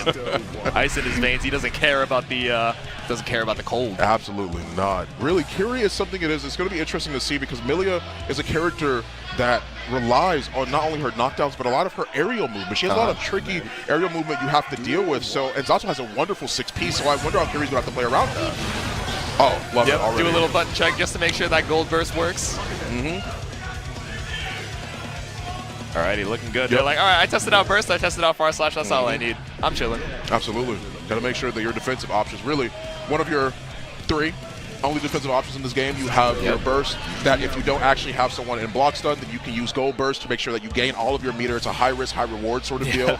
You have burst naturally, which is if I'm in block stun or if I'm getting hit, I can burst, get them away from me. And then you have FD, which is, of course, I'm going to play a little bit more back, and FD pushes people further away when they're trying to keep you in block stun. Yeah, so we got some evil offense here, but of course we have defensive mechanics to match up with it as we go into game number 1. First knockdown over to PepperySplash. Great block. There's the FD it was that I was talking about too. Kiri trying to find his way out. He tried to use the 6P. Great movement from Kiri and awareness. He knows. That's a great sign. Yeah, I love the little air stall with the fastball to bait out that anti-air, but PepperySplash, Exert plus our gamer, the air throws are always on point. Breaks the wall. Has a little bit of the Excalibur. He's going to have the hard Oki knockdown too. Yep, refresh that Eddie gauge too. You were running out, but that Sword Super brings it fully back to 100. No, not quite able to combo off it though. Great blocks, but gets hit low. That's what I was talking about, the wacky wavy inflatable 2-man. When you see Eddie throwing up all his arms and everything of the sort, Kiri kept trying to 2P and he kept getting blocked. Peppery was the one that was still an advantage in that scenario, so he has to be very careful about that. It makes it really difficult for most characters to fight their way out. Yeah, you can't be swinging through the Michelin Man, right? The Happy Chaos Clone, you know, armor, for example, sometimes you're like, okay, if I get enough light confirms, I can break it like it's Drive Impact, right? But Oppose is going to stay out on the screen until you have that Zato gauge, right? So PepperySplash keeping the offense so strong, bait out the burst. Would have kept the combo going anyway, but Amorphous going to chomp you up for game number 1. What's really insane about that, too, is the fact that he wasn't bursting Zato, he was bursting Eddie. That's what makes it so scary, right? You're getting hit, you're like, where's all this damage coming from? It's mostly from his puppet. Zato's a puppet character. You see Eddie, the little guy right there, little silly guy right there, that's exactly the one doing all that damage. Yep, silly funny Michelin Man, Zato bringing it up from the Vanguard, gets the Command Grab to refill that gauge entirely, and these drills, the Frog keeping the pressure going with the instant JD to open you up. How do you block this? Man's cooking, 5-star chef already with PepperySplash. Kiri finds a wonderful way out, but once again, you can't get past that. He tried to use the falling heavy slash to see if he could hit him on the way down. Guess who was there? It was Eddie. Eddie was already blocking that. He is, are you truly a Guilty Gear player if you're not air throwing like that, fam? I mean, come on, man. So sick. That's what I'm saying. The classic anti-air shenanigans. Yeah, I'll meet you in there and bring you all the way back down. Jump P gets a counter hit, but kind of awkward to try and combo off. So just take the knockdown there, Oh my god. Oh, help him! Help him! Oh my goodness. Ankles broke. Pep is woke. 2-0 in the blink of an eye. Kiri look at my man. Struggling to find an answer. He's like, what do I do, dude? Yeah, I know. It's hard, man. It's hard. Or Kiri, I think, is doing a great job, or as good as he can do, right? To try and find ways around this, but it's so difficult for Millia. Yep. PepperySplash is always catching these aerial approaches, right? Even if you stall out, you know, and make the anti-air whip once, a big 2H is going to get you in this corner situation, and Pep has layers upon layers. Looking coffee crisp right now. All right, Sunvoid to go straight through the wall. Nice. Manages to at least get the knockdown for the time being, throwing out Invite Hell once again. Gets the throw. That's what was crazy about that. Had everything to do with the fact that he thought Eddie was going to hit, and then he got thrown out of it. That's why that didn't work. That's why he wasn't in block stuff. Little tick their action, dash up right behind the drills, and now PepperySplash on set point. Okay. Kiri made his way out. I hear the crowd cheering in the background. They're like, yes, he made it out. Let's go. Absolutely. Oh, no, but still the full screen 2S, the tipper, get to a full confirm off of that counter. Man's the Warden. My goodness. Keeping this key right on the back pocket, bro. Yep. JP to close it out. P for PepperySplash. A couple perfects on top of it. 3-0 over Kiri, sending him down to losers top 12. Yeah, that's the whole point, right? I'm glad that you mentioned that. Losers top 12, right? He still has another chance to be able to come back. But once again, Peppery is looking clean. It's very, very hard to fight through majority of that pressure. It's hard to try and see if you can find a way out. There were a couple of times where, of course, falling heavy slash, you had 2P being used, just trying to jab out of it. But it's hard for Millia. I know I've said that like a lot, but it's just to reiterate, listen guys, like there's really little that she can do in that situation. If she wants to try, all she would have to do is try and go for like a throw. But you're already in block stun. When do I have time to run up and grab? Because the pushback is too far. I would have to have a micro walk or a little bit of a micro dash to see if I can actually get up in front of him and see if I can get a throw, see if I can start my turn. But Kiri, still in the tournament at least, still has another chance. Yeah, it's a difficult situation, but speaking of throws, might be seeing some wild throws coming up on the screen here. Justin with a crazy upset earlier for that top 16 qualifier over Remy Celeste. Fighting NS Kami 99, so we're going to be seeing another Happy Chaos, the shooter on the streets here, as they set up on the stand. Yeah, it is super, super crazy to be able to see Justin here in winner's bracket and know that Remy is in loser. Soul versus Axel, for those of you that weren't able to watch the previous matches to make it into top 16. Wonderful, wonderful bout, fam. I'm talking about that was one of the most amazing sets it is that I saw today. All of these sets are great, but that one, that was next level. Definitely go back and watch the VOD on that, guys, if you have not seen it. Yeah, the reason we keep bringing it up isn't even to, rag on Remy, but, Justin coming up so huge in what a lot of people would have think was an upset, right? But sometimes, when you have the energy of the crowd, you got your homies right behind you in that front row. Look at him. I got you, dog. Don't even worry about it. I'll refill your water bottle, plug in the controller, and get that button check done. I will make sure you're hydrated. When you have the homies, giving you that support, all just cheering on for you every time you get, it's a light confirm or a full counter hit close slash, that can definitely help the mental. Yeah, all his homies ran up to the stage too after he won and was like hugging him and stuff. They were jumping around. It was so funny. But I mean, hey, like listen, Kami versus Soul, or Kami versus Just, I should say, which is Soul versus Happy Chaos. This is something that I feel like is actually not as bad of a matchup for Soul. Soul has a lot of ways around that sort of pressure that Happy Chaos has. Of course, you see the curse being applied.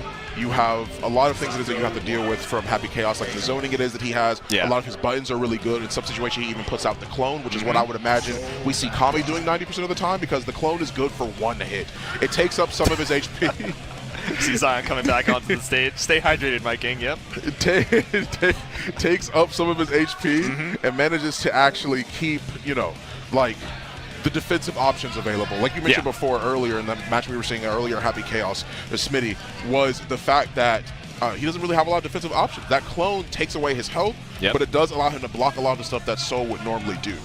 I think Soul is a wonderful, wonderful matchup for this because, in case you guys didn't know, Soul has one of two characters with the only 3-frame button in the game, which is his 5K, and the other one belongs to Chip, Mr. Hokage himself. So with that being the case, it's his 5P, and Soul has a lot of ways out of pressure with that. Can get punishes that literally no other character in the game has, which is a very, very big deal for him in this matchup. Yeah, exactly. Soul has a lot of good options to try and navigate around what Happy Chaos is, you know, trying to do to control that space, but it can also be a little bit difficult, right? You know, some of these characters, you know, the rush downs like Chip, you know, you mentioned Millia as well, have a lot of these really fast dash speeds, so they make a lot of space off of these dash blocks, you know, trying to make their way in, but if you're Soul, you're not exactly the fastest character in the game, so sometimes you can kind of be held in place while Happy Chaos is generating that, you know, generating that meter, making you take that chip damage, but man, when Soul is able to get a counter hit, he cashes out. He goes so far, throwing on the curse, gets the 5D. I'm not going for timing. There it is. There was the clone that I was mentioning. Eats up a lot of the hits that we see happening. Great burst, and now he's in a bad spot, but has to respect that grip. 2S was aware Kami wanted to get out of the corner.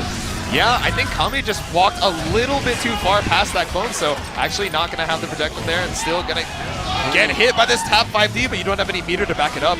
Oh, here's what I'm talking about. Like, he has a lot of fast movement speed, drops the combo, but gets the throw. That's going to be the round for Justin for the time being.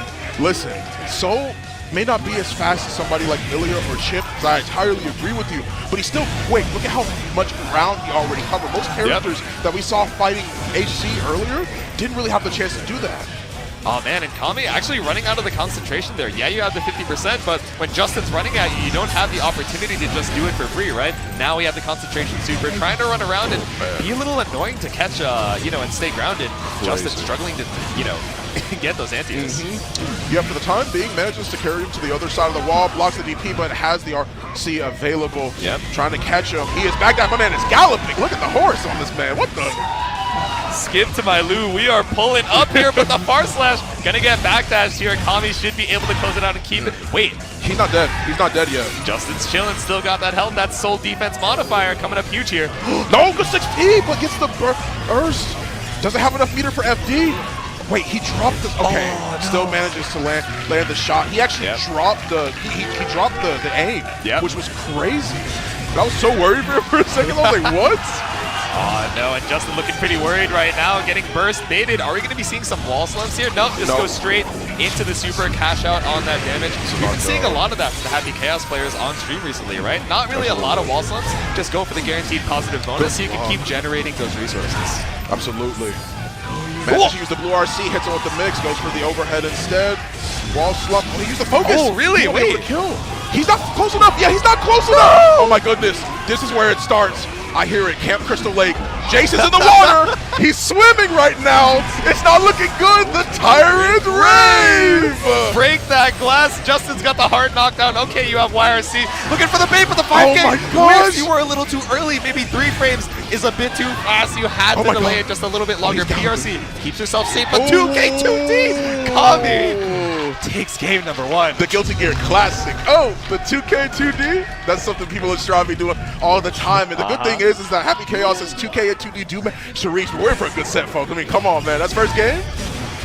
It's hype. I mean, Justin is hot off the momentum in the winner's side, but Kami looking to try and stifle that a little bit. Has the burst advantage, but forces you out to the full screen. Gets that guaranteed curse application. Nice, yeah, but he is back to the wall still. Great block. Justin was aware of it. That time knows what he likes to go for. High-low mix. Manages to get a reload. Great back dash. Doesn't find the confirm. Yeah, I like the idea of that BRC, right? You're trying to get the resources while also maintaining that mix, but I don't know, Tommy in that danger zone might hit negative penalty if you don't pull up. Yeah. Oh, it slowed him down. He can't do anything about that now. His back is to the wall. No burst, nothing. He can't escape. Oh, a little close action, but Kami is mashing on that 2K, wants to get that knockdown to make their way out of the corner here. Do you have the full coast-to-coast confirmed? Oh, puts out. Yeah, I can't use that 6S. It's not going to work that way. My man is shooting. Oh, modern ingenuity. Technology, you're a gear? Who cares? Shoot. Kami not afraid of that danger, right? If you're able to chip Justin out here, it's all good. They're counting in the crowd right now. How many shots can you take? How many bullets does he have left in the chamber? He's got a 2P waiting for you on the way down. If you pull, whether you do or don't pull the trigger on Bandit Bringer right there, which is the move that Justin tried to use to close the gap, it's still minus. You'll still get punished for it. So it's very, very hard to do without RC. My man with the wonderful defensive side of Justin. Oh yeah, a little 2K to try and get that clone off the screen. Nice air grab inspired by Pep in that earlier set, but STP clean hit gonna get you some space. Nice. Gets to throw into the corner, gets the OTGs to set up a little bit of the OK.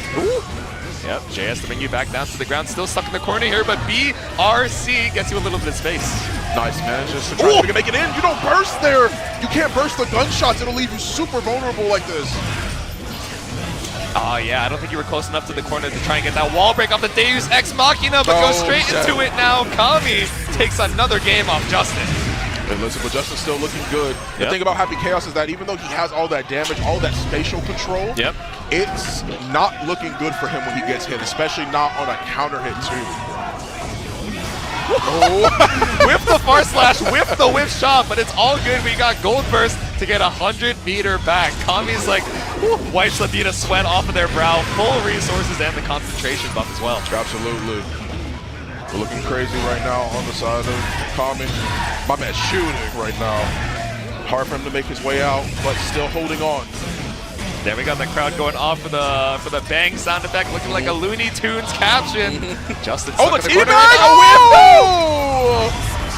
Man, hit him with the teabag. My man's getting shot right now. A little evil, yeah. 5K to get it off the screen at least. Oh, my man's galloping. Hop skipping and jumping right now. Nice IV. These rolls are not opening up Justin, but BRC into the 5D will.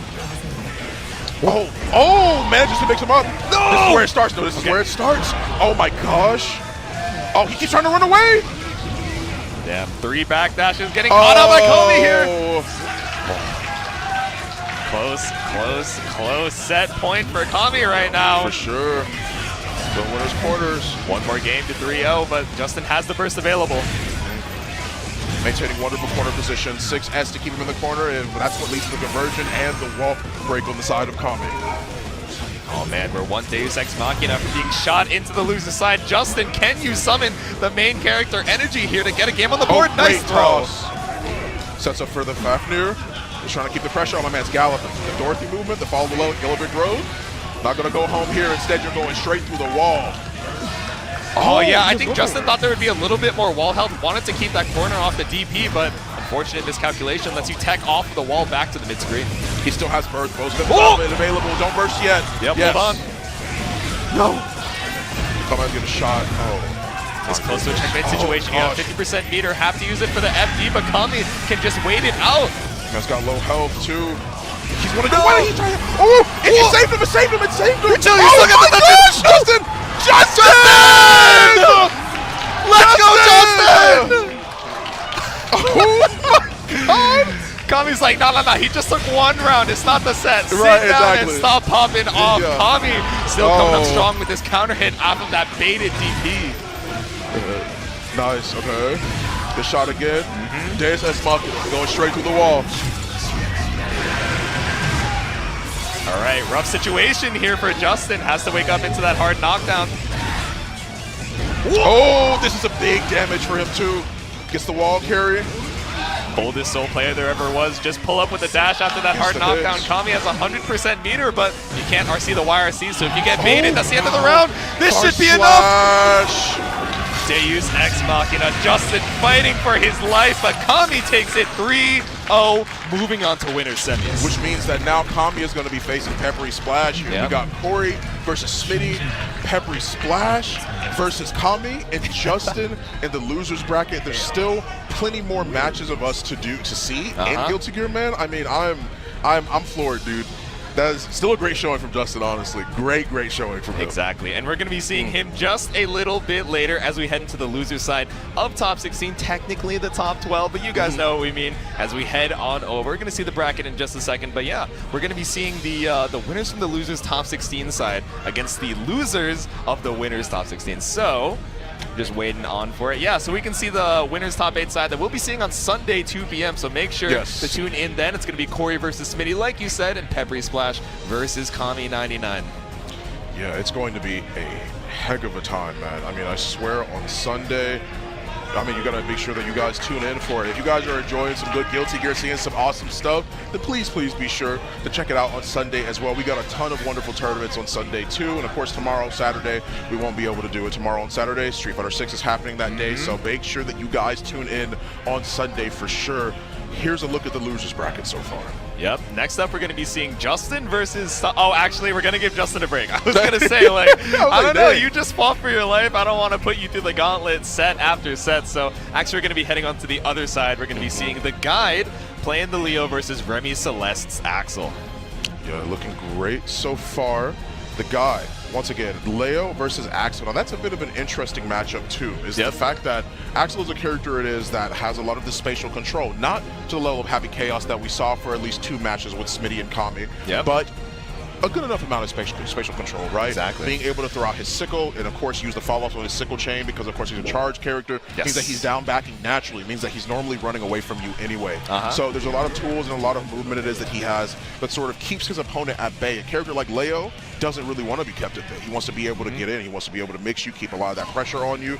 And that's what's interesting about this matchup is how is he going to try and find his way in? The heavy slash projectile from Leo is like the best way it is I can imagine. One of many ways. Exactly. It's scary. Once that projectile is out on the screen, you know, multi-hit projectile travels slowly enough that Leo, even with the step dash, is able to take a lot of space off of it. Of course, Axel's able to, you know, reach out, poke it with the 5P and check to make sure that that doesn't get on the screen in the first place. But, you know, it's hard to predict exactly what you're looking for at any given time. If you're constantly just swinging off the full screen to put a hitbox onto the screen, you're also putting a hurt box as that Axel player. So let's see what the guide is going to be able to do to try and navigate and make his way in on Remy Celeste here. As we set up these buttons, make sure everything is all good.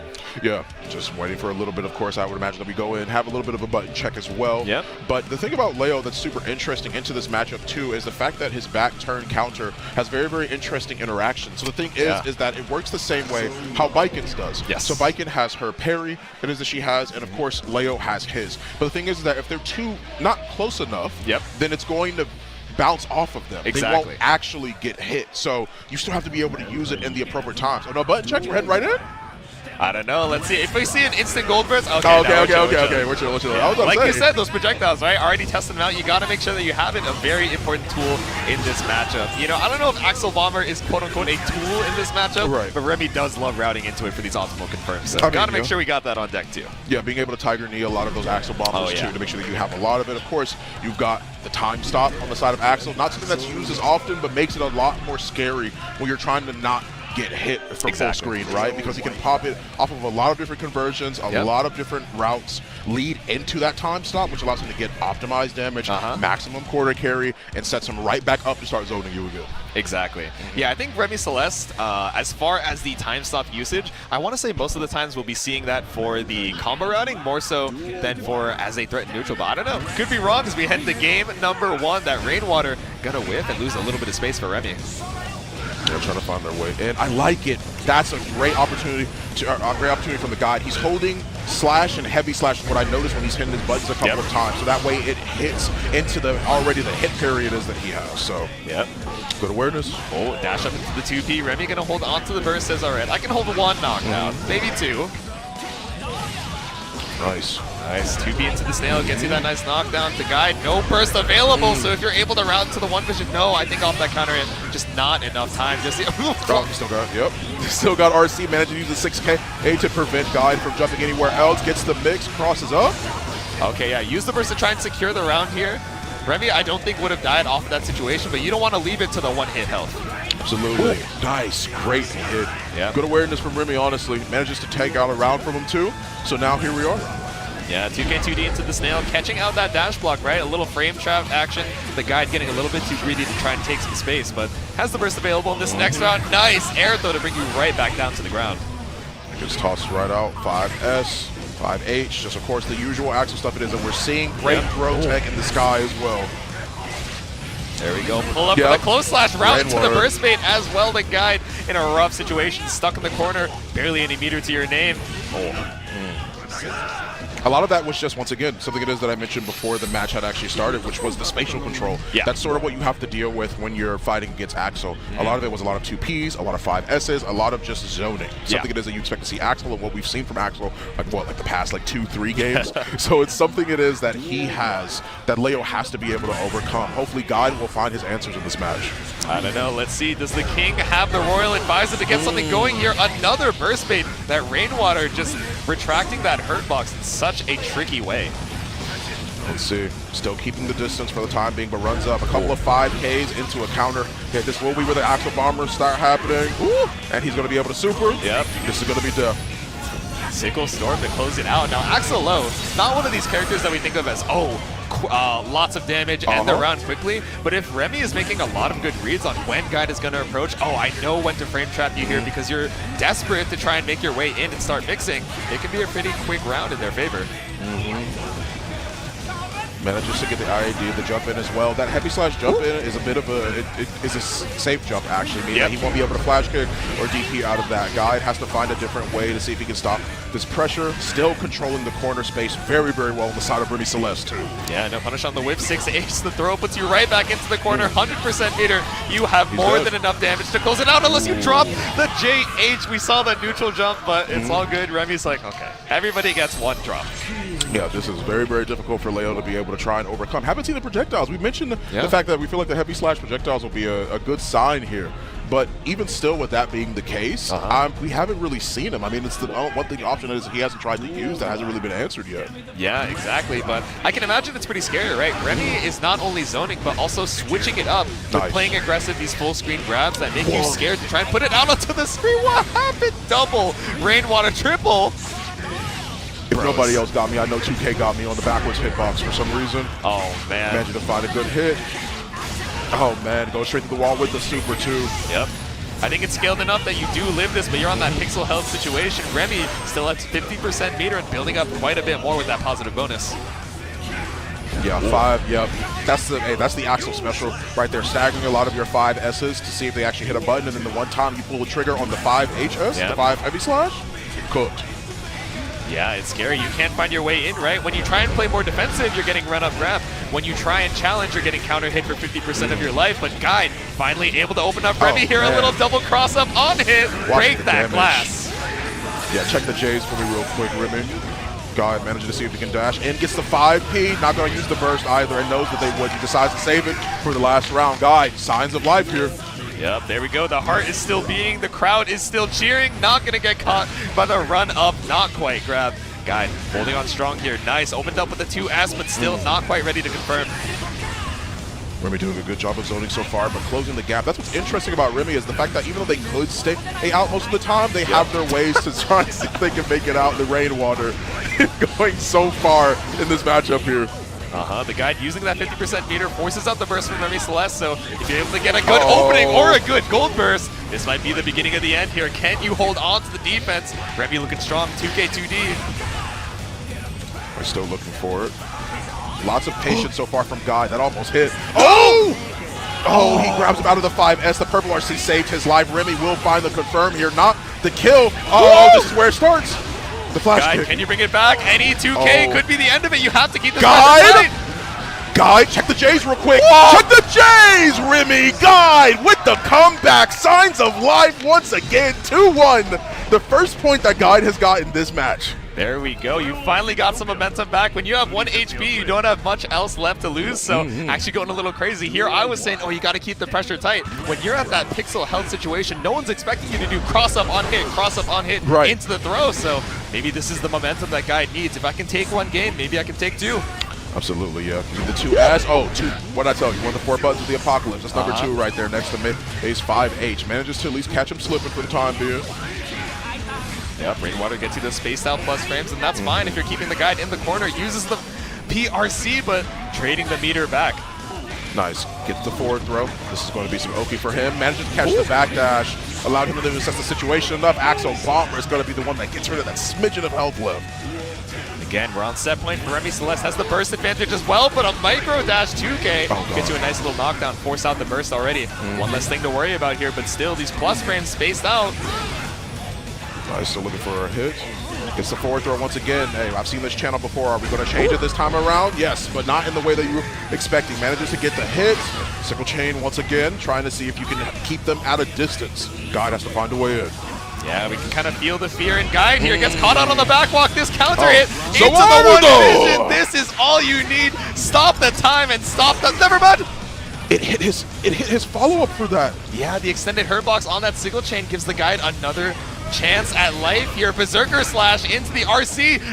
No falling buttons.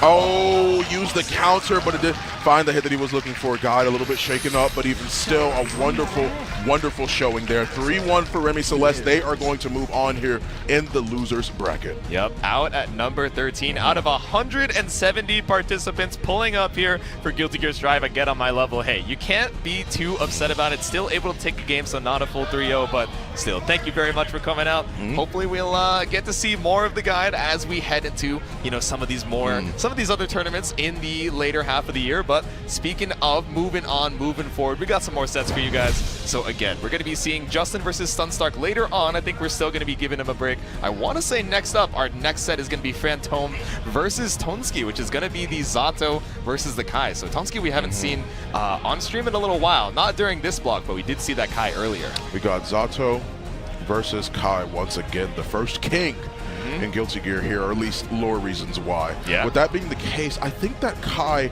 has a wonderful time in terms of getting in. Now, he is somebody that is exactly the epitome of what I was thinking of when I mentioned Eddie blocking most of those physical attacks, blocking most of those normals. Because of the fact that you have to worry about that keeping people away most of the time, that means no random stun dippers. You can't really use 2S, or you can't really do what most Kais will do, which is IED back or instant air dash backwards, JS or JH, which is J slash or J heavy slash. Exactly, yeah. So Kai has, you know, really strong ways to hold space normally in a lot of matchups, like you're saying. But when the oppose is out, when the frog is attacking you from half screen, it can be pretty scary to try and fight that Eddie. So, and especially if you lose, or even if you trade with it, Zato is pulling up, dashing up from the full screen to help confirm off of it and get all that gauge back as well. But I don't know. Let's see if Tonsqi has the anti-Zato game plan, setting up some buttons here while we wait for our next set. Of course, yeah. Just thinking about more of the Kai and Zato matchup, I was thinking a little bit about what Kai can do to try and circumvent that. Now, something it is that we haven't seen as much because most people are too afraid to try and fight Eddie is because of the fact that they snipe Eddie. So 2P in some situations actually does manage to snipe Eddie. If you hit Eddie, the gauge is gone. Doesn't matter how much you had left. Doesn't matter if you just started pulling Eddie out. If Eddie gets hit, he gets sniped. So what I would imagine is that Fantome creates a little bit of that space, puts up the wall, lets him wave his arms around, say hello to Kai real quick, and then with that being the case, you move in to try and see if you can get confirmed, see if you can get the kill after he tries to see if he can hit a button into that. Exactly. Yeah, sometimes you gotta bait out the movement with the Eddie. Oh, am I gonna try and follow up on it and fully commit to this offense? Or am I just gonna let him out onto the screen, unsummon him, and see what your response is to kind of gauge what playstyle you're running with against the Zato? Exactly, yeah. Here we go. The button check is over. We're heading right into Fantome versus Tonsqi, Kai versus Zato, the dead man walking versus the first king of Guilty Gear. This one's for all the honor of Illyria. Can the Shadow Prince bring it here? I don't know. Fantome has been doing so well in this loser's side, but obviously so is Tonsqi, but getting pushed over to the corner immediately with these drills. Yep, and as soon as he was in the corner, what do we see? The wall gets put up. Can't really make it past that. He gets the wall break off of it, and now he's in a better spot than he was at least 5 seconds ago. Yeah, and 2S, we were talking about moves that might get stuffed out by the oppose, right? But if the oppose isn't out, if you don't have that time at the round start, that tipper can be very helpful. But the sword, speaking of tippers, bringing us over to the corner and breaking the glass for round number 1.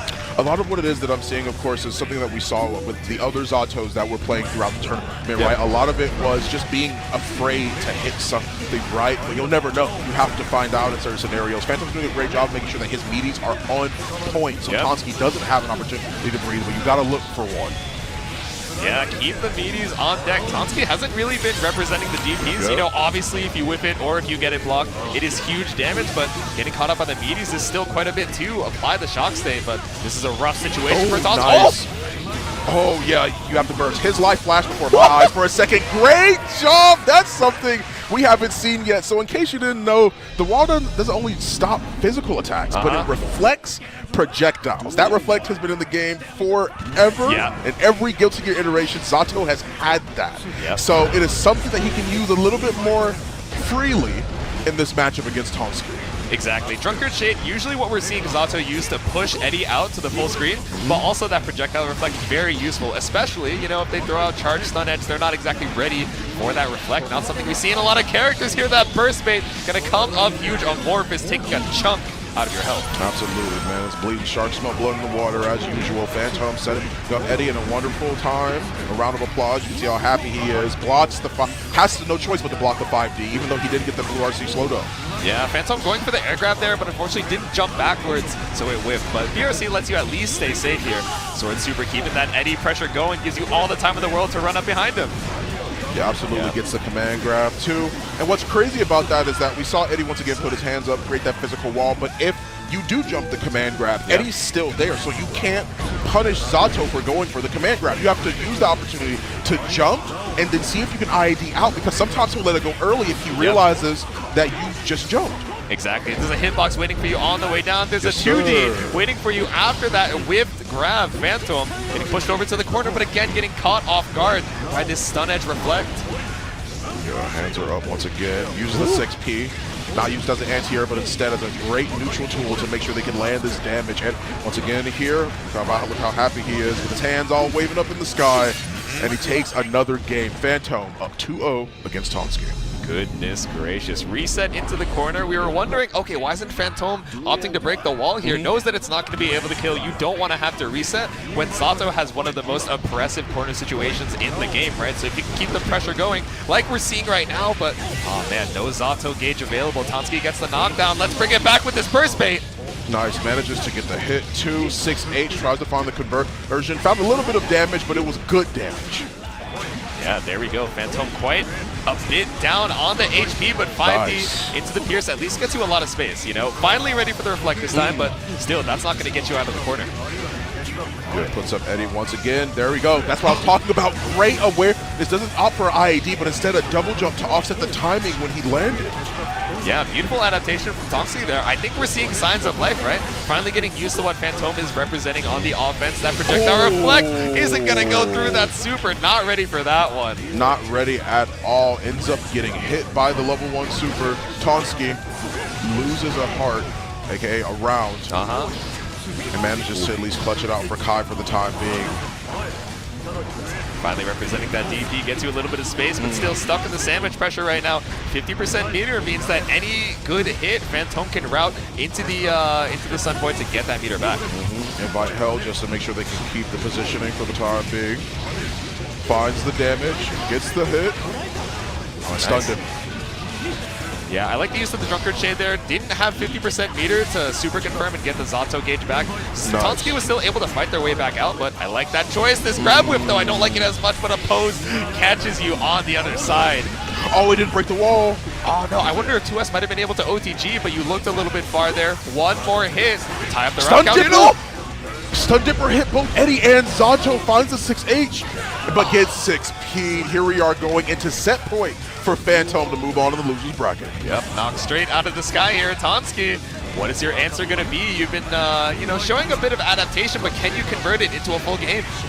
Yeah, gets the close S, at least a little bit of the OTG, but Dire Clock just to apply the shock stay. But he's already back in the Zato special in this game, using the pool to bait out the burst. Purple RC goes for the overhead, and great blocks from Tonsqi. Yeah, trying to go for a little stagger pressure. Tonsqi going to fight their way back out, but a lot of these stray knockdowns into the mid-screen don't really convert into, you know, great Oki. Yeah, YRC to break out the Eddie. Oh, 2H actually manages to get the hit. Dire Eclots. He's not going for tick throws as much either. Yeah. Oh, 6H, this could be a big opportunity for him. Guess for game. Yep, on the meaty, you can't reflect it. It's not frame one like a Foxshine. Trying to get something going here. Tonsqi with a Stun Dipper. Game on the board. Stun Dipper doesn't matter where you are. Near, far, full screen, no matter where you are. Stun Dipper is always there to help. Like a good neighbor, Stun Dipper is there. It's just the Exactly, truth. Simba. Everywhere the light touches is Stun Dipper range, Yeah, especially when you got absolutely. that RC behind you, but far slash from behind the oppose again, getting us another corner situation like we've been seeing this entire set. Fantome about to get that positive bonus. See. Okay, tried to run up for go for the 2K, but ends up getting hit by hell for the time being. Oh, great backdash actually. It avoids the 2K. Yeah, and also avoided the frog, right? So I think Fantome was waiting for that block stun to start some mix, but when it didn't hit, wasn't sure what to do in that scramble. Tries to go for the overhead, whack away inflatable tube man. He's here. Yep, there we go. Sunvoid Sword Super gets that Eddie gauge back. Go for the opposing to the command grab. Such a rough situation. Oh, the frog, there it is once again. Manages to make it out, and that's what I was talking about, the IAD, and gets the best possible opportunity for it. Oh, Dragon install, baby! There we go, Chuni install Jojo posing for that DI. Tonsqi still has the burst. Oh! He tried to go for the frame kill. He tried to be a little saucy with it, but still, Fantome gonna let you live for that one. Says, all right, I respect the style, but the guillotine coming straight from the sky, and again, set point for Fantome. Mans was blocking for his life for sure. Was a lot of damage really on the side of Fantome. I'm not talking about any hits, more so just from the chip damage alone. He didn't have enough to be able to FD, and since he's a Dragon install, he does get the meter a lot slower than normal. There you go. Representing the DP gets you out of the corner, but Fantome feeling so comfortable with this mid-screen zoning, right? The unsummon lets you get that gauge back. First kills Eddie, so you have a little bit of time here, but holding on in the neutral while waiting for our best buddy to come back up. Great block. The 5D opens the button yet again. Manages to use a Bite Hell. Purple RC tries to bait something out. Thought the Vapor Thrust was coming. That's his DP. But doesn't find it instead. Oh, wow. Backdash 2K, yeah, reset into opposed command grab. We've seen this time and time again. Fantome is one sandwich pressure away from stealing the set. No, drops the combo on the 2S. Nice. Gets the projectile once again. Great backdash, but has the burst ready. Okay, don't have to worry about it anymore. That stun edge was trying to take Eddie off the screen. Stun Dipper saves again! The insurance policy! We are so back. YRC stops the pressure. Pull up for the grab. Fantome moves on 3-1. But Tonsqi, you know, he's got that smile on his face. He's like, you know what? I played my heart out. I tried my best. So close in that last round, so you can't be too bad. Can't be too upset about a 13th place and over here at Get On My Level 2023. Not at all, guys. Not at all. If you guys are once again enjoying the matches here, please be sure to tune in not only tomorrow, but tune in on Sunday for Guilty Gear Strive Top 8. I can't stress that enough. If you thought amazing matches were happening today, it's Top 8. We're deciding who loses the tournament, who goes home, and the pressure's more on because they're like, okay, I did it. Take a breath of fresh air. Okay, I'm here. People are still fighting out here, still fighting for their lives, fighting for scraps out here, trying to see what it is they can get before they make it to Sunday. Exactly, and with that last set, yeah, that seals out half of our losers top 8. We're going to be seeing Fantome and Remy Celeste back here on Sunday, 2 p.m. Eastern Standard Time, but we still got Kiri and Somnium fighting it out, and Justin and Stunstark to end our block this evening. So a couple more sets for you guys. I'm super excited to see it as they set up. Get those buttons set, get those buttons checked, bringing you some more Guilty Gear Strive action. Heck yes, fam. Heck yes. Kiri versus Somnium. Somnium, a Ramlethal player. A player it is that we have not quite seen yet, or a character we haven't seen as of yet here in Top 16. So this, she is actually the only Ram that's in Top 16 in here. There aren't any other Rams that managed to make it this far, and if there's a character it is that I believe could do it, it would be her. Yeah, exactly. It's funny you mentioned that, right? Because in the Top 16 qualifier to make her way over here, she actually had to kind of team kill another Ram in the mirror match and bring it back down. It is super funny because, you know, when the Calvados confirms come out, we're like, oh, Ram does so much damage. When she does it to herself, you're like, should I be upset? Is this this justice, or is this just how it goes, you know? Able to output so much damage here, and especially on a character like, wait, Okay, I guess we're just button checking with the Axel, right? That's, yeah. Okay. That's just sort of how it goes, right? With the Ramlethal, with a lot of that pressure. I mean, a lot of people talk about her being one of the strongest characters in the game. You get hit, and then you just go through it all, right? All the 7 stages of grief. The single tear falls from your eye, and all you can do is say, it really do be like that once you get hit by Ramlethal. Like, that's how it goes. She's a great character, has a lot of great long-reaching buttons, 5S, 5H. A lot of characters, 5S's and 5H's are pretty good in here, but you have characters like Kai that rely on their 2S, characters like Nago that do really, really well with their 2S, but Ramlethal, in case you guys didn't know, and of course it's an exaggeration, her buttons go full screen. Exactly. Well, it doesn't feel like a full. It doesn't feel like an exaggeration. It is not the biggest exaggeration we've ever made. It's not too far from the truth here. Right. Oh, man. Millia versus Ram. Oh, this is actually so scary for Kiri, again. Yeah. Because Ram does so much damage, and like I mentioned earlier, Millia doesn't have a lot of HP. No. And the thing is that you're trying to avoid all of these big blades and everything of the sort, 5H, 5S, all of this different kind of stuff, even her 2K, so even her 2K and her stagger pressure from the Rekkas that are provided, Millia's in the gulag most of the time, so she has to find a way up. Yeah, Ram has some really strong strike throw, and the thing is she can keep you in block strings that are so long, by the time you're actually getting hit or getting thrown, your risk is already cranked up to 50, 75%, so let's see if Kiri's going to be able to hold on in this match here. Game number 1, Somnium versus Kiri. A great way to start things off, and exactly what I was talking about. There's the Rekka. You see the stagger pressure from. They're setting up a lot of the tick throws, tries to catch him in the sky, but here's the knockdown. Here's the mix-ups that we see with Millia. 2K2D, yeah. FD actually pushed you out to be safe there, but Somnium just running all the way over, breaking that glass with the Calvados. You know, I was actually genuinely scared that was going to kill. I'm so used to that laser, just doing a grip of damage, the jump scare at the end, but Kiri holding on strong with just a little bit of HP left. Oh, great mixes so far from Kiri. Won't be able to get the cross-up, but instead just takes the Oki. Takes some pressure from the front. Yep, Somnium holding on to the burst here, wants to have it available for round 2. Yeah, not quite able to get a confirm off that compel, but opting to use the burst here, said, all right, let me close it out. Chip damage. Chip damage. Gotta be ready for that. Scared of that windshield wiper. Absolutely, yeah. Wax on, wax off. That's just sort of how it goes, right? Oh, 6H delay into the sword toss, catching out that backdash. Watch the damage. My goodness. That wasn't even the full conversion. Ooh. Yeah, opting to keep the corner there, and Kiri is still down so much health. Any good hit, a big counter is going to call it quits. Nice, has the chance to be able to cross up, but they don't. There was a little bit of space that Kiri could have won if they wanted to go over from behind, but instead they decide not to. Gets the 2K2D, throws out the blade once again. What kind of mix is that? Yeah, doesn't have to break the wall either. Gets to keep the Oki as well by crossing up in that corner. One of the recent changes in Kiri, making full use to tie up the round count. Absolutely. Alcatraz mix-up. Straight out of prison. Like, honestly, like, what kind of criminal stuff is that, man? And Millia is so cool. She has, like, a lot of cool mix-ups and a lot of stuff like that, but getting crossed up and knowing you can get crossed up in the corner makes it so much scarier.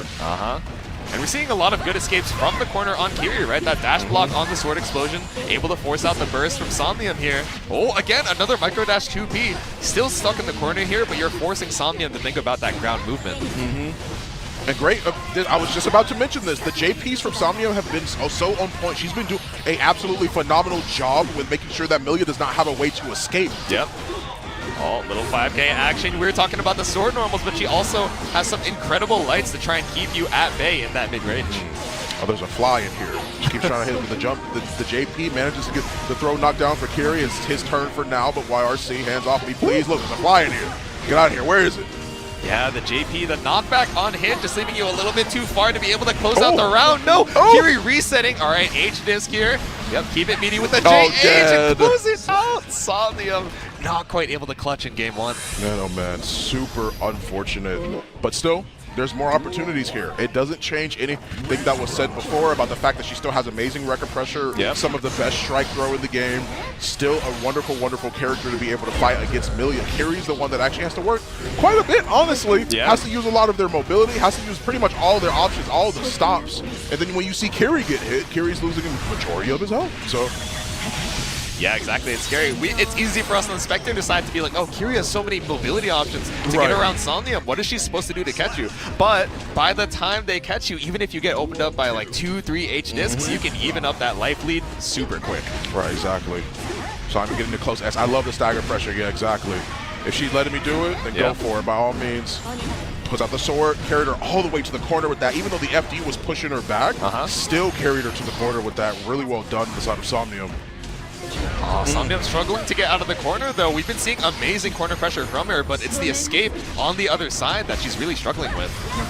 Oh man, manages to get the YRC. Ooh, great, just flies in the room once again. Manages to get him with the JP, 2K, 2D. Here's the mix. Gets hit with the cross. It's up in a great burst to make sure they keep the corner position. Oh, I thought we were going to see the air grab. Maybe saw an attempt at the tech from Somnium, but bad moon. Chops you out of the sky. Game number 2 over to Kiri. Just needs one more to move on to loser's side top 8. Yeah, still has an opportunity here. Yeah. Not necessarily out of it yet. Game 3. This is a situation where we also saw like just in the same peculiar situation earlier, and there's a couple of other matches too, even throughout today in Guilty Gear Strive. And this is one of those times where it's like you can't give up. A lot of the times it is we talk about tournaments, we talk about the characters, the optimal routes, but the biggest thing any player can deal with is the mental stack. Make sure your mentality is strong, because these sets can go on for a while. If you want to win, you got to make sure that your mind stays solid. Exactly, and Somnium looking undeterred here, switched up some songs in the MP3 player, and now we are back in it. Game number 3, and Somnium is off to a great start. Oh no, but that drop on the close slash is so rough. Yeah, mistimes the meaty for a little bit. Kiri gets the corner pressure here for the time being. Gets a great hit. Oh no, blocks the meter to bring it YRC. back. Okay, it's all good. Yeah. Sometimes you gotta inflict the mental just to make sure that momentum 100% shifts in your favor. Yeah, the I'm better super. We love to see it, truly. You know me. That's the effect that Mortamato has on you. Kiri still has the burst available, but catching you straight out of the sky with the close slash. Absolutely. Wonderful job. Great fall in as well on the heavy slash. Gets 2K, 2D. Mix up. Great cross up on the side of Kiri. Still having great corner positioning, and it's going to end up breaking the wall here. Yeah, there we go. I like the opt into the disc, right? Because Somnium is actually pretty close to the burst. Winger does more damage, but it actually builds up more of that burst meter. So Kiri wants to hold on to that, make sure that burst doesn't come up too early in this round number 3. Absolutely. Somnium, JK, manages to hit Millia trying to approach. So trying to keep him out. Trades, and wow, what a hit. Look how much life she's losing. Police! Someone help. We have an attempted murder on our hands, but Kiri holding on strong here. The Capel getting you out of dodge Mirage to try and keep some pressure going here in close slash. Finally opens up Somnium. Oh! Okay, you blocked it. You're good. You're chilling. I thought Kiri was going to drop that, and that would have felt super unfortunate. Go for the winger here. What's crazy is that if that was on a counter hit, since it's Millia, I am 100% sure that would have just killed her. Yep, exactly. I'm pretty sure she just would have died. It would have done a grip, but Kiri holding on. Now Somnium has no meter. Gets hit by the cross-up. Kiri. Good job on the Millia so far, but Somnium also a wonderful, wonderful showing. Everyone playing their hearts out here today of round 12. It has been a wonderful, wonderful time to see a lot of these matches. Then, of course, we have the next and final match coming up, too, which is Justin back up on the screen once again. Take a bit of a break from earlier. Yeah, there we go. That was our last match of the winner's side, so we got to make it the last match of the losers. Give him some time to relax, because that was quite the set.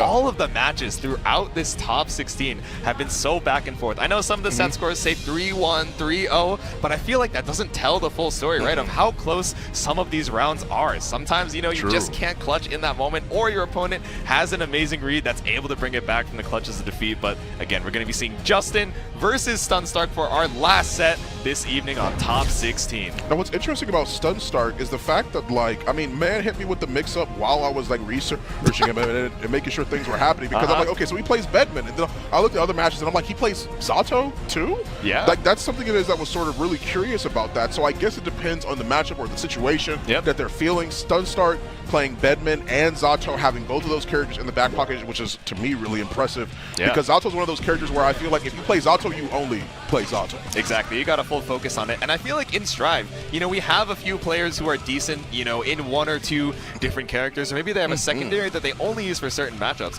But I feel like it's so rare to have both of those characters be at the level that Stunstark is able to represent on Bedman and Zato. So I'm super excited to see what they bring out here. Of course, the button check doesn't tell the full story. We saw the Axel earlier, going into the Millia. So I don't know. Maybe we'll be seeing the Zato. Maybe they're hiding the Bedman just to keep Justin on his toes. But one button check just to make sure we are all good for our last set.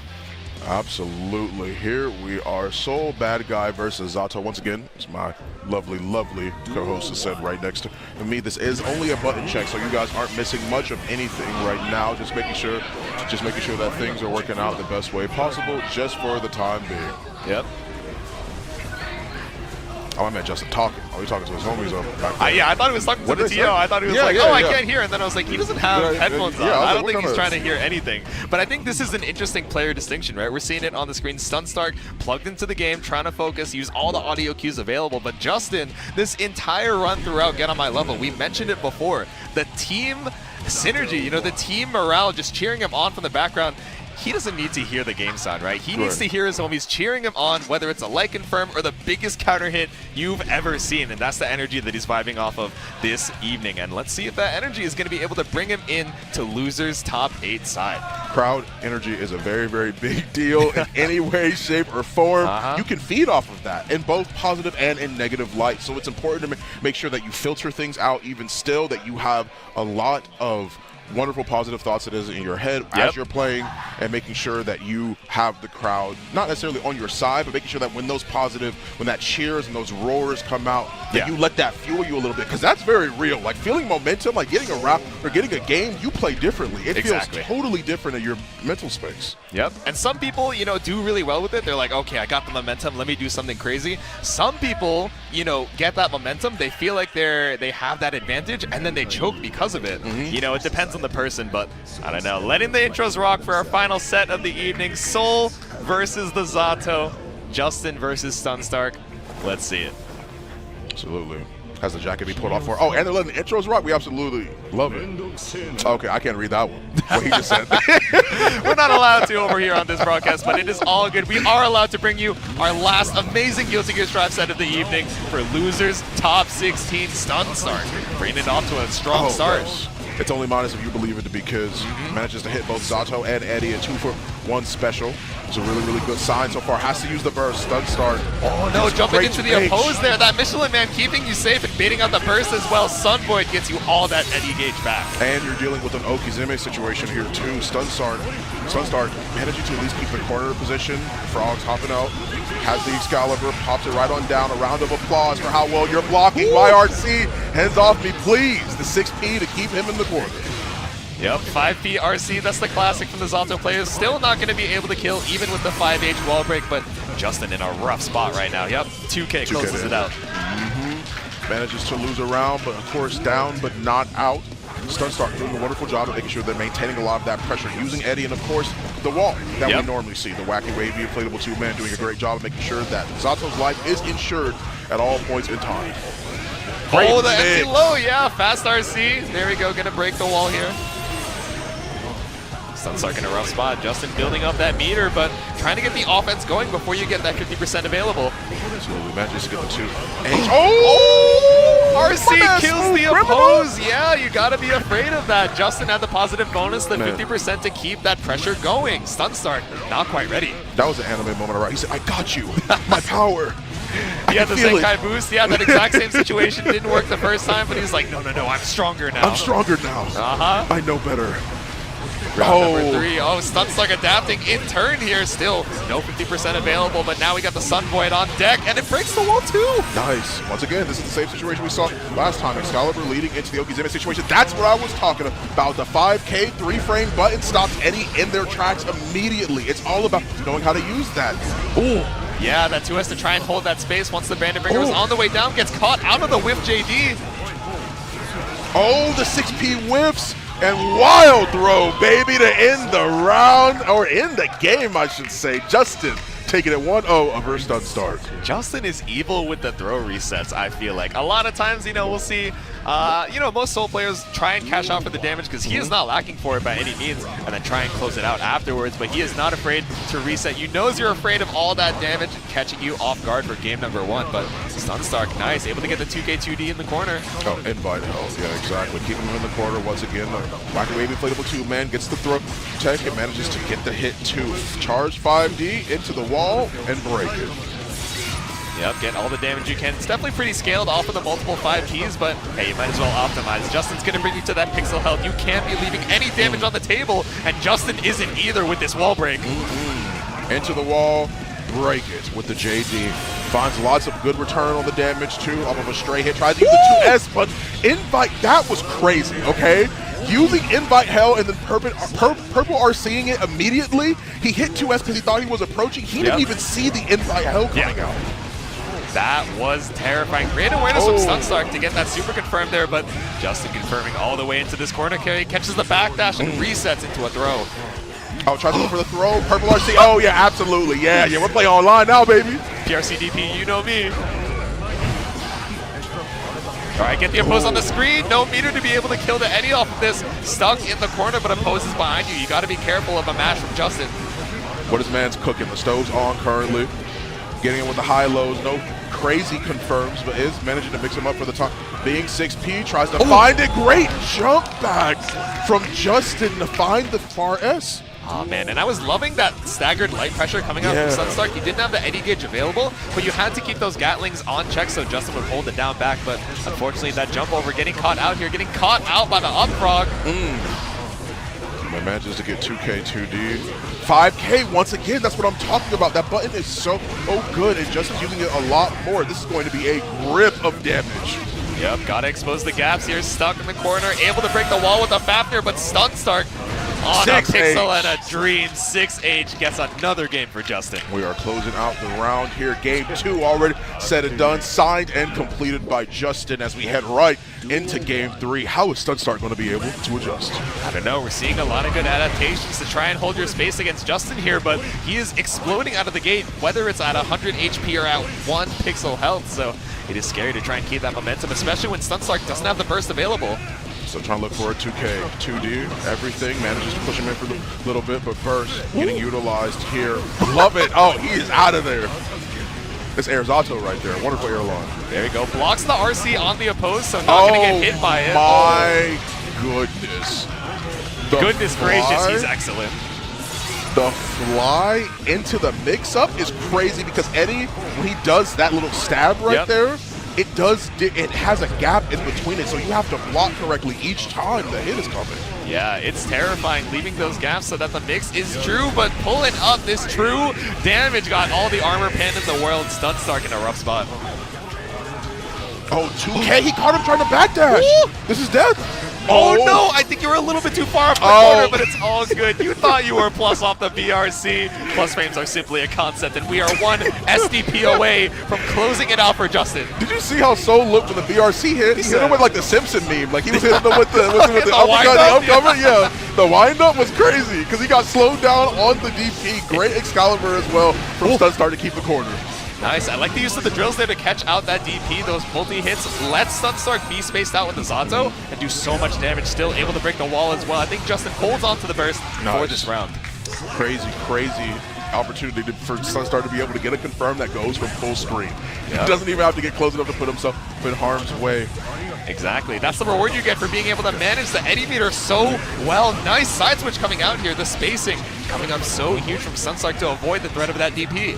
And once again, 5H to get the counter hit, and the leapfrog is happening. Calls Eddie back, so that way he has it all there. Shark smells blood in the water. Look at all that red. Now we got an Okizeme situation.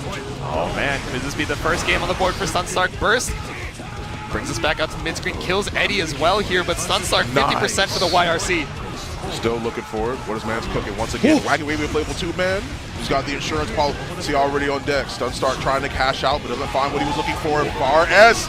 Once again, this is always where it starts. Headbanger. What else are we looking for after the Oki Gold Burst? Is fine. All right, there we go. Michelin Man available. The health insurance policy. He cashed out on it. My man Eddie. Get me a wingman like that. Man's always got your back, no matter the situation. Eddie was there to save him. That's what I'm saying. Michelin Man said, I got a car to sell you. Don't worry, I got you, dog. Keeping you safe. Getting a game on the board for Stunstark here. Still, we're one game away from Justin taking it, but we're seeing some cracks in the armor. Close S whipping like that? What is this? Come on, man. And calls Eddie right on back. Gets the block stun, at least for the time being. Tries to go for the mix. Yep, JD into the empty load there. Sword Super gets all that meter back in the hard knockdown. Gets a free summon for Eddie onto the screen. Let's try to find to see if they can get the hit with the 5D. Purple RC gets the guard break while he's in the sky.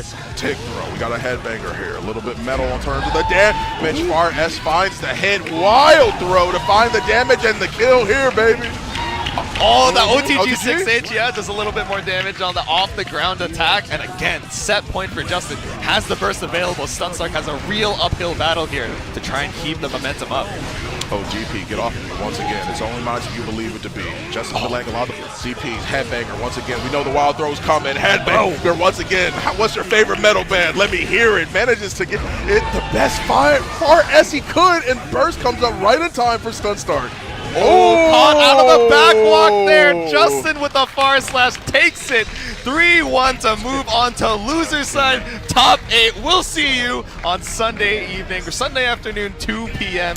Eastern Standard Time. And that is the last set we got going on here. And what an amazing top 16 it was, fun. Absolutely. Great showings from Corey, from Peppery, Stunstark, Smitty, Kid Boomer, Serp, just everyone, man. I'm staring at my notes right here, and I'm just saying that, like, dude, like, all of these guys played their hearts out, and they did such a phenomenal job with it, too. I mean, we saw a wonderful slew of characters, too, and I think that's one of the biggest things to keep in mind, is the fact that now we've reached a point in Guilty Gear Strive where people play who they feel like. While top tiers do exist, while we do have characters that aren't necessarily always playing the same game as some of the other characters, it's still super, super important to see this sort of character expression and love that people have for the characters as they wish to pick. Yep. Oh man, what a wonderful time it has been today at GOML. Let's take a look at the bracket here real quick. JTG versus Corey. Here's what we're going to be seeing on Sunday, folks. That's what I'm saying. Come back on Sunday. JTG, Corey, 9 Moon Smitty, PepperySplash, NS Kami 99 on winners is absolutely insane. That is going to be a heck of a winner side bracket. Justin versus Kiri, Fantome versus Remy Celeste. Come on now, yo. Come on. Now, guys, I know we had an amazing top 16 just now, but we got so many more amazing games for you on Sunday. So, hey, make sure you stop on by. Of course, we got Street Fighter 6 all Saturday as well. So we'll be seeing you over here at Video Game Bootcamp, Incendium Gaming, and all these other streams we got going on here for Get on My Level 2023. You don't want to miss a second of it, so make sure you stop by. It has been an absolutely phenomenal time. Hey, get out of here. Oh, Lebryant, that guy gets farmed? That's what I heard on the street. Bro, I saw your name in the losers bracket. Yeah, I saw him get knocked out of bracket. Yeah, I think I know that Lebryant, right? Yeah, get out of here. What you doing over here? Everyone wants to be on the mic once or twice. It's all good. Yeah, absolutely. Alrighty. What an absolutely wonderful time from GOML here. Once again, I have been Fawn the Legend. This has been Jsu. Thank you guys so much for watching some dope Guilty Gear Strive action, and we'll see you guys back on Sunday. And we wouldn't have been able to bring you guys that amazing Guilty Gear action without the help of our sponsors. So we got a few people to shout out for you guys, and hopefully you'll stick around with us. Yeah, absolutely, guys. Once again, GOML has been an absolutely wonderful time to be able to see, and of course we have a wonderful charity, the Canadian Red Cross. Once we actually see the graphic up on the screen, it'll be an absolutely wonderful time to be able to see a lot of these players and a lot of these variety of these different things going towards charity. It's just as important as playing these games. Exclamation mark Red Cross in the chat to be able to meet that $5,000 goal. If you feel it on your heart to be able to give, it's going to be an absolutely phenomenal time once again, because it's going a wonderful, wonderful hype up from Vince as well. But these players are looking solid and absolutely ready to do it. You guys hear the rock music, the guitar playing in the background, the button check is all said and done. Duel 1, let's rock. First game of our top 8 here. 2 of the nicest dudes in Canada with 2 of the most evil characters in Guilty Gear Strive already forcing out the burst here. Smitty has that full screen curse applied. You know, so far, to make sure that they actually play as far back as they can, hitting them with the jump 2K, and at least manages to get the corner position from there. The curse is applied. Corey's jumping around. This is exactly what I was talking about. The fast falls, the movements from Corey, very, very effective. Yeah, great timing from Corey there on the IAD. It looks like the curse just barely ran out as that dash was coming in, so not able to chalk with the steady aim, and now Smitty's eating so much damage for it. Yeah, already in the background. 2 puts up the clone, pops the purple RC in case they were trying to go for a hit to see if they can get the punish. 2S to follow up, and we are shooting modern ingenuity at its finest. Oh, there we go. Yeah, the curse running out here, but going to apply it one more time, get that backwards movement, but it's not going to save you from that shit. First round, over to Corey. Yeah, absolutely. Corey doing a great job so far, of course, keeping the pressure necessary. There's the backdash. Tonsqi carrying him throughout time and time again throughout a lot of these neutral situations. Normally, Happy Chaos will be waiting for an opportunity to sort of like sit back and at full screen, I'm safe. But Corey's doing a great job of making sure that he's catching him out with those 6 H's and using them to make sure he keeps them from up backing. Yep, you have that positive bonus available, so Tonsqi into the fast RC mix is an option, but still Smitty holding on so strong to the defense. Look at how cranked that risk gauge is, but falling down super quick, finally able to get an opening with this throw. Yeah, absolutely phenomenal for the time being. Manages to make him whip on the throw. Still has the burst available. Not going to quite happen yet. 5D into the wall. Going to use the super. Then it's GAT time. Yep, and we have been seeing a lot of the Happy Chaos players, even when they have the wall slump available, just going to, take that guaranteed damage, the positive bonus, and the hard knockdown. So against Corey, you don't want to give him any more chances, but the chance for the back throw incident, dash cancel into the Totsugeki RC. Caught up with the latter half as well of the 2K2D special that we so used to seeing from these Guilty Gear Strive players. Tries it with a 6K, but Purple RC up, Purple RC forward, the throw tech. Get your hands off me. Yeah, the 6B makes that jump. H goes straight on through it. Smitty, no! Just a little bit too late on that Smitty aim shot. Gonna block the Totsugeki with the club. Corey is not carrying. He's rushing him down on time and time again. Totsugeki after Totsugeki and SeaWorld tickets, but not enough. Smitty is going to be able to get the shot to tie us up at round 3, and this is already how we're starting? Yep, the double jump 360 no scope from the top rope. We are tied up on the round count in game 1. Absolutely. Manages to get a couple of the shots rolling and misses the mix-up. Did it a little bit too early as Corey was recovering, but gets the full screen that they were looking for. Corey once again doing a great job. Great movement. Look at that. The reticle, even though he has the curse, it can't even keep up with them. Yeah, exactly. Just crossing over and under Smitty, trying to take to the air to avoid that Totsugeki RPS, but pulling up for the grab. You got to put it on the brain here. Smitty gonna be a little too slow. PRC for the overhead kiss. Hit the same side overhead, but Smitty has been showing such amazing defense against this mix. Doing a great job so far. 6 H's galore to make sure that he keeps the corner position. Pops the red R. See, what else are we looking for? Totsugeki misses the far S, but great goal burst. This is so bad for Smitty. Block the block, Corey! Don't worry, Corey takes game number 1. The block burst coming out from Smitty. The defense was looking so good, but when you have all the damage, all the resources off of that gold burst, Corey is going to be able to kill as we head into game number 2. Man, it's cooking right now. Smitty, once again, being reminded time and time again, it's free tickets.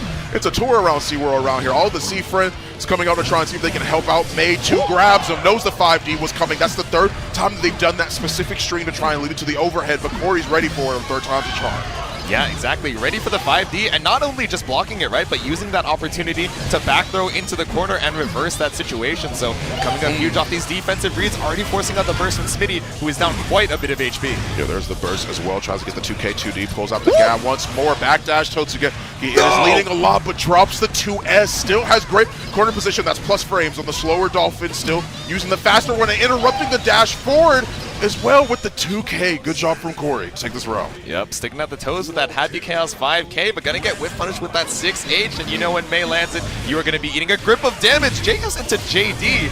Interesting string there. Maybe not expecting Smitty to get hit, but Smitty running away with the round right now. Still trying to jump in. Instant air dash, JS. Great back dash. Both of them at the same time. Charge up the 6H. More plus frames for you here. Have this one. Some more. 5H as well. Great block from Smitty to the instant air overhead too. Off of the red RC cancel. Off those Totsugeki fast RCs, right? We haven't been seeing a lot of the empty low be represented, so I think Smitty is perfectly fine just holding the up back, but oh no, getting caught into the corner. Free Willy. Goshigawara pulling up with that hard knockdown. Smitty still has burst available, but again, if we see another bait like last game, that could be 2-0 for Corey. Great RC down as well, but misses it. Hey, like a good neighbor, the blink is there. Burst in midair, but gets the hit. Corey taking things 2-0. Not done yet, because everything is best of 5 here, baby. It's top 8. First to 3 the whole way through, but man, that is such a difficult situation, right? May is already naturally such a burst safe character, and especially when you're stuck at the top of the screen, we talk about the Canada burst, and we're here again on my level, so it's only appropriate. Hard to find a time to use it, but let's head right into game 3 here. Smitty, can you bring it back? Have to be careful about how you burst too, yeah. Close S, 2H, always a burst safe string. Yeah. She's gonna pop you up too high, and it's something you have to worry about, especially on a rush down on character. Most characters have to sort of try and bait it out, but her natural B and B is something to avoid. And wait, tries to fake out with the gun, doesn't get the shot. And Corey still with the 6Hs, keeping the corner position, not going too far. 6H counter hit burst, get off. Yeah, great spacing with the 5K 6H there, right? We've been seeing Smitty trying to challenge with his own 5K, but constantly getting caught up on the 6H. We got the bangs coming out from the crowd, the Looney Tunes sound effects crew. But Smitty struggling to escape the corner as he gets caught up in the command grab. Overhead kiss breaks the wall here, should be able to take the round. Gets the kill, absolutely. Corey looking great so far. Smitty struggling to try and keep that distance. This is probably what Peppery was talking about a little bit earlier. The same thing it is that Fantome has to keep an eye out is the fact that May is one of those characters that rushes you down so hard. It is so difficult to try and find an opportunity. Smitty's just looking for opportunity, and every time he does, it's Free Willy. Oh, that 5P, you know, 50P coming out here straight into the Yamada-san. Still a little bit scaled from those lights, but still, even with the scaling, does so much damage. Yeah, gets the 6H once again. This is the quarter position that has already held a deal with. Blocks the go burst, but no, will punish Smitty.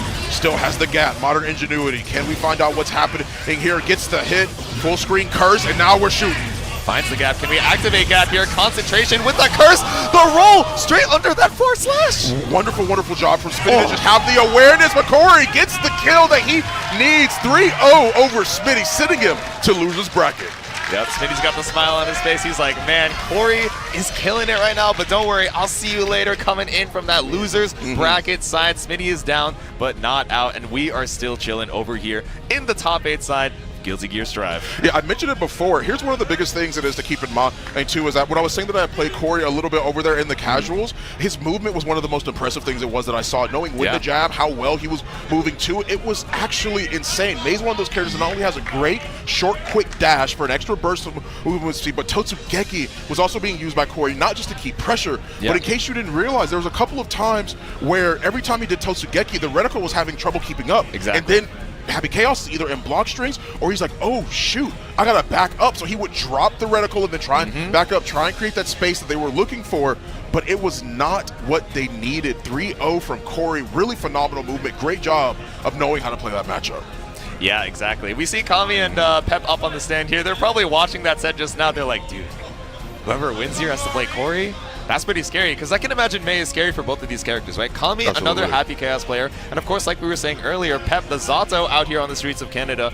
Both, you know, unfavorable matchups for May, just with how much damage she has access to, and the way that she can stuff both of their win conditions. Both, you know, Totsugeki to try and avoid that reticle, that super fast acceleration straight out of the gate, and then of course, Zato has a lot of good ways to be able to get Eddie off the screen, but you gotta take it one game at a time. Keep your mind in the present set. We're gonna be seeing that Happy Chaos versus Zato action. And this is a matchup that's also just as interesting too, is the sheer fact that, of course, we have Wacky Wavy Inflatable 2 Man. We have that on the side of Eddie to sort of block a lot of the physical attacks, but the thing is that the reticle's not aiming at Eddie, it's aiming at Zato. So he has to be careful about how he approaches these situations, but the best thing it is in this situation, or at least in this matchup specifically, is the fact that Zato doesn't have to worry about Happy Chaos bursting out of anything or trying to see if he has a reversal. Burst is his only defensive option. It's the only way that he can actually sort of force Zato off of him or away from him. And with that being the case, it means that Zato has a little bit of an easier time. But as we are talking about this matchup, let's head right to the stage and hear from Roshan.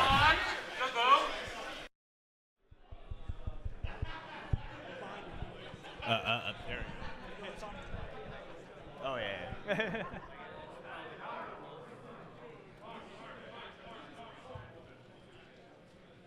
Where's the game audio?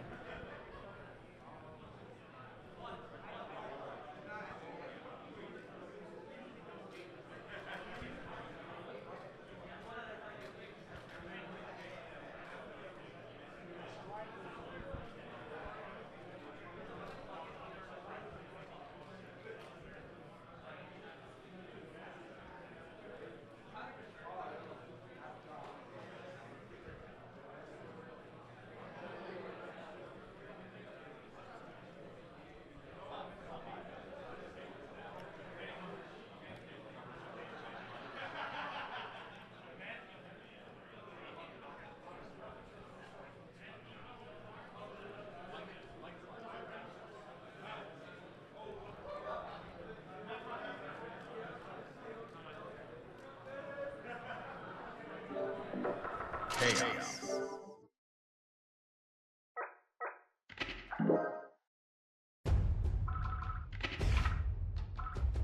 Config.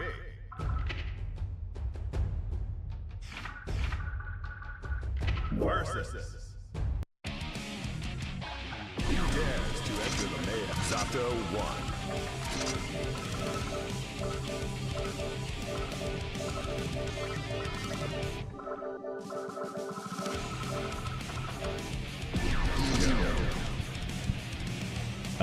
Oh, there we go. All right, we had a good start with top 8. Now we get the second match in the winner's side. We got PepperySplash versus Kami. Oh, Eno! She's going Eno? I don't know. Button check with the Eno. Okay, yeah. bro. I was about to say, I'm like, this is not a good matchup at all. I know like, Giovanna in the crowd was like, yo, and then he was like, oh, Who wait. likes Peppery?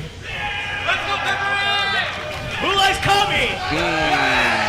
The Kami fans in the chat and in the crowd right behind. Wonderful, wonderful time, honestly.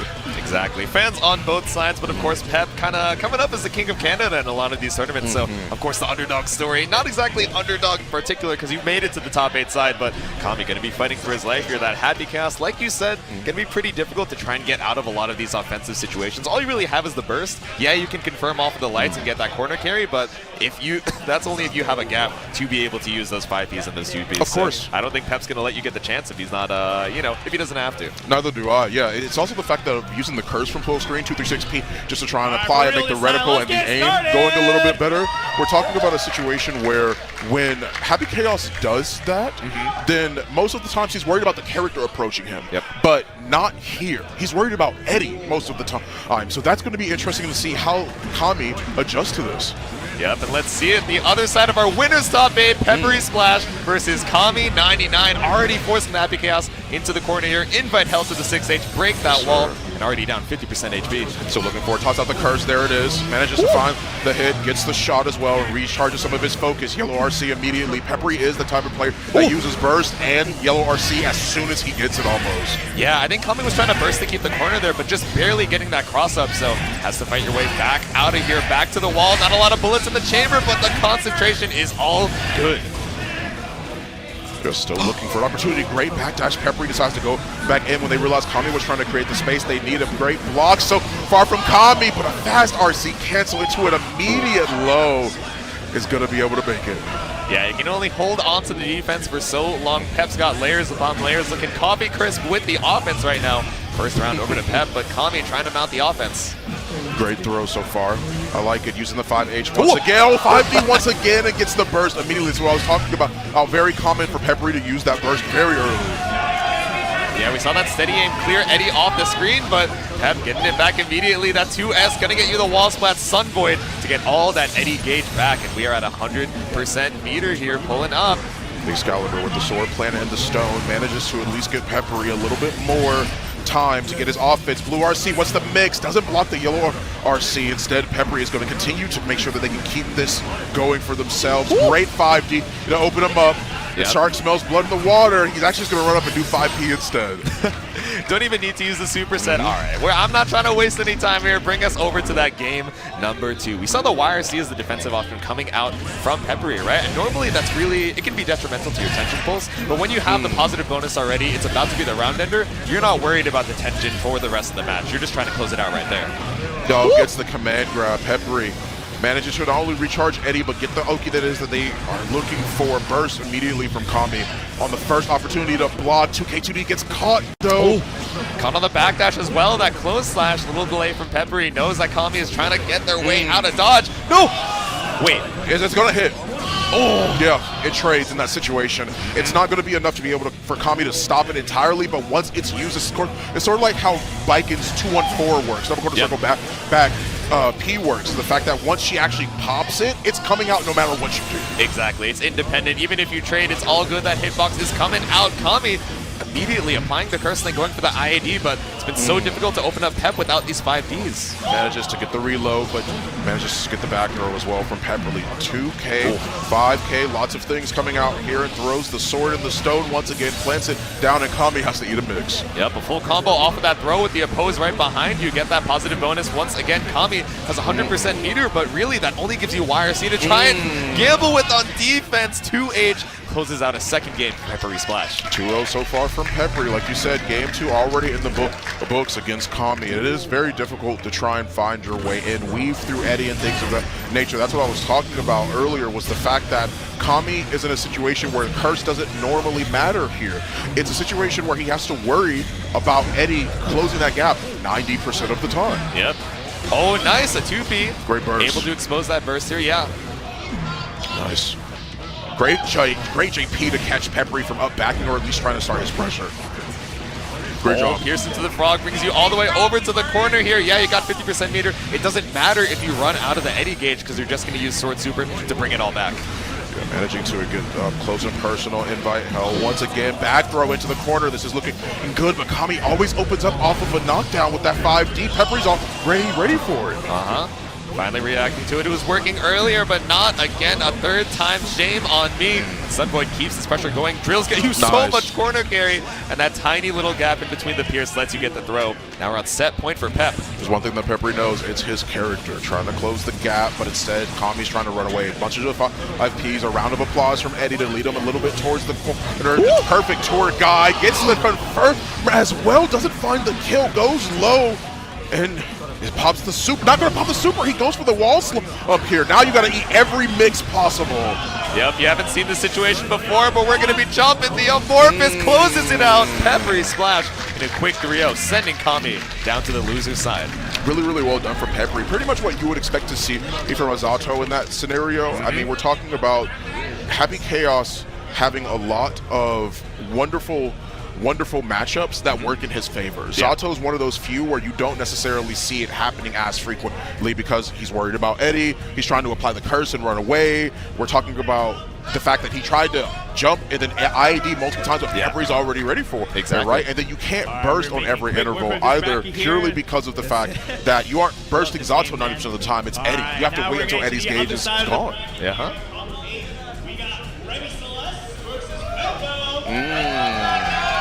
That's Axel versus Zato, actually. Indeed it is. It's our favorite alien VTuber versus Phantom. The other Zato on the loser side representing the character over here in the top 8 side.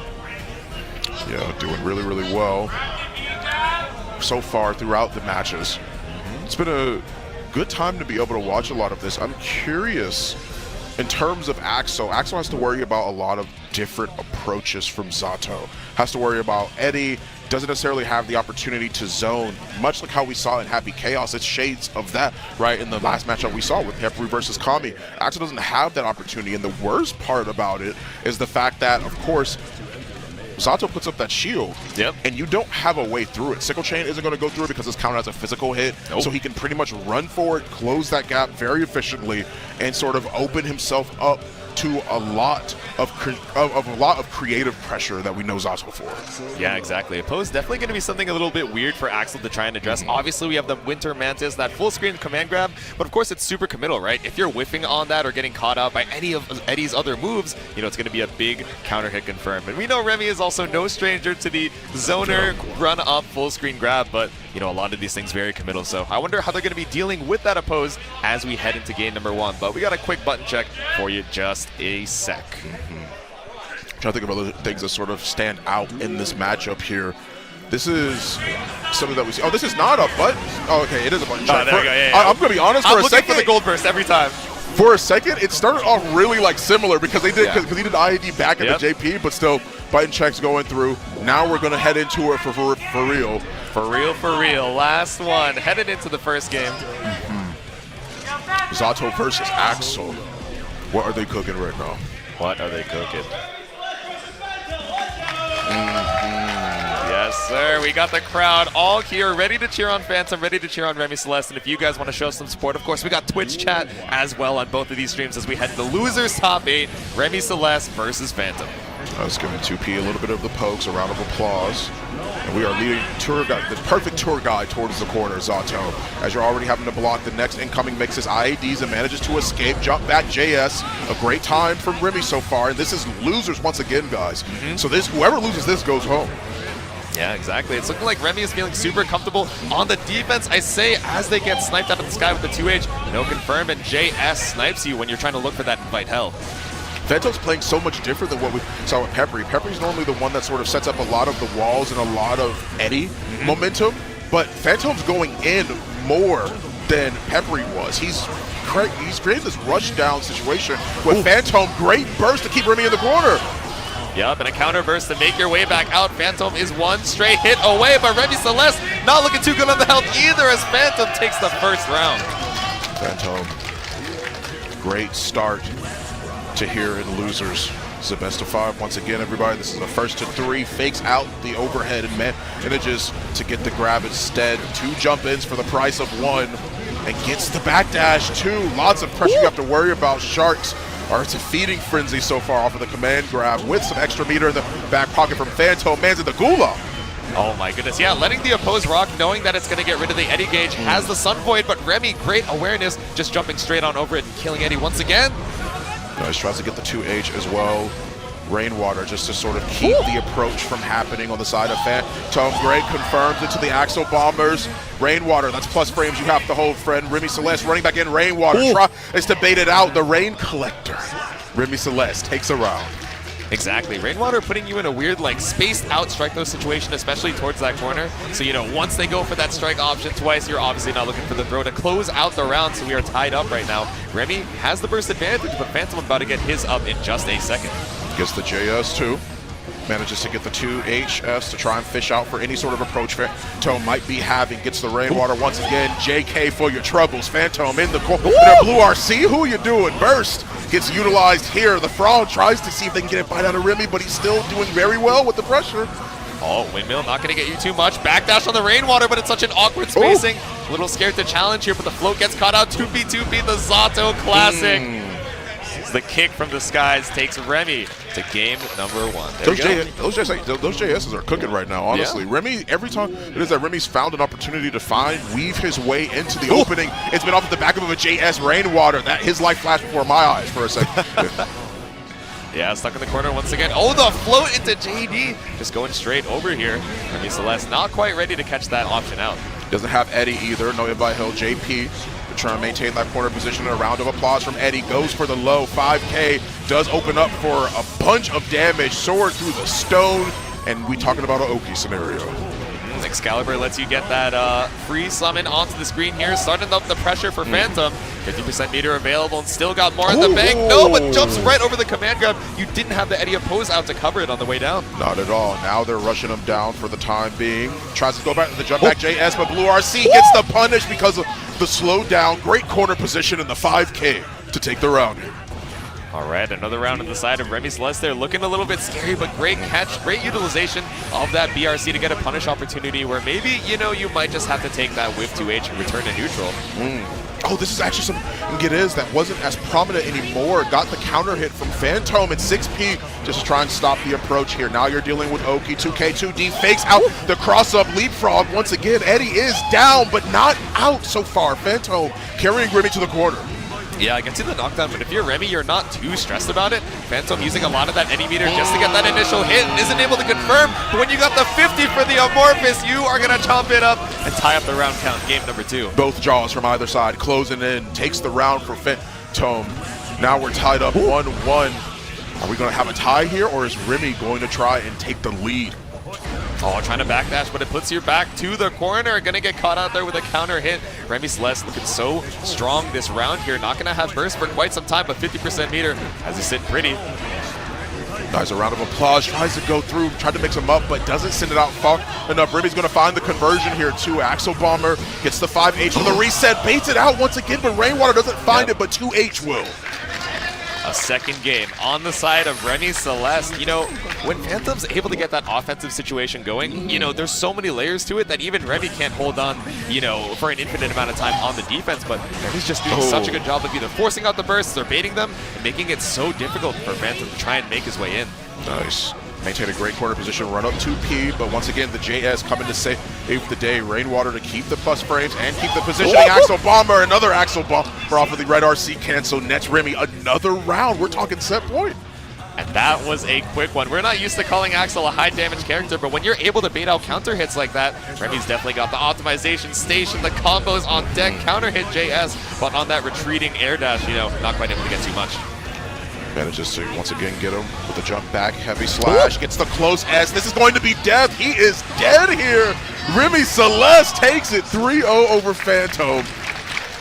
Break the glass, ending it, ending Fantome's run at number 7, but out of 170 participants, you can't be too sad about it. So super well played, Fantome. Hopefully we'll see you at the next Canada local or even anywhere else over here in the Guilty Gear Strive scene.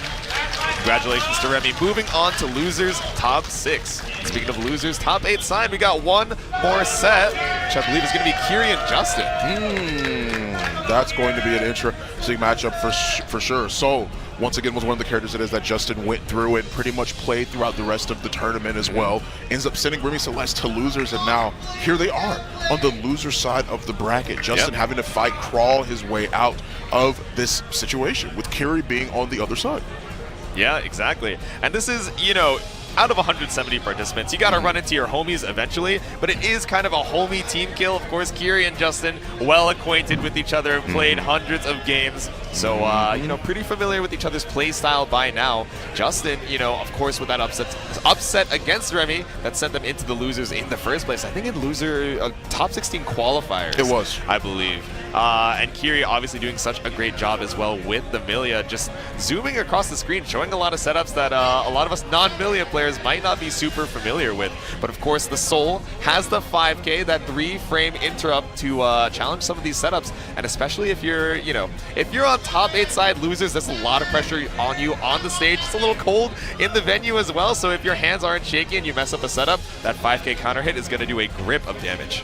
Super busy 90% of the time too. I mean, it's the unfortunate part in terms of like the busyness that we see Millia doing. Millia's running around, jumping. Okay, once I get this knockdown, I can only cross up from here and have a lot of this. Soul is more so on the easier side of the spectrum. Millia is the one that has to be afraid 90% of the time. I mentioned it on Friday. Death by 1,000 paper cuts is sort of Millia's motto. Not a lot of damage, but great Oki setup. Wonderful scenarios to really bank off of too, and hard mix-ups to try and read, especially with the fact of using the ability to be able to cross up in the corner is something that she has, which makes her mix-ups that much more deadly. So Justin has to worry about quite a bit. Kiri, on the same vein, has to worry about a lot of Soul's damage, a lot of those hard hits, a lot of those explosive hits that Soul is able to get, especially when he's fishing for buttons and you get counter hit by a 5H, say goodbye to your life bar. Yeah, it's going to be doing quite a grip of damage if Justin is able to wiggle his way through the pressure coming out from Kiri here. I wonder, because they know each other so much, is he going to be like, oh, okay, should I start respecting the setups immediately? Or am I going to be throwing out that 5K, you know, test if your execution is looking good on this fine Sunday afternoon? But of course, we got the button check. Neither of these characters being the mains. Okay, I got the hold back to block input. All good here. I just try to check things up for a little bit. There's the gold burst. And then there's, of course, once again, just check out the buttons, trying to make sure things are, you know, working properly. Exactly. Things are looking the way they needed to look at. And so Kiri versus Justin, once again, the buttons seem to have been checked. And they're going to be heading back to the character select screen soon enough. All right, looking good. They're smiling at each other. He's like, dude, let me do one combo before we go. He's like, nah, bring me back to character select. I'm not even trying to let you get that fake mental advantage just yet. We're going to be seeing the Soul versus the Millia here once again. Super excited to see it. Yeah, exactly. Once again, they're discussing a couple of things up on the stage. Overall, just having a good time. You mentioned it before, a bit of a team kill here between these two players.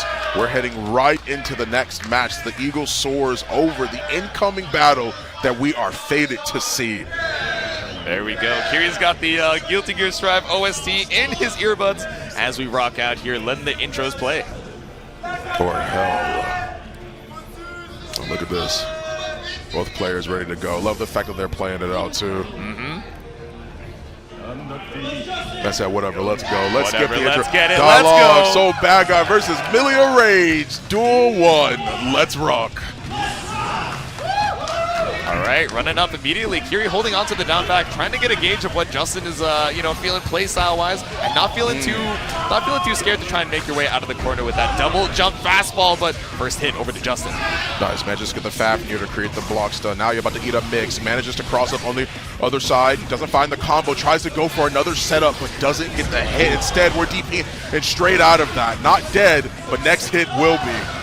Yeah, because he used the RC, that tension pulse doesn't give you enough for the 50% to kill. Kiri gets an opportunity for the reversal here. Are you going to break the wall with the winger? No, just go for the compel. Yeah, breaks the wall. A rose by any other Oki could be as sweet. On the side of Millia, great 6P, trying to bait out the burst and uses it on the tail end of the combo instead of the beginning.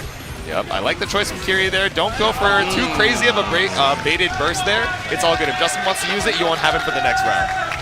Flying like an eagle above the skies. Millia doing what Millia does, which is mix you up and force you to take mental damage. It's a psychic point every time you get hit by a mix-up. Did you guys know that? I read it in the patch notes. Yeah, taking the sanity damage here. That fast RC, yep, doesn't hit, but it lets you get a fake setup. We're seeing the challenge, like we mentioned before, that 5K to call out any of these fake setups. And it's also one of the fastest moves in the game next to Chip's 5P, both of them being 3 frames. It's a great opportunity to fall down on the close S2, trying to stagger pressure, FD to try and save her for the time being. Lots of staggers on the side of Justin against the corner. This will be death. Yeah, that 5H wall bounce once and twice. Score, and that's going to be tied up on the round count here. Kiri has a couple crucial drops there, unfortunate off the fast RCs, giving Justin the opportunity to bring it back here in round number 3.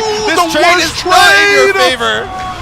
Oh my goodness, I get a billion damage, you get the round loss. My goodness, Justin on the great damage opportunity there. YRC tries to use the 2P to fight their way back out, sets up the blade, left-right mix. We're getting crossed up once again. Oh my goodness, but look how many hits Kiri is going to have to do to try and get this back here. PRC baits the burst, and Justin takes game number 1. We're seeing Kiri shake his head a little bit. I don't know, some of those drops uncharacteristic of him, but maybe it's just a warm-up shenanigans. Of course, they were playing a ton of casuals leading up to this, but watching the rest of the top 8, maybe the hands have gotten a little bit cold once again, but maybe game 1 is all we need for that downline as we head into game number 2. Loser side top 8. Let's see the adaptation on both of the sides of these players. Trying to use the 6P, was expected to jump in, but Justin uses the burn. Millia just wants to take it, grabs him, yeets him right back, get to the corner, FD to try and force it out, tries to plant the rose, but the seeds are already on the side of Kiri, crosses up. What kind of mix was that? Stays on side 2. We're eating another one on Wake Up. Yeah, doing the fastball from the top of the screen there. It looked like you were going to land same side, but this winger going to interrupt that close slash Oki. Kiri just needs one more hit, maybe 2. Reset off the 2P into the grab. Yeah. Justin also tried to use 2P as well to try and see if they could stop the forward momentum from Kiri, but they weren't able to find it. Instead, they eat a counter hit. Forward throw so far. Fafnir doesn't find the wild throw. That's definitely a misinput. Yeah, you hate to see it. Maybe going for a bandit revolver off the corner there, but it's all good. Justin still has the corner situation. Kiri landing with that JH. Yeah, trying to find the hits it is they're looking for. The pin needles on the side of the hair. FD trying to see if they can create that distance that they might need. Manages to cross up once again. Stays on the same side. Rolls right on through. Blocks the mix. Yep, blocks the cross up here, but Kiri's got the back to the wall. Are we going to go? No, still not going for the cross up to try and make your way out of the corner, and another air grab from Justin. No meter to confirm, but now we do. Kiri going to hold on to the burst as Justin ties up the round count. Snatched right off the sky. So Badguy still trying to find their way right on in. At least they get the round so far. Run up far S. Trying to see if they can at least stop him from up backing, but gets a toss. Incoming mix. DP, get off me. Oh man, that should be a meaty safe jump there off the throw, but unfortunate. Justin challenging, right? Knows that Kiri feeling a little bit weak on the execution, at least for right now, but the cross up opens you up, keeping Justin in the corner with the 6P. Kiri was waiting for an opportunity for Justin to try and see if he could whiff. He tried to go for it, doesn't do the 6P immediately. You see him run up tentatively and then back up immediately off of the dash, off of the back dash, because he was waiting for Justin to hit a button. Finds great damage in the core position, headbang on the side of Justin. Yep, Kiri's got 100 meter, and of course the full screen hair car. What else would they do? You got to make your way out of the corner some way. No, the Capel just barely isn't enough to kill. 6P, RC, keep the pressure going, but Justin gonna get opened up in the end there, tying up the set count 1-1. Kiri's feeling good.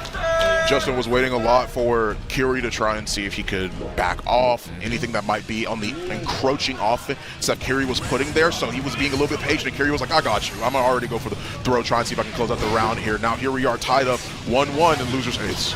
Yep, S this gets you a knockdown, but in the mid-screen, right, you don't really have enough time to run up for the Oki, but Justin catching you straight out of the skies. Another counter hit. Oh, get off me. Burst. I don't know you like that. Back up for a second. Great confirm as well. Here comes the mix. Once again, that's another safe jump setup attempt, but mistimes it. Gets hit instead. Oh, YRC says, get off of me. Tries to go for a throw there, but Nice, the ID out gets you the corner situation. Burst to put you back into the corner though, another headbang. Kiri looking in a precarious situation. Not a lot of health to gamble. The movement from Kiri, the double dodge. Love to see. It manages to cross up 2-6H off of the OTG. Finds more damage, falling heavy slash 2. Great 5K. That's that 3-frame button we were talking about. Yep, exactly. The dash back over. You got to be able to challenge, and that 3-frame 5K's got you. If nobody else does, Justin looking strong here going into game number 3. Headbang. Soul loves metal music. You're already here for the soundtrack. Headbang. Once again, go for 3. Tries to go for the wild throw. 3 for 3, but no dice. So far manages to escape. Kiri gets hit by the close S once again and finds a great confirm. Yeah, that micro walk back making the throw whiff from Justin here, but Kiri's still down quite a bit of health. Now Justin has 50% meter. If you're able to get a good reversal, you might be able to bring this back, but Kiri not going to be able to kill off this. Yeah, Justin has to try and find a way in. Did the same thing as always. Run forward, far S. It's a great button on the side of Soul. Pops it. Doesn't use the burst. Baits it out to Justin. 2-1 already over Kiri. Man, and Kiri there, you know, it's a difficult situation for the burst. You know, or Justin knows that Kiri knows that the burst bait is on the table. So are you going to psych yourself out, hold on to the burst and die with it, or are you going to try and use it in the quote-unquote obvious position, thinking that they're going to go for a, no burst bait there, but all good. 2-1 for Justin right now, just needs one more to move on to loser side top 6. Kiri trying to find their way in. 6-piece so far. A great way to start things off. Headbang just to try and see if they can get the throw. Forward positioning. Far S, but gets thrown. Oh, mistimed the meaty, and now you're eating it. Wow, what a beautiful day it is to be a Soul player. Finding the cross up on the DP. She's dead. What is this? I can't believe it. That cross up on the SDP there coming up so huge for Justin, and now we're on set point. Nice, great cross up. Bandit. Could you imagine crossing up because you don't want to get hit by the DP and then you get hit by the other invincible move? What is that? It is a scary situation for sure, but nice 2K2D, able to get the mix started here. Justin still has burst available and that 50% meter to keep it going. Yeah, manages to get the cross-up heavy slash 5K once again. The God, and look at the confirms as well from Justin. Headbang. Tries to use the OTG too. Uses the burst to back up 2 as whip punish. That's going to be the set for Justin. They're going to hug it out. Of course, wonderful sportsmanship on the side of Justin and Kiri, but he is the one that moves on. A little bit of a pop-off, the pumping of the fish. You got to be excited. Once again, that is your boy, but still, you move on in the losers bracket. That's a big deal. Exactly. You're not happy at falling out of the tournament, but you are happy that your homie is doing his best, moving on to losers side top 6, and you got to send him all your love. You already know Kiri going to be sitting in the crowd screaming out, "Let's go, Justin," as soon as he makes his way back onto the stage. Yeah, absolutely. A really, really well-fought battle from Kiri on the side of him as well. Of course, mistimed a couple of the safe jump setups, but still, overall, a wonderful showing from them. I like the usage of their movement a lot. There was a couple of times where Kiri's back was to the wall, and just based off of the movement alone, they were able to escape, expecting an IED, but dashes straight on through them. Now your back's to the wall. I love the movement from Kiri. It's something that's not as often talked about. I feel like movement is just as important as a lot of these things. Of course, using the FD, of course, if you haven't played a little bit of the older Guilty Gear games, then FD break is a very real thing. Yeah. Because the thing is that as you run, you have a little bit of movement, you hit FD break, it stops you from moving entirely. Yep. You don't end up getting the risk of being punished. Here, we take a look at the bracket. We've got JTG Corey versus PepperySplash here in winners finals. And then, of course, on the losers bracket side of things, as we move right on over, it is Smitty versus Justin and Kami versus Remy Celeste. Yep, and we see Kami and Remy setting up on the stream here. About to be our next match, some Happy Chaos versus Axel Action, something we are intimately familiar with. We've seen it on the stream before here, so it's going to be, I don't know, it's hard to call Happy Chaos a zoner these days now, right? Because that mid-range and even that close-range mix is so potent, and especially against Axel, you don't want to give him the opportunity to try and duke it out with you, right? At that full screen where some of his normals have that best risk-reward, you're going to be trying to make your way in, brawl in that closer mid-range and see what Remy's able to do about it. Well, that is a possibility, of course. The zoning archetype is just way too good in this type of matchup against Axel, because we're talking about both of these characters who want to stay full screen and sort of bait you out from hitting buttons a lot of the time. I imagine from Kami we see a lot of the clone usage from him just to try and see if they can eat up a lot of those jump back JSs that we know and also saw Remy do multiple times throughout their match against Phantom. So I think it is a good time to see if Kami's got anything up their sleeves. Yeah, let's see it. What have you got? I mean, you had to fight for your life up there already making it into the top 8. So what other hidden tech could you possibly be bringing out? But I don't know. Let's see. Kami looking focused here. Has to bring his A game to make sure that he can stay in the tournament against Remy Celeste. Yeah, manages to move right on in. Of course, the button check seems to be the usual here as the set is starting things out. Not going to be anything super crazy either.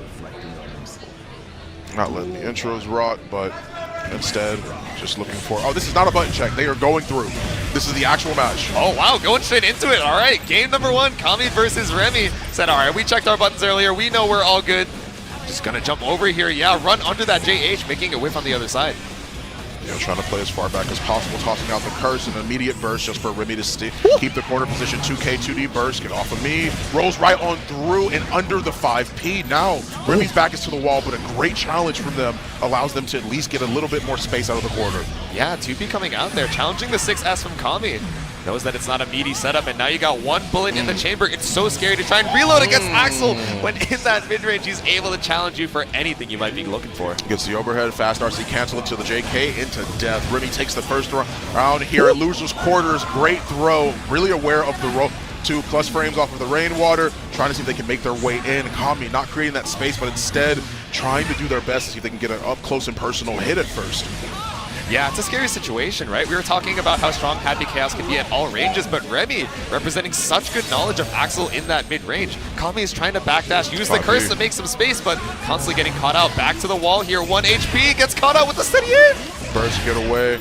Combos, you hear the crowd in the background. Once again, modern technology is a beautiful thing, and it manages to pop the Hooper and gets the knockdown that they were looking for. This is going to be Oki for Remy. Yep, 100% meter available as well. You might see super RC, yep. He blocked. Oh, but no punish! He could have just jumped up, neutral jumped if anything, to get the falling down JS if you want to get a punish. Yeah, you have to jump over that first hit to make sure that the second whiffs and you get your full punish opportunity. I think Kami had also thought that Remy still had the 100% meter, but using that FD made it so they didn't even have the RC option available. First game over to Remy, but burst down. Rolling right on through. A little bit of a speed dash, lots of whip buttons, and very dangerous proximity from both players. Kami still maintaining that corner position, gets 2K, 2D, reloads the guy, and doesn't find the hit. That was the startup of Blue RC, but they didn't find it. It didn't activate in time.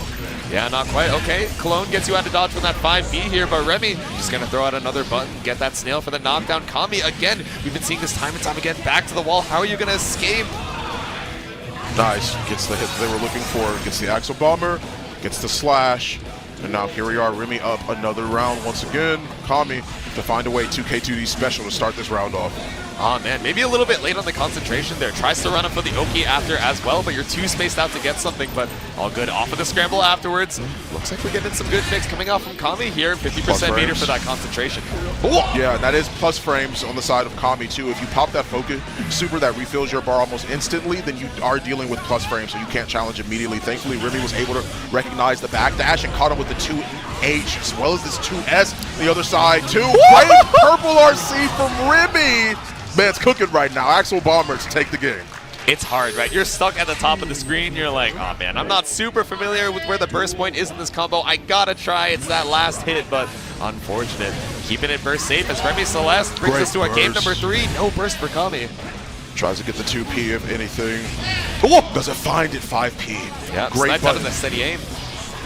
Great, finds the close S on the backdash and maintains at least the maintains the aerial space, but knocks the clone, and now it's Kami's turn. Oh man, had to use the meter to make sure you stay safe. You don't have any bullets in the chamber and barely any concentration, so Kami just looking for an opportunity to block, but when you're blocking, Remy's taking that space. 1 HP could be the end of it. Tries to get the shot, great 6P as well. Purple RC, aware of the fact that Kami was coming in, tries to do IADJS. No sir, no doubt. 6P for Remy is going to take this round. Yeah, the range that Remy is representing threats at makes it so difficult for Kami to get any of these resources back. Look, we're already out of the concentration. Now you got to wait for it. All you got is your buttons. Oh yeah, you can't backdash from me. Close S so far, shooting them towards the corner. Takes another shot. Gets the positive bonus on the side of the meter too. Kami slows things down, great 6P. This is going to be death provided they don't drop it, and they don't. Kami takes the round. Now that was crazy. We saw the immediate, lack of concentration there running out of that bar, but Kami relying only on the buttons, able to bring the round back. It's like the Street Fighter, right? Sometimes you're in burnout and you're able to bring it back because they think they could be a little bit more wild. But Remy going wild with this round right now. Kami one hit away and RC from dropping out. Barely escaped death too. The command grab was coming, but Kami already shot him in the scenario. Blue RC reloads one bullet. Doesn't find the far S. No concentration, no bullets. Death. Absolutely. Yep. Remy takes it and moves on here in the loser's quarters of Kiske Strive top 8. PRC just to make sure that combo didn't drop, but dropping Kami out of the bracket here, but super well played. Remy Celeste moving on to loser semis. Absolutely, yeah. Doing a great job so far of not only fishing a lot with those 5Ps, but using Jetback JS. Still a wonderful opportunity. The couple times it was that they did put out the clone, did put out the clone, it ate the JS, but they weren't able to find the immediate punish that they were looking for. Yeah. They may have been wanting to do like a 5P or a 6P, even in some cases I saw that happen, they went for 6P and it just entirely whiffs out, right? So I think that Kami did a wonderful job with playing with that cards it was that they were dealt, right? Yeah. I mean, like Axel has a really, really great time controlling a lot of that space, and in a situation where you're fighting another zoner, it can be really difficult. Yeah, it's scary. A lot of us think of Axel, Axel always wants to be full screen. That's their best spot on the screen. But we were just seeing Kami, trying to use some of the resources to open up Remy. Because Remy's defense was so good, had to use a lot of the resources, the bullets, the concentration, constantly seeing us, either at that 1 or 0 bullet and seeing us run out of concentration a lot as well. So being able to utilize Axel's buttons to contest that mid-range made it so Kami couldn't find, good or easy places to try and get those bullets back or that concentration for free. Just constantly suffocating you on those extra resources and making it so it's a 3-0 situation. But all good. As we head into our next set, we're going to be seeing Smitty versus Justin. And here we are, Soul versus Happy Chaos, a lore matchup, if anything, coming into this next top 8 match, loser side match, with Soul having a bit of an easier time. A lot of the things it is that Happy Chaos, one thing that has been shown time and time again throughout today, and especially on Friday, was if you give a lot of space for Happy Chaos to start cooking, that you're never going to find your opportunity to be able to make it in to get your pressure started. Thankfully, for characters like May, for characters like Soul, that's not as hard for them to do. They can close that gap really easily. They can make themselves known and force Happy Chaos to have an answer for something that is going to be up close and personal. Exactly. Yep. Got to keep your way in here, but when Smitty has that burst available, brings you back out to the full screen and able to get that curse, it's going to be, a challenge for Soul, for Justin to make their way back in. But I don't know, he might be skipping straight past the button checks. That's what we saw last set, but let's check just to make sure. Let's see how things start off here. Yep. Immediate button check like so far. Not too bad here on the side of losers quarters. It's been looking pretty good, testing out as many buttons as possible. Of course, the crowd cheering off of the hits. Not going to find the game, of course, with this just being a little bit of a simple button check, but we're going to head right into it real soon. There we go. Losers quarters. Let's see it. Yes, sir. The Eagle flies out over a new horizon once again. Happy Chaos versus Soul Badguy. Justin fighting up against Smitty here in losers top 8. Yeah, crowd going wild for Justin, of course. One of the fan favorites for all the people in the stands, but Smitty has been doing such a great job just keeping everybody out with the Happy Chaos, the shooter on the streets, letting the intros rock. Of course, characters talk a little bit of smack so far. A little bit smack talk back with Happy Chaos. And then here we go. The very, very first match here. Losers quarters. Great start on the far S as well. Yep, stop the approach from Justin there. Gets that curse applied. Already stuck on the wall here. Doesn't have super, but Smitty, one of the silly, funny Happy Chaoses lets you take off the wall, see what you can do. Oh, Bandit Bringer or Bandit Revolver will try and close that gap. Shoots him up. Keeping the block stun. There it is. There's the clone. This is going to be really difficult for Soul to try to make it past 2. Gives him enough time to keep that corner position. Fakes out the aim. My goodness. He tried hit him with the 2K thinking he was going to take the shot, but he doesn't. Smitty in very good control, ending the round with the 5K. Yeah, with the 5K, don't worry, I'll just do it again. Smitty does a great job of doing things that seem a little, leaving these big gaps that make you think, okay, on the next interaction, I'm going to be swinging. And then they go for the frame trap, huge counter hit, cash out for that damage, but Justin gets the throw. Uses the 5P to frame kill so they have time to make sure that it is meaty. Oh, you're about to eat a grip of damage. So Badguy towards the end. You'll find out why his last name is that once you see how much Chaos is bleeding right now. The Flame of Corruption pulling up with a double far slash. Stuck in the corner. So we got 6P for the way down. Smitty gonna fall. Justin takes a round. Good awareness from Smitty, or good awareness from Justice, I should say. To be able to know when to pop that 6P and not popping it instantly so there's not a counter hit. Crashes go for the wild throw, but doesn't find it. Too many plus frames. Yep, just a little bit too plus there. You're looking for more plus frames, but sometimes it can mess up the tick throw setup. Smitty making their way out of the corner, gradually pushing Justin. Whoa! Oh, tries to roll right on in, stays on the same side, doesn't cross up, but this super is going to give them all the bullets back that they need. Hard knockdown straight on through the wall. Positive bonus, but Smitty's got a little ways to go until they get that 50%. Get your hands off the social distance for the time being. Manages to have another super as well. This isn't going to kill, but it's going to do a lot of damage on the side of Smitty. He got another guess per game scenario. Got to be careful. Yeah, this is rough. You got positive bonus. You have another concentration super. Smitty not going to take any risks here. Gradually pulling up with the steady aim pressure. Yep, trying to find their opportunity in FD on every scenario, but of course that's only game 1 here in Losers Quarters. Justin still has plenty of time to be able to adapt. Smitty doing a wonderful job of making sure that they maintain their momentum. I love the usage of the 5Ks, the far S's, to not only stop Justin from coming in when he knows that he has an opportunity to, but situations like this where you're like, okay, I'm going to pop burst immediately, fake out the aim, have proper movement as well off of the back of the curse and off the backdashes. Smitty's doing a great job of making sure that their momentum is always kept when they have it. Yeah, absolutely, but oh no, ate that block of the far slash, but Justin not able to make anything out of it. Smitty still down a burst, but you got that focus buff, 50% meter to keep it. No, maybe a bit of a miscount on the bullet count. Tosses it out, catches him on the backdash, pops the focus super, lots of shots, reloads, and pops out another curse to refresh the duration. 2 5D is blocked, whips the throw, but far S isn't enough. 2K was already coming down, so Smitty does stop the next option Justin had planned. Yeah, didn't really get a great knock-up off of that far slash there. Tries to take the Oki, but it's all good off the scramble. Smitty still able to seal it out.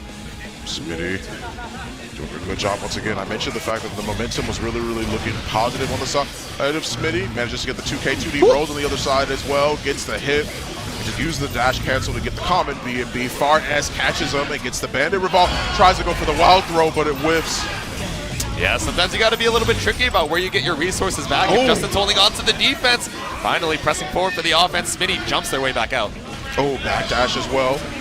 That bandit revolver is minus. Finds the far S's. Oh, this is going to be death, right? He doesn't drop this. This is going to be a kill. Burst came up just in time. Yep, saving Smitty here, trying to close it out before Justin can bring it to round 3. Offsetting the timing as well, popping the immediate aim, messes up a little bit so Justin gets more space. And they were planning was going to block the 5D, throw tech, and goes right on the curse. Justin takes a round and ties this up 1-1. Smitty still has a game, so is he going to go up 2-0 or is just going to tie it up? Oh, 2K to go right under. I love that low profile, able to seal it out with the shot roll shot. Nice, 2S once again to set up pressure. Popping as many of the gas as you can, has plenty of time for the super as well. Reload all the bullets, all the focus, and they get the knockdown. Yep, hard knockdown available, waiting for that 50% to come back up, and when your strings are this long, you are building all the meter in the world. Pop the Deus Ex Machina, go through the wall once again and refresh that positive bonus. Okay, once again for Smitty, Justin has to eat the curse. It's the same scenario that he was going to lose last time, shooting on the way up, pops out the clone, 2 great throw. This is normally how it begins. Backdash to the factory, but has a burst in the back pocket. Yep, PRC back, no, but gets caught up with a jump slash. Justin's going to be catching it, no, unless he dropped the 6H. Justin! But Justin drops the 6H. As we were mentioning, in the 6P on the tail end of things closes it out for Smitty once again. 2-0. Justin still having multiple chances to see if they can make this comeback happen. Yeah, and we're seeing the nerves being exposed on both sides, right? We saw that spacing trap, Smitty trying to run up for the 5D, but just barely being out of range and getting punished on that round. But the same thing for Justin here, dropping that 6H. So Smitty just needs one more game to move on to losers semis, but both of these players are shaking right now. Yeah, cross up 2K as well. Faking out the aim, Justin taking a little bit more patience.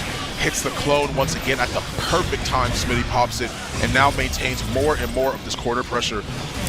Yep, roll to open you up with a cross-up, get that concentration back. Smitty doesn't need to get that damage when you have 50% meter for Deus Ex Machina in your back pocket. No, you low profile, but got caught on the other side here. Justin mounting the offense.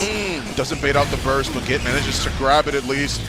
He doesn't have much health. Has the burst, but not going to be it. He's going to super off of this. This is going to be the kill for Smitty. Justin going down around Smitty here on set point in losers quarters.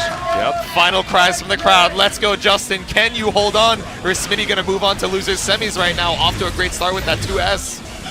Trying to close the gap for the time being. 2K, 2D finds a great confirm as well. Far S and pops the super. Another Oki scenario. This is the Happy Chaos special.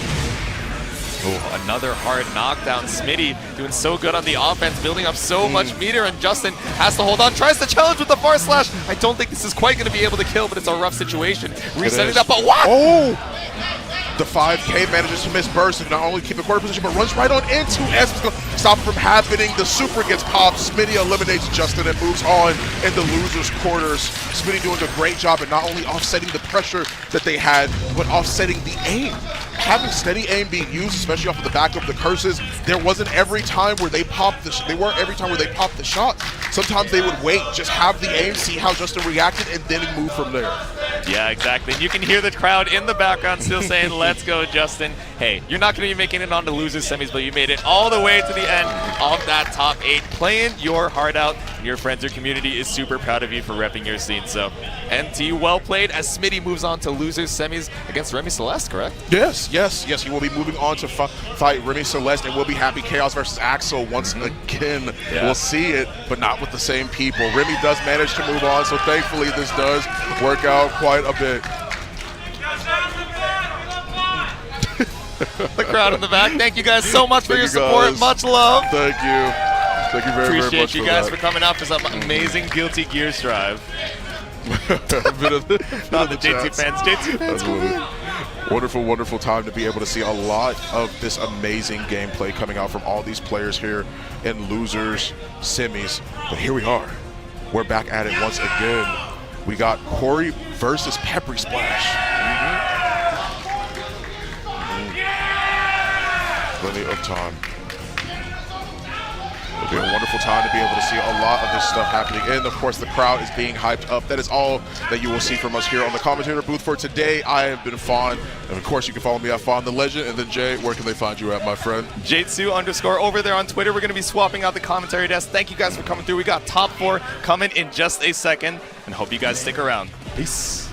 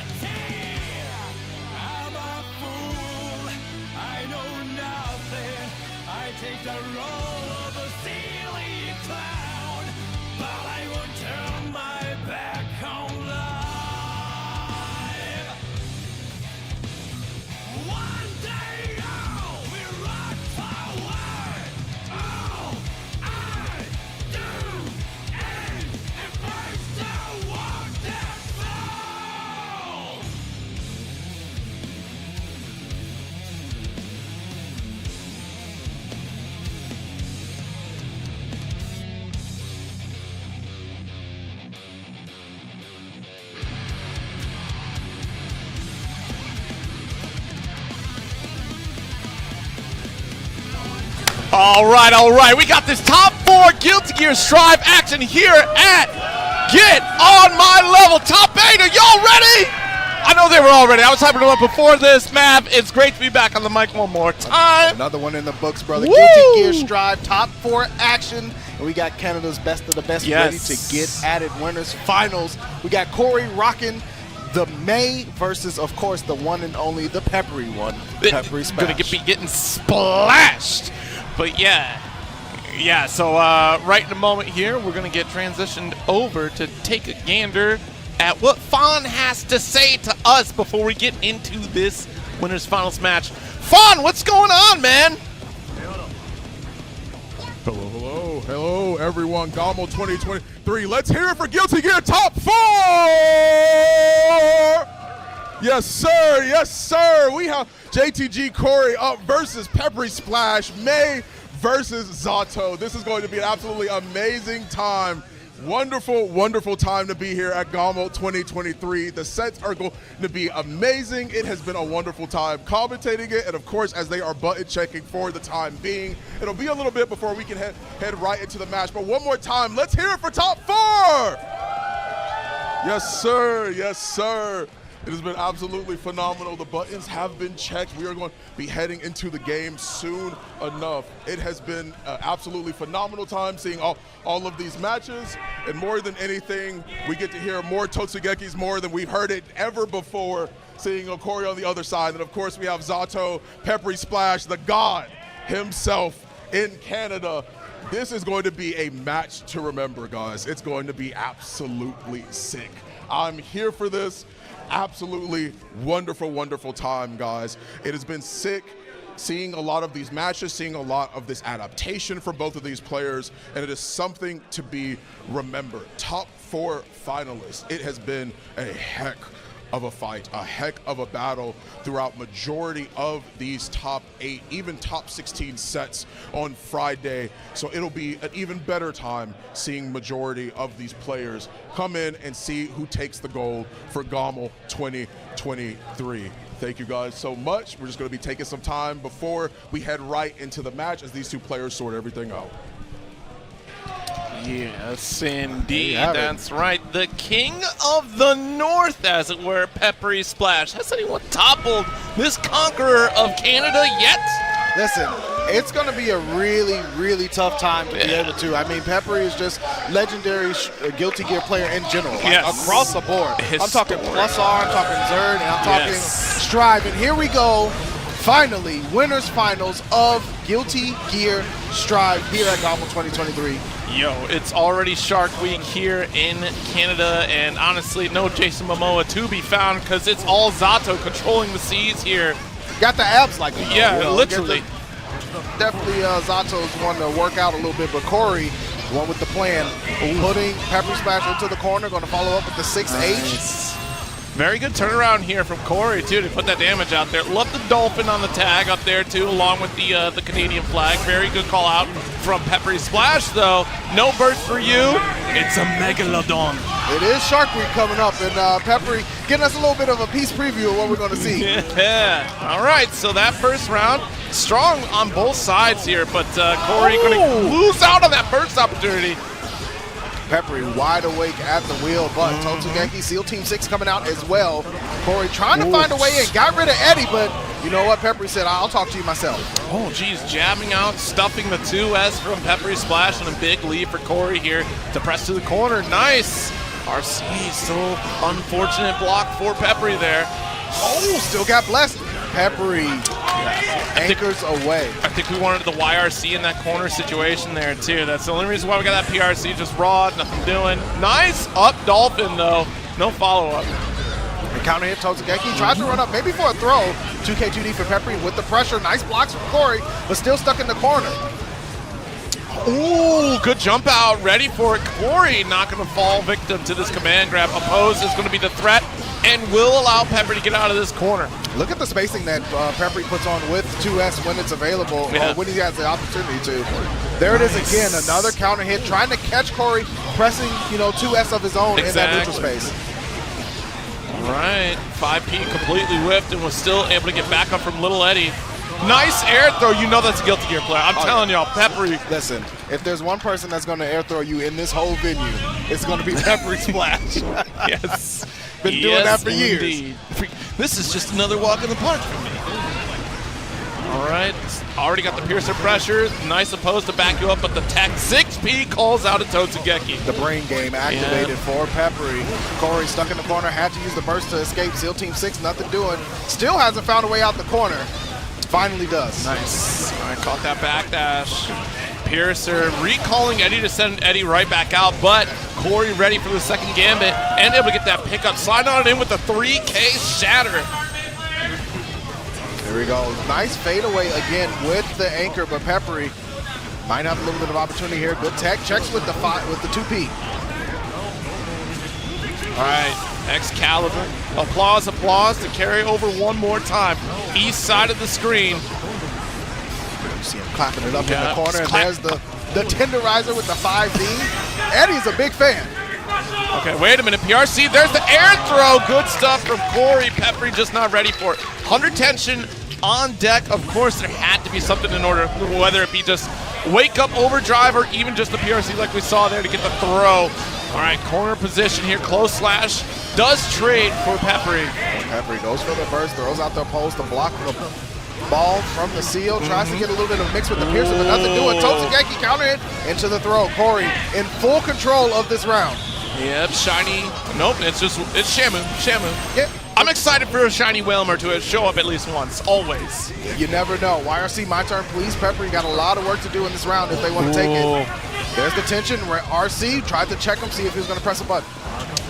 Yeah, I mean, honestly, Corey checking these little Eddie summons is great, but then it causes you to overextend, getting called up by Peppery. But I mean, at the life deficit that you're at anyways, Corey can take those risks hands down. Absolutely. If there's, there are a couple of characters in this game that can definitely, it's just one of those situations where May can hit you fewer times and still win. Yeah, right? yeah. That's a situation that Corey's been able to capitalize on. That's why we're in game 3. All tied up. She's dropped the hammer, anchors away, even more dolphin play. No more seals. Peppery out of the corner here, going to throw out the opposed into the Shadow Kermit. The right this way, sir. Double episode and at the wall.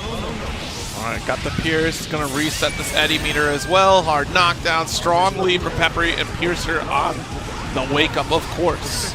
Blocks are clean so far, but how long can you keep yourself protected? Yeah. Nice. Guard crusher at RC, able to get that. Yeah, that burst. Get off of me. I need more. That's kind of a win for Peppery here if they're able to take this round as well. Corey just sliding into the DMs. A little bit of the corner carry, forced the burst out from Peppery. Shadow Kermit coming through once again. Yeah, the back-to-back 6Ps gave enough time for Corey to slide on in. Nice. Tonsqi air throw from the lowest of altitudes. Get this shatter. Nope, not yet, not yet. One more. Almost. No, that time blocked the dust. Tried to go for the double trouble and runs into the loving arms of Corey. PepperySplash with a little bit of a slip there. Just a bit too far away on that tap dust. That should have sealed the deal because even Corey was caught crouch blocking that whole time. So, all right, Eddie behind you. Got to keep a heads up type of situation. You're definitely fighting two people here. Corey with this movement, 6P interrupts the falling anchor. All right, nice. Pick it up. Excalibur for the grip. Oh, woke up on the second hit of Piercer. That's unfortunate. Probably want to try to jab it up because you can.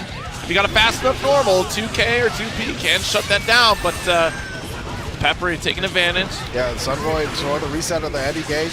A couple of 5Ps just to keep you honest and going to make sure it was finished. I was wondering there if that was going to complete, but we're in duel 3 of this pivotal game 3.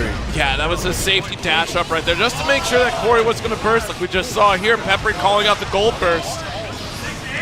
Huge damage right now from Peppery, but nice intercept there from Corey in the air. 5P check again, another dolphin to the guts. Yeah, that was a little bit too early on the meaty there from Corey. The big counter hit though, Red RC. Oh no, that will hurt. Damage 0. Yeah, it's huge. Peppery has meter. Okay. Honestly, not a big loss for Corey. Yes, you're in the corner now. I was going to say, sure? if you're able to defend. Are we sure? If you're able to defend. right, Corey. Not a huge loss, just positive for positive here, and the Piercer does find the counter hit. Mav, I think that was a substantial loss. Oh, the goal burst finish. Peppery. See, let me put a little bit of shine on that. It wasn't a huge loss at the time. At the time. My app was loading as I was trying to load the stocks Oh, in, but by okay. the time it And loaded, time, the stocks went back down. So I just, the market was already closed. Yeah, it looked good, and then once it opened, missed the opportunity. Missed the opportunity. But Peppery making sure not to miss a single one. Good throw there from Corey. Got the burst as well. All right, nice beach ball. I just beach. That's all I need. That's all I'm fit to do. All right, the applause. Tap dust does get blocked. Good stuff from Corey here. The overhead kiss. Brilliant. Going to get the space you're looking for. Trying to go for the left-right. Oh, yeah, Corey trying to stay out of that neutral zone where they can get blessed by 2S. But now you've given Peppery the room to operate. Eddie clapping it up. YRC, my turn, please. PRC, the shockwave didn't really connect that much. You know, these folks are not getting caught by these sneaky overheads for sure. Nice pickup. 2H, invite hell, will get shut down with the stampede. Yeah. Step back. I need my space. All right, look, we might be going into game 5 here. Corey keeps this up, but Peppery with the opening strike. Pushing Corey back into that corner. Shadow Kermit again. Yep. The Piercer as well. Good evasion, but no! Kermit protects his friends. Yes, Leapfrog coming in to save the day. Let's Swords of Revealing Light. We got a few of them on deck. Yo, you're not supposed to be able to do much once that goes down. Yeah, that's true. You get 3 strikes, you're out, but Zato needs just one more. There's the red RC. You got to get out of here. Nope, save it. You see, I see you. Looking at the wrong round count, but that's a perfect round for Peppery, though. Peppery on set point, trying to go in the grand finals on the winner's side. Immediate eject button. SEAL Team 6 comes out. Yeah. Does get intercepted by the drill. Oppose, and the behind the back Pearson. Oppose, we suppose. And trying to go for the air throw. That was an air throw attempt there. Only grabbed steal that time, Peppery. Doesn't get themselves out of the corner. Oh no, Corey getting blessed up. Oh, nice leapfrog to back up to 5D. Look, we got a veteran Guilty Gear player. We know about layers out here, and Corey going to take a ride to the next section of the stage. Absolutely. The reveal of those layers for Peppery has earned them the opportunity here to potentially close it out. 5D, full max damage combo. Going to clap it up. Eddie's trying to see that grand finals be like, and does. PepperySplash. That was looking scary. My goodness, Corey was putting in work. I thought, hey, maybe we got somebody out here, you know, because again, Canada, no slouch when it comes to anime titles, especially when you talk about Guilty Gear and Peppery being one of the strongest competitors out here in Canada. I mean, look, you still have a full pedigree of other competitors in the country that are just as strong. It's going to be interesting to see, like, maybe Corey makes his comeback. We'll see. We got this losers finals on the way here, which Corey will be taking a seat at. But first, it'll be Smitty up against Remy Celeste, who has had a substantial run in this losers side. I mean, look at that. 3-0 across the board. Yeah, Remy Celeste, you know, being able to take out Fantome, who's also another good Zato player, might have them really primed and ready to go if they're able to make it to PepperySplash. But if you're Remy, you still got Smitty to be able to go, have to go through, and then of course you got to run it against Corey. So not an easy task, and of course at this point, as you said, we only have heavy hitters left. There's no easy path to get to this W at GOML 2023 for Guilty Gear Strive. Not at all. It's still a tall order, and I do believe that J2 is antsy to tell us something out here in the crowd. So, and even look at this. We got Fawn trying to give a little extra pointers here. Hold on, this is a big message out here. J2, what's going on? All right.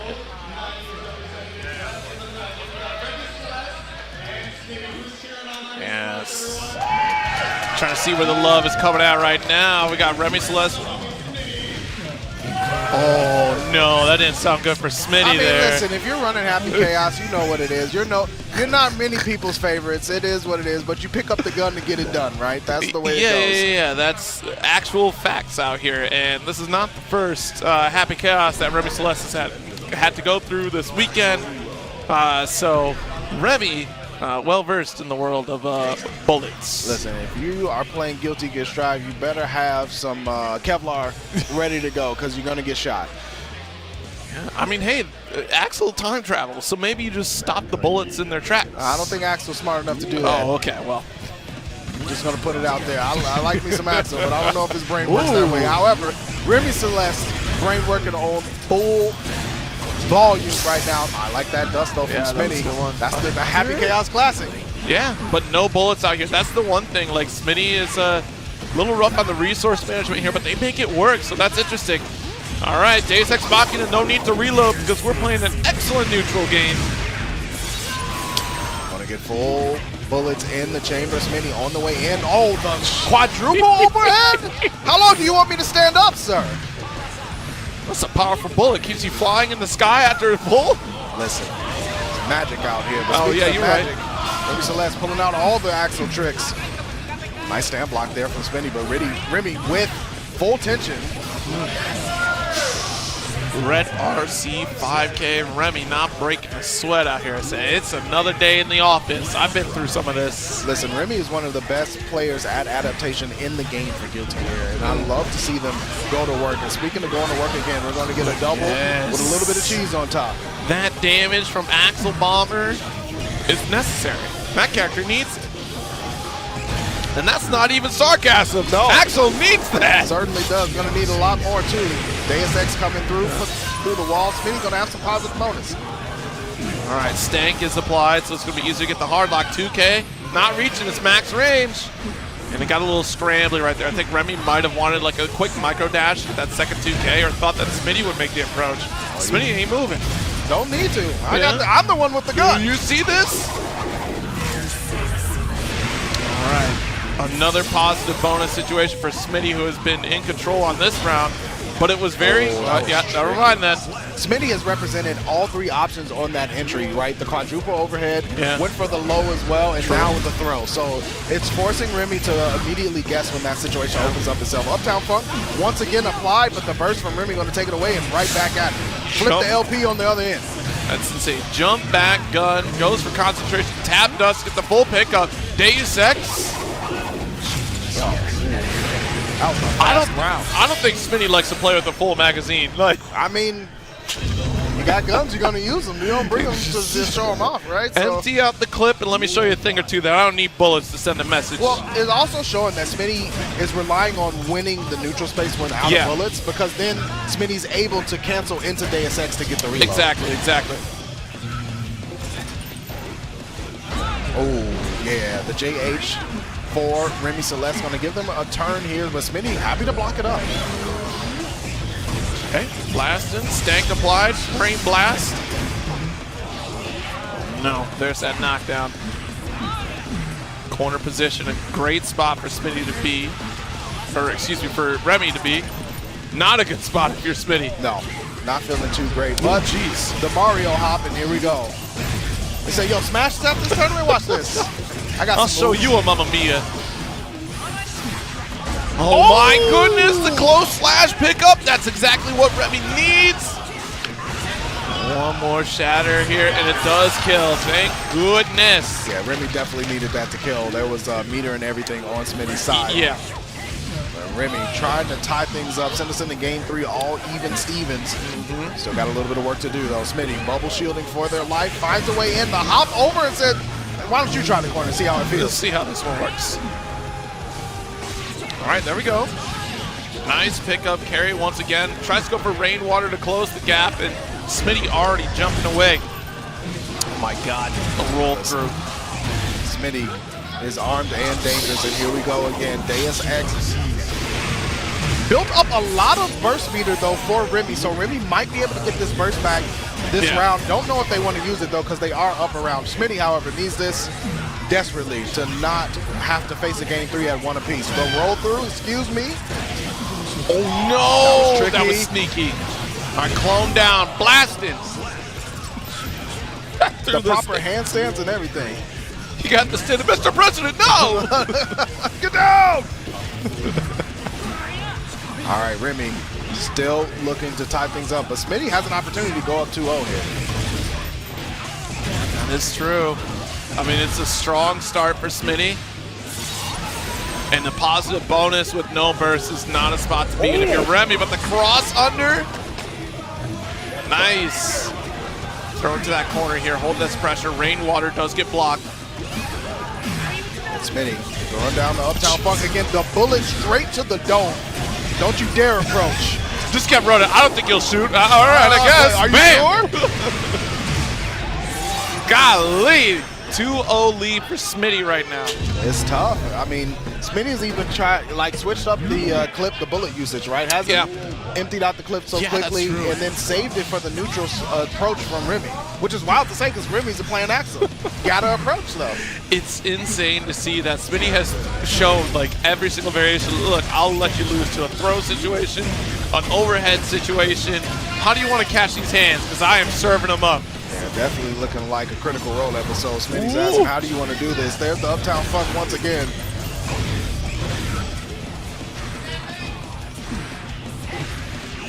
Nice. While falling, got the reload here. All it need, one bullet. Look, if John 117 could do it, so can Happy Chaos.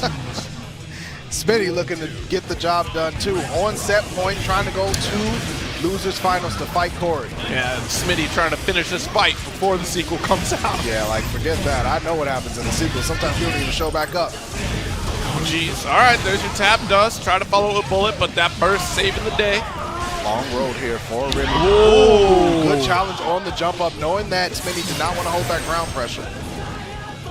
Oh, jeez, 5P. Yep, let's shut it down here. I like the red RC. Even though it got blocked, it does allow for Remy to take another action before the PRZ becomes trouble.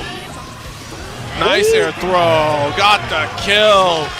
Perfect reaction there from Remy with the PRC air throw. Remy not out of it. No, not at all. Orb applied though. Got a little bit of smelling sauce on you.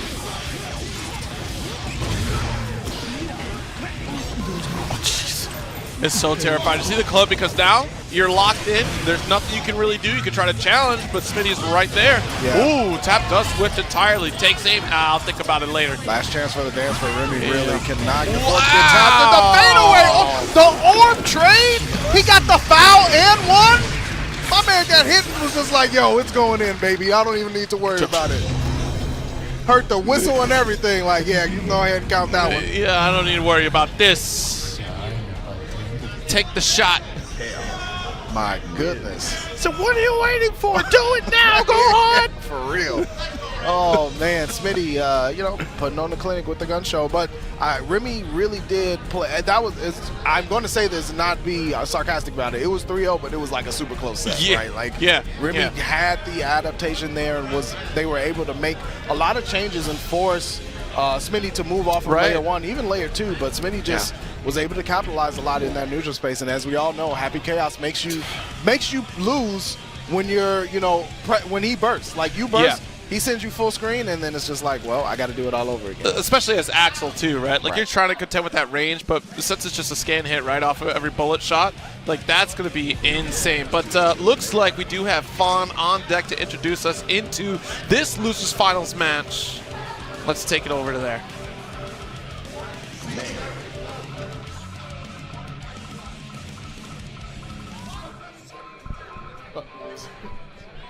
Oh, I'm up on screen. Oh, I didn't even see. I was looking at Welcome one and all. We are heading into Losers Finals.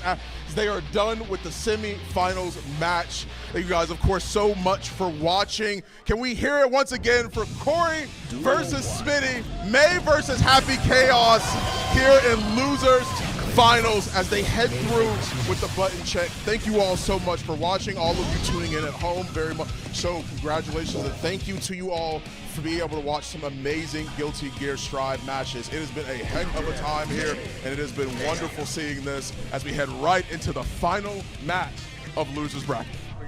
Should be good. I think we are good here. Yeah. Thank you so much, Fawn, for taking us into this Losers Finals. Yo, you peeped the Roman cancel with the button check, though? It's like as we head into the button check, that was you might have missed it, but it was like a little purple flash and everything. That was tight. Shout outs to Fawn. Much love. Woo. The button checks get me every time. Every time. You know what? I do love that half the cast is sitting right in the front row. Bridget right there with the May support. And Ramlethal just let the hat. Yeah, Delilah's out there. All right. Game 1 in this losers finals here. It's going to be Corey and Smitty, as Fawn said, and already pressured into this corner. Don't even give Happy Chaos a chance. Dang! We pressed a huge button there. The roll through, excuse me, at the corner you go, and here it is. Smitty never running out of ammo. No, never. Jeez Louise, that damage. Well, I was going to say, you know, May in the damage department can try to keep up with Happy Chaos, but I mean, it's looking a little rough. 100% tension, PRC for the continuation, and we're going to load up again. Who had the risk in that first interaction? I mean, I swear to God it was Happy Chaos, but looking at the health bar, I would have said that May had all the risk in there. Listen, when you're going up against someone with a gun, the risk is always against you. The odds are definitely against you if you're trying to chuck an anchor and a bullet. All right, nice block on the burst here. A good grip of damage. This is an excellent open for Corey. This time it's Shiny Whalmer. Absolutely. Through the wall we go. Positive bonus for Corey. Still has burst available as well if they so choose to use it. Close slash off the wall and the finish. And like I said, make it kind of duke it out. Yeah, I mean, we've seen... Was that a whip punish? With the 5K? Yes, it was. I need performance enhancement checks. It was whip punish. They tried to get the confirm off of the gunshot, but unfortunately, since it was the quick draw, it wasn't going to hit. Nah, check the controller, check the eyes, something. I need an optometrist up here. That dash got caught on the slide in. All right, that's game 1 for Smitty there. Yo, Smitty, you got somewhere to be? So yeah, I got a whole boat party to go to. Yeah, I'm trying to get on there first, get to the food. Trying to cruise around Toronto out here. All right, sorry, Smitty. Game 2 type of situation, burst early for Smitty, the roll through. Corey just looking like, I'm not pressing anything. I'm not trying to get shot. The concentration was out, though. There was no concentration, and Smitty had all the time in the world to hold. I don't think I've seen Happy Chaos ever holster his gun. Like, that was crazy. That's facts. Continuation, the orb applied as well. Gonna think about it real hard. I'm gonna have a good think about this. Bang! All right, whipped, we're hard locked, and we're out of bullets here. That's a bad look for Smitty right now because Corey's going to put in this work with Totsugeki, another wall bounce. Can't kill quite yet. Yeah, this is tough because Corey's going to need to figure out a way to approach. Smitty doesn't have any bullets, though. And this is the important part. No bullets in the chamber. And Corey's capitalizing. Yeah, nice PRC into the 6B.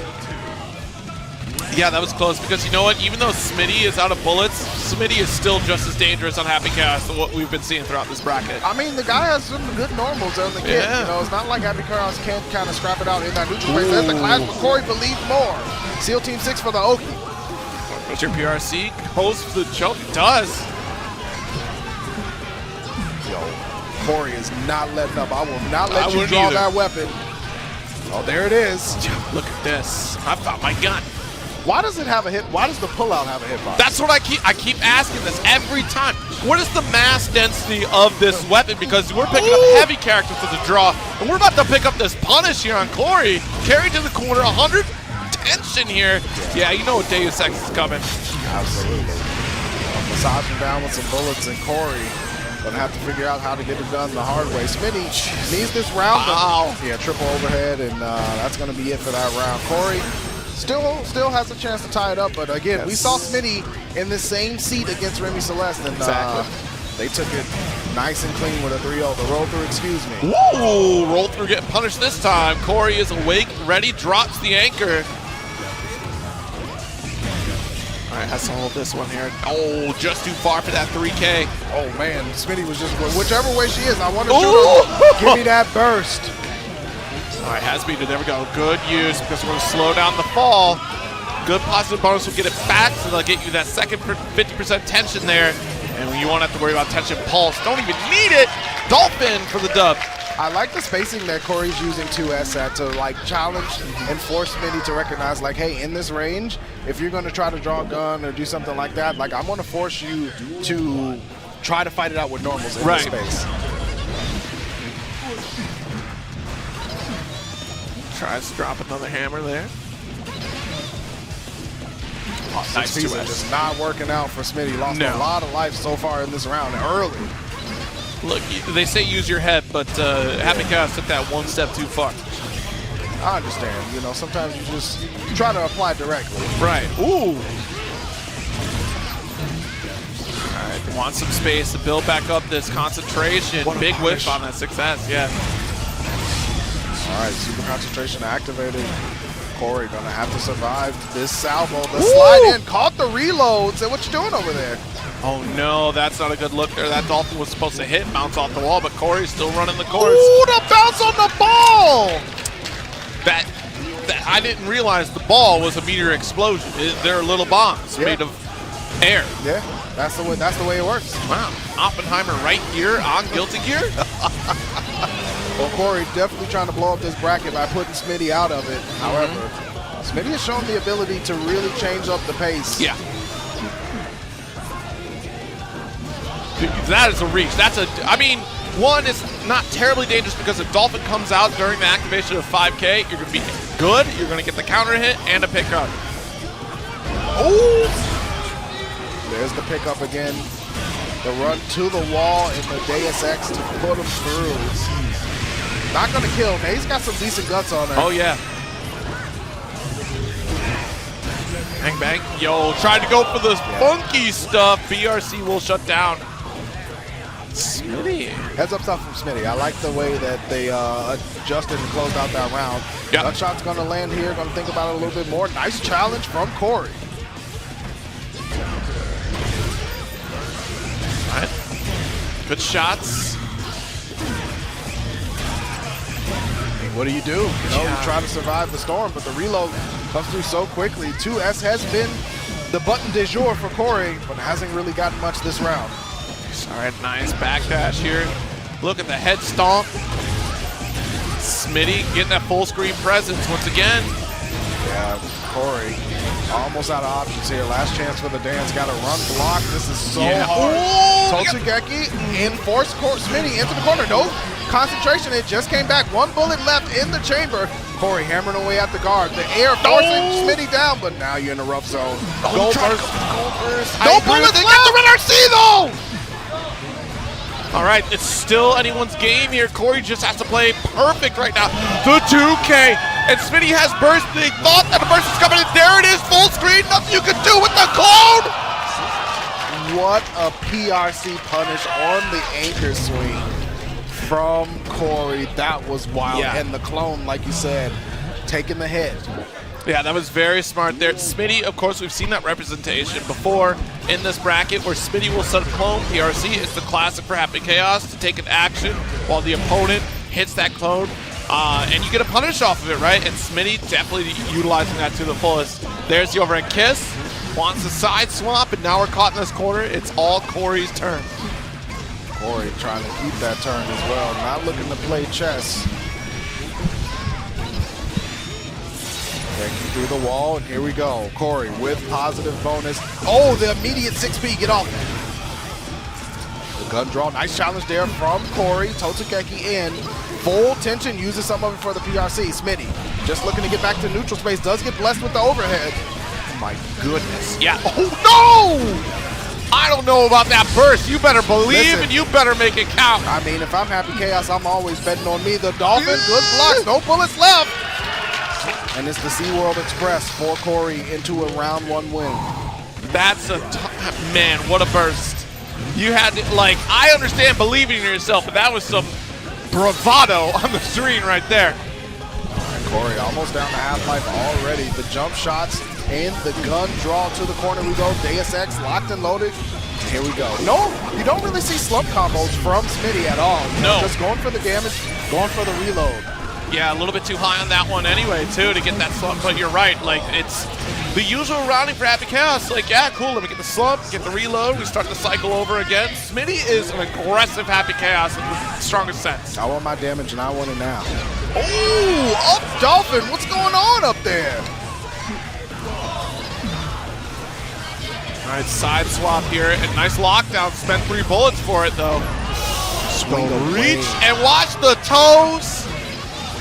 All right, we might be going into a game 5 here. The way Corey is playing does have burst as well. Smitty stuck in the corner. There's a bullet. Does reload 1. Deus Ex is locked and loaded. If Smitty gets this hit. Exactly. But he uses super concentration instead. He said, yo, get them dolphins out of here. You got to be a crazy person to headbutt a dolphin. I'm just going to put it out there. You better be sending them out with the porpoise, that's for sure.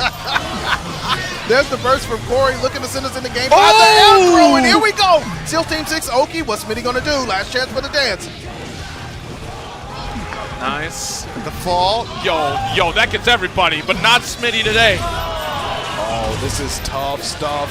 Might be able to build Deus Ex with this combo. There it is. You gotta take it. Build the concentration, get your reload. More importantly, also got burst back. Yeah. Okay. One touch away. I mean, like. Oh! That's tough. We saw Smitty close out the similar game in that set with the dash forward, just wait for the YRC, right? Because, you know, Corey didn't want to take the pressure, and unfortunately Smitty was able to get the read again. Rolled in with the tactical roll to close that. Definitely hit him with the solid snake. Just came through with the headband and everything and just was just chilling like, how you doing? Kept you waiting, huh? All right, so we kept you waiting long enough to check out this entirety of top 8. I mean, look at this. We're down to the grand finals match. PepperySplash up against Smitty here. And if you're looking back at it, Smitty put in some work 3-0 over Phantom, and of course Corey putting Smitty down into losers and making that run back up. I mean, not even having to go back up against the person. Actually, no, reversing it, right? That's the double jeopardy there. And Smitty coming out on top this time around. Definitely, you know, shout out to Smitty for making it through. But, I mean, your reward is the hardest challenge, right, in the venue for sure. Yeah. PepperySplash, the Guilty Gear master. And I think I can comfortably say that about PepperySplash. Yeah. So, whatever the Guilty Gear it might be, it's Plus R, it's Exert, it's Strive, and we have Jatsu to take us away into this grand finals match. Let's see how the crowd is feeling for this one. Jatsu, take it away, buddy. What is good there, gamers? We are here at Grand Finals, our last set of Guilty Gear Strive over here at Get On My Level 2023. Let's go. Another big shout out to Corey out at third, but we got the fight for number 1 here, PepperySplash versus Smitty coming in on the loser's side. Who's got PepperySplash taking it? And who's got Smitty taking it from the loser's side? Alrighty.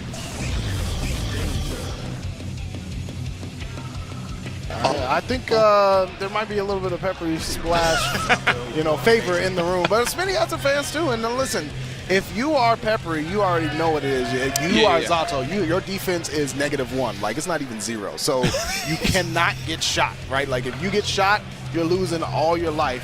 And this is a situation where Peppery's been in at this point in time in Strive time and time again.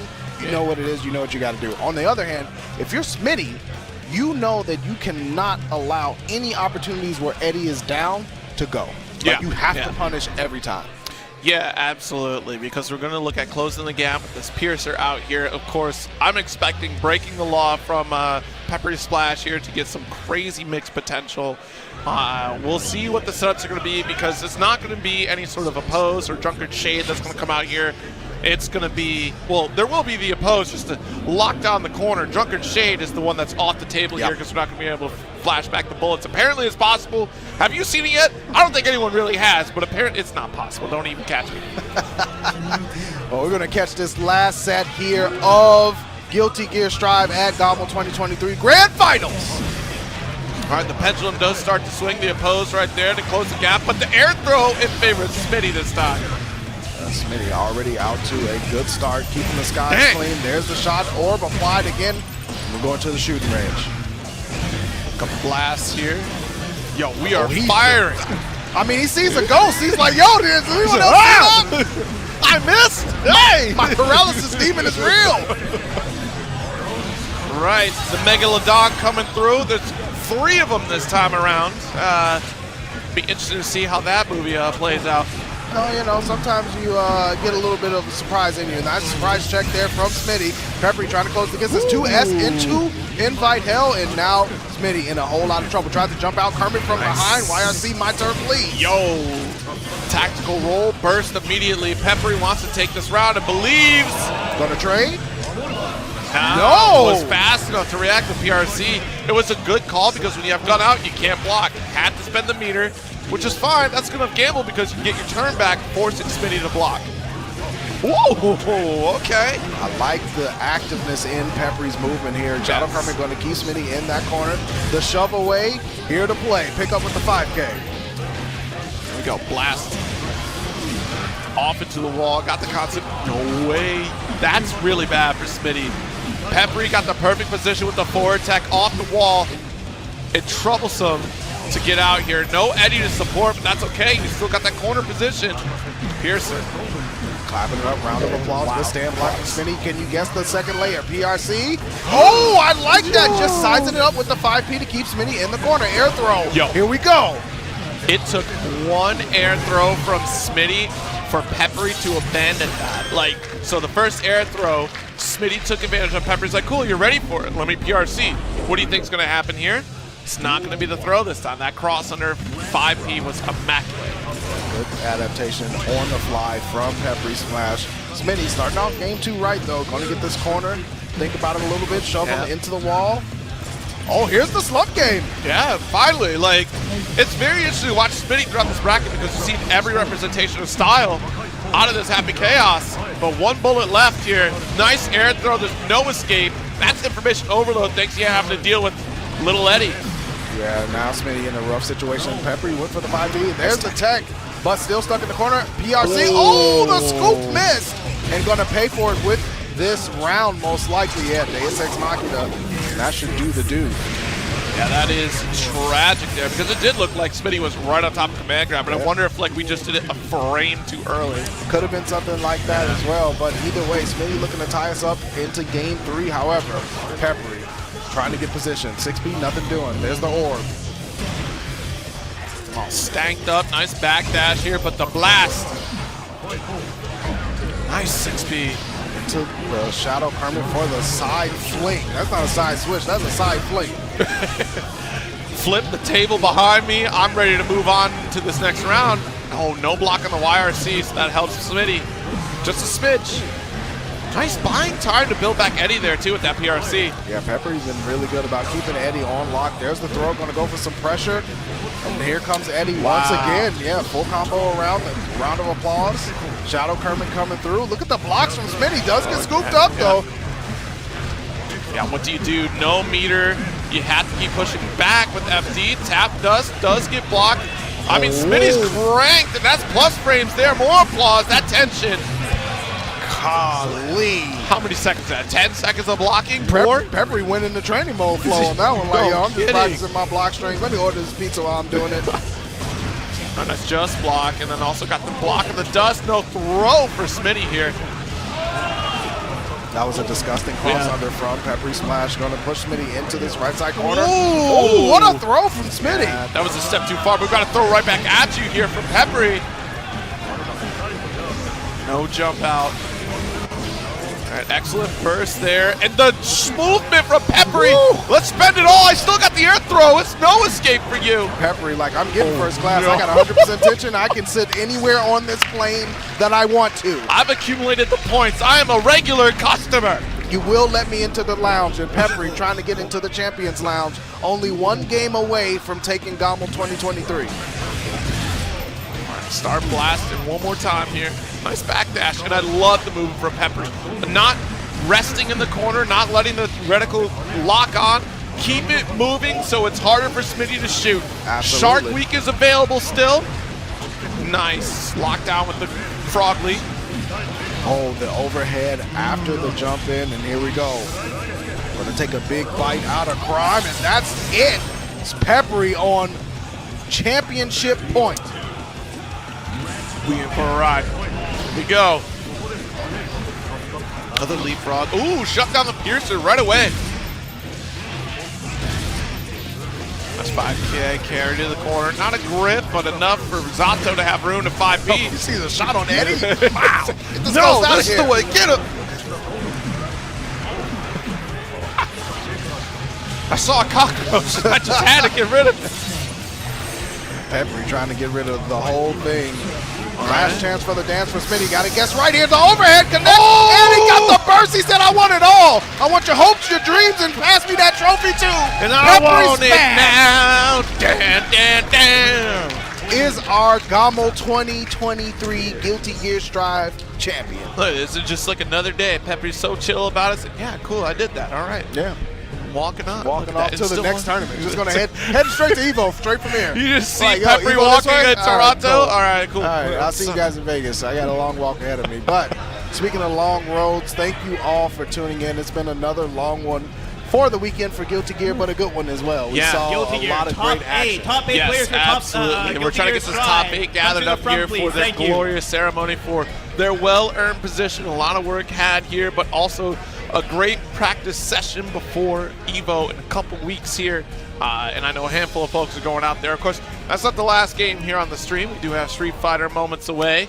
Looking forward to that top 16 into top 8 action to close out the entire weekend for us here. But man, this Guilty Gear bracket was definitely a sight to behold, especially to get that refresher on, the Canadian competition and how they're performing as well. It's always because we usually see Peppery come down into the States, and we do see other Canadian players show up. So it's always great to see additional names in the competition. But you're going to get one more highlight of these additional names from Canada right here in this top 8 ceremony. Let's take it up to the stage, folks.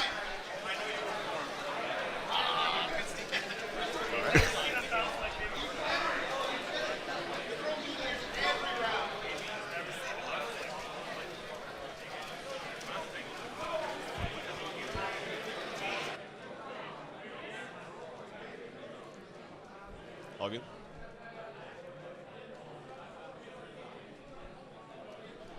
Alrighty, one more round of applause for your top 8 of Guilty Gear Strive over here at Get On My Level 2023. Alrighty, number 7, we got Kiri.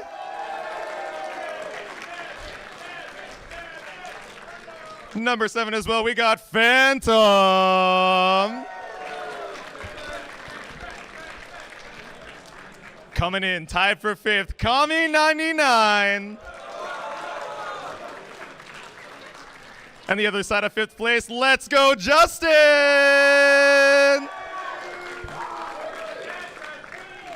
Bringing it over to your top 4, Remy Celeste. Number 3, Mr. Koridachi. Number 2, 9 Moon Zone Smitty. And number 1, your champion of Strive at Get On My Level 2023, PepperySplash.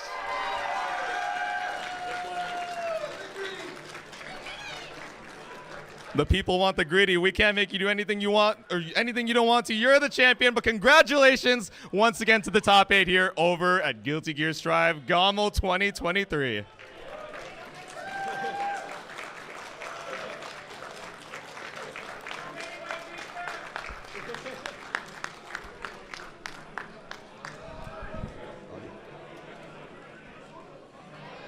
Been ready for another trip to Evo out here. You know, it's going to be very interesting to see that competition because it is a tall order. What, like 7,000 plus total people competing, not in Guilty Gear, but like across the board. I think it's more. Event. I think it's more like 11,000. Oh yeah. You're right. So You're right. It's going to be a lot of people. I think Strive is somewhere around the 2,000 and above mark, and listen, that's a lot of people playing a fantastic game called Guilty Gear Strive. The action is going to be international, of course, and if you watch this set, you know Peppery is going to be one of the ones that people are looking out for. Yeah, absolutely. It is no surprise to see Peppery and a oh God, who's this guy? Oh, we can't forget. The winner just received one. PepperySplash gets a hitbox, a Get On My Level branded hitbox. So congratulations, and it's here. I got this. Look at this. I'll go ahead and zoom in. A glorious on little piece of equipment here. It's got the stage on there. I don't know if you can tell what stage it is, folks. It is a Yoshi Story reference, you know, just like the stage from. Oh yeah, I definitely. It's Yoshi Story.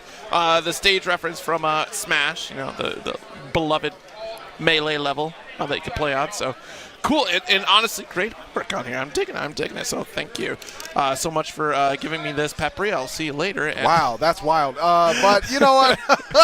While we check and make sure that that's a possibility, we're going to, give some time to thank, of course, the people that make GOML possible, starting off with Crossplay, the Red Cross. It is an organization that obviously is, helps out across the world, but here in Canada, the Canadian Red Cross is the official charity partner for GOML. So you can join us in supporting their efforts in helping Canadians affected by the wildfires and supporting their incredible programming. The goal for this entire weekend is $5,000. So you can type !Red Cross in the chat to donate and learn more about the Red Cross cause.